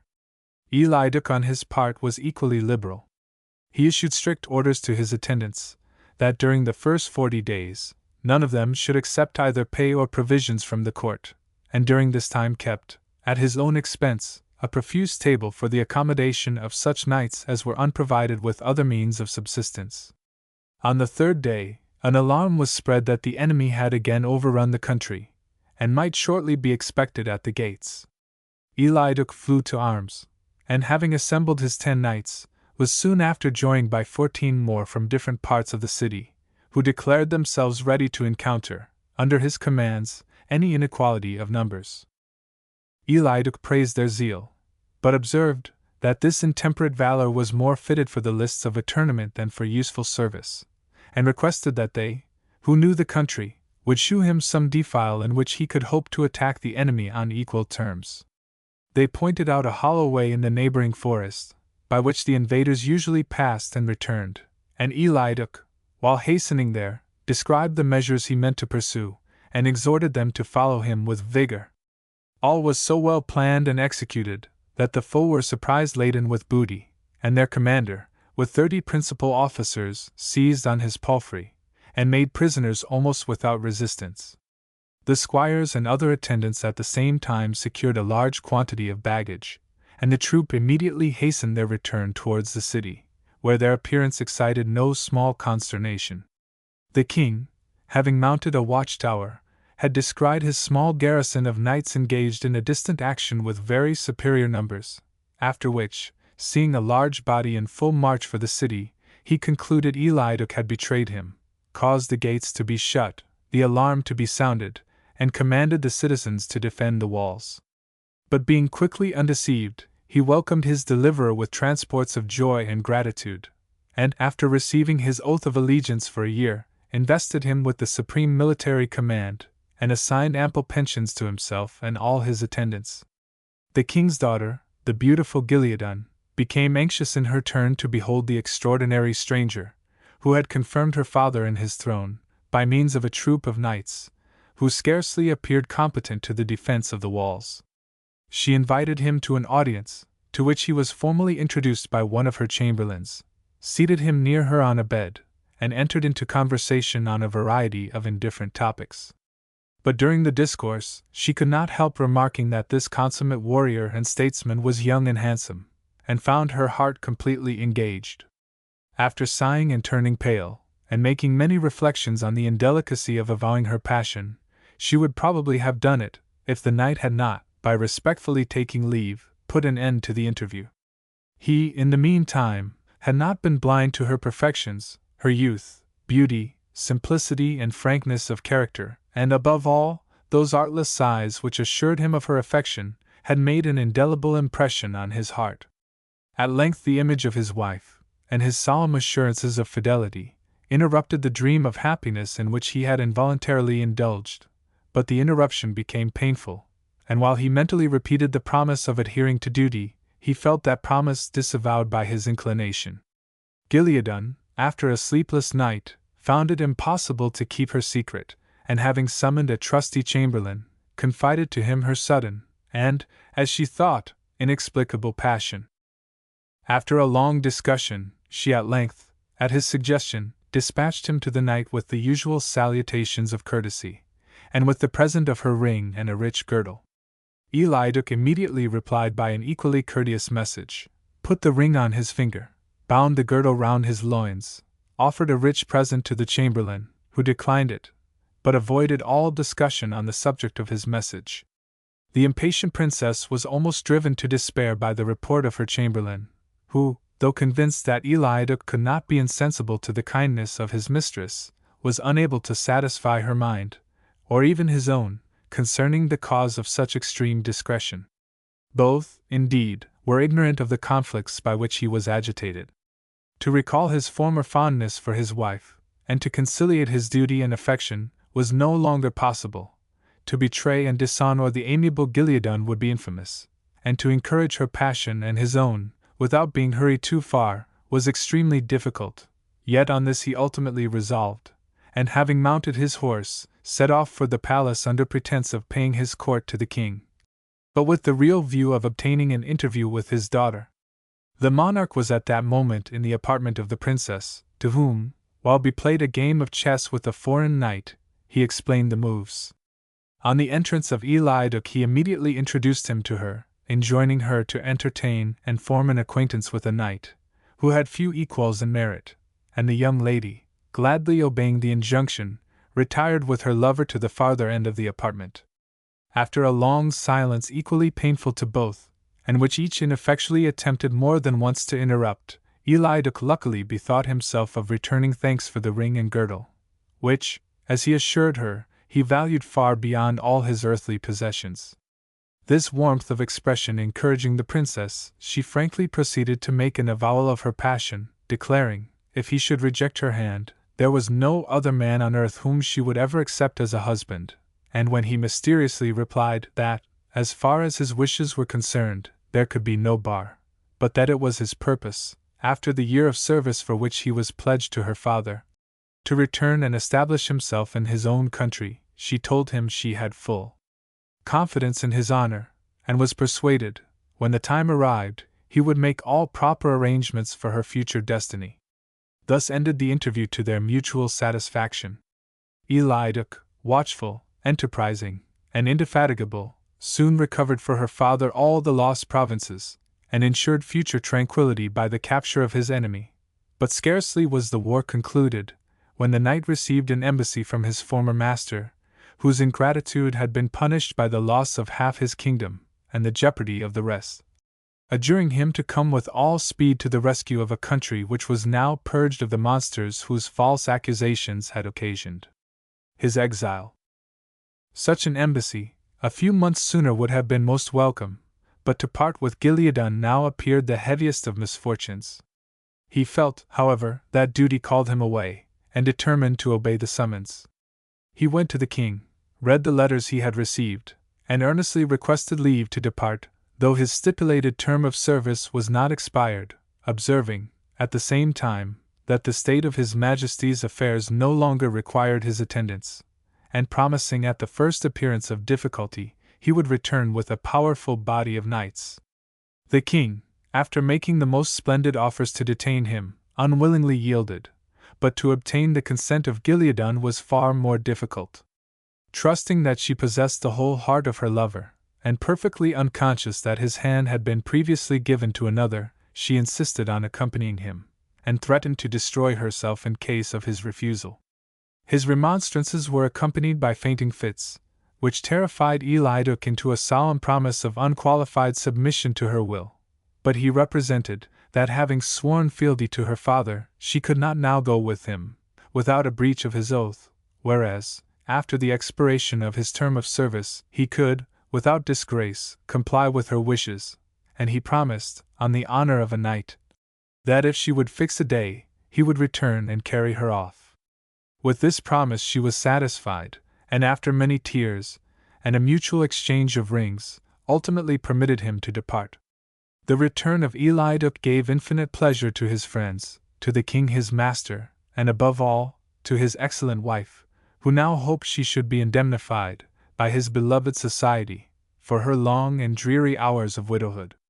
But she beheld, with surprise and consternation, that he harbored some secret grief, and anxiously inquired if anything in her conduct had given him displeasure.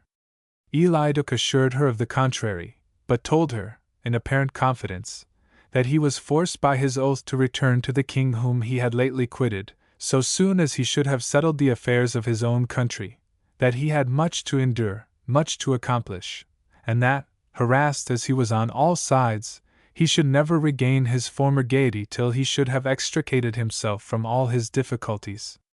In the meantime, his mere name had inspired the enemy with alarm. His reappearance at the head of the armies brought back victory to the royal standard. He saw and seized the moment of making an advantageous peace, and having done so, prepared for the execution of a more pleasing enterprise. Taking with him only 2 nephews, a chamberlain and a trusty squire, all of whom he swore to secrecy, he embarked for Loegria, stationed his vessel at some distance from the harbor of Totnes, and landing his chamberlain alone, and in disguise sent him, with secret instructions to the princess.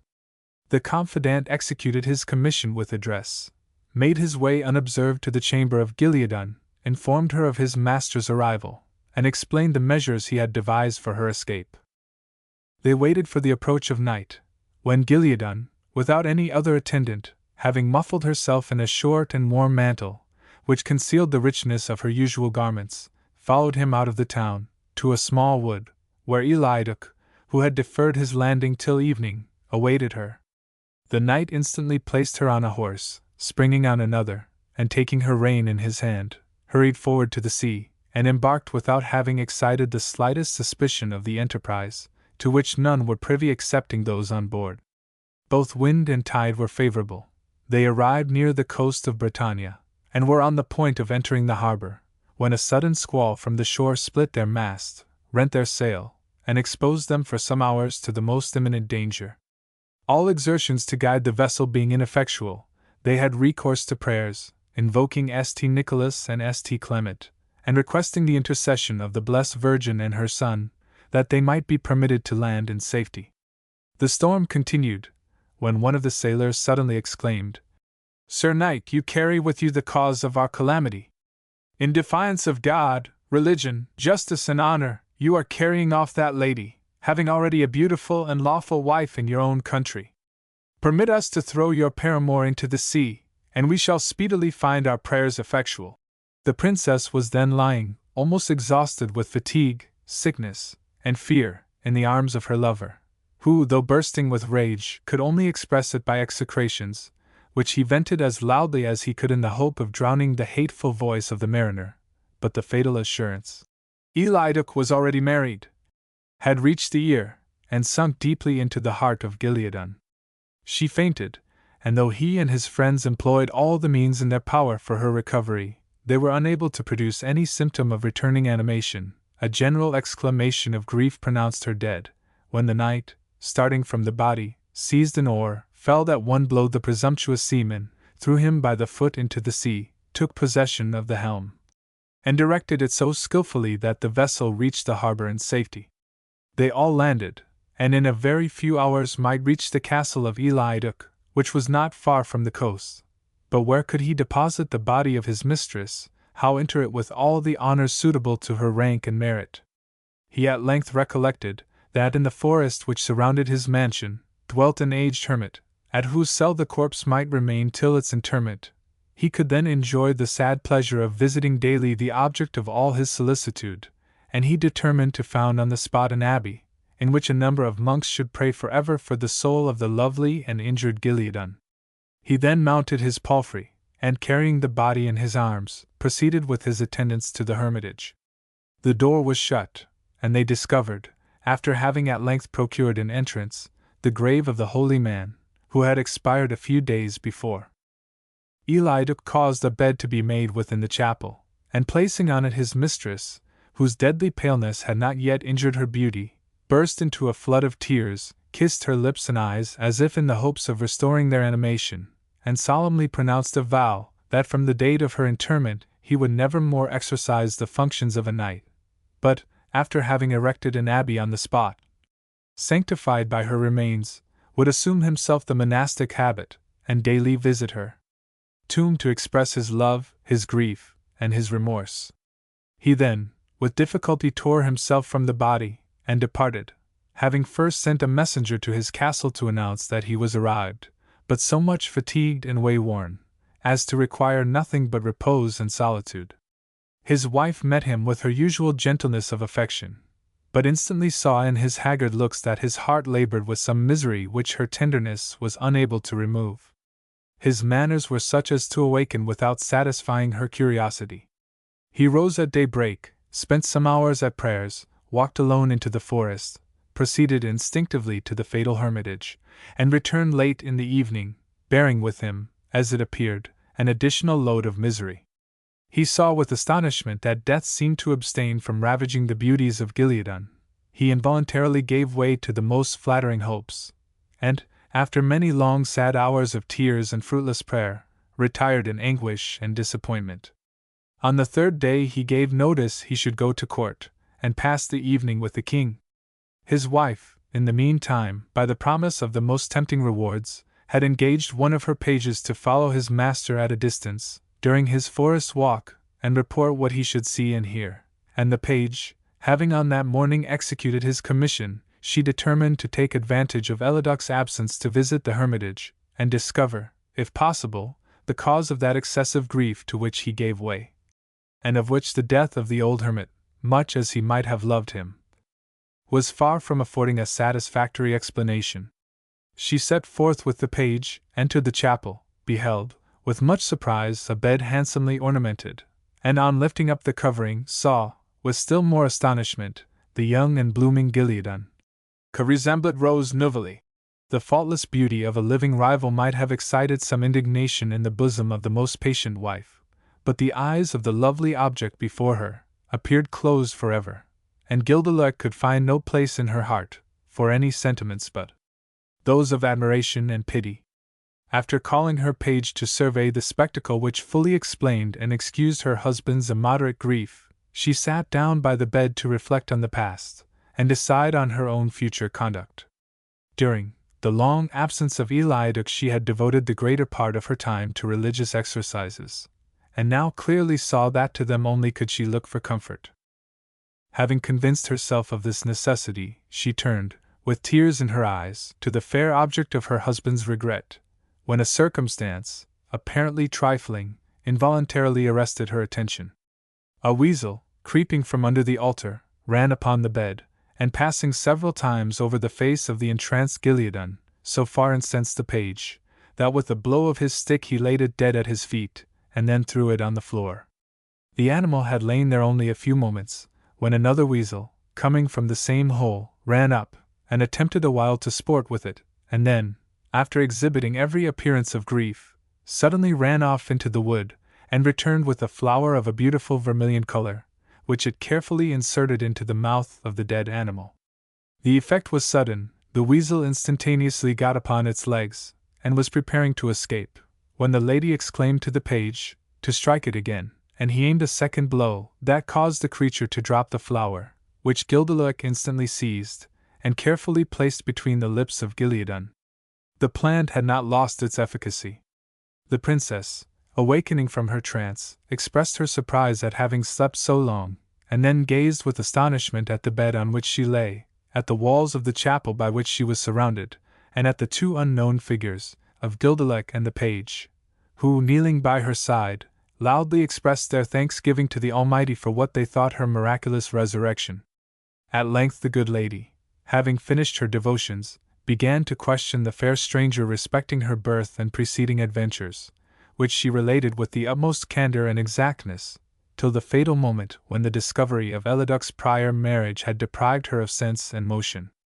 The rest was better known to her hearers than herself, and Gildeluec, more and more charmed with her innocence and frankness, after avowing herself, lost no time in comforting her, by the assurance that all her hopes and wishes might now be speedily gratified. "Your youthful beauty," said she, "might captivate any heart, and your merit will fix forever that of Eliaduc, who is unalterably attached to you, and whose grief for your loss was such as to preclude all hopes of consolation. It is my intention to take the veil, and abandon all claim to those affections which are estranged from me forever. In restoring you to the now wretched Eliduc, I shall promote, by the only means in my power, that happiness to which I have hitherto been the unintentional obstacle. Gilliadan consented, with silent gratitude, to accept the sacrifice so generously offered, and was united to her lover as soon as the solemn ceremony had taken place, by which Gildeloic consecrated the remainder of her days to heaven, in a nunnery erected and endowed by her husband, on the site of the ancient hermitage. Their union was followed by many years of happiness, and they closed a life of charity and benevolence by following the pious example of Gildeloic, who received Gilliadan into her order, while Eliduc took the cowl in a monastery, to the endowment of which he dedicated the remainder of his worldly possessions. From the adventure of these three, the old jaunty Bretons, the ancien Breton courteous, formed a lay to transmit to future ages. Footnotes 83. La belle chambre in Courtenay liad li asts delivery.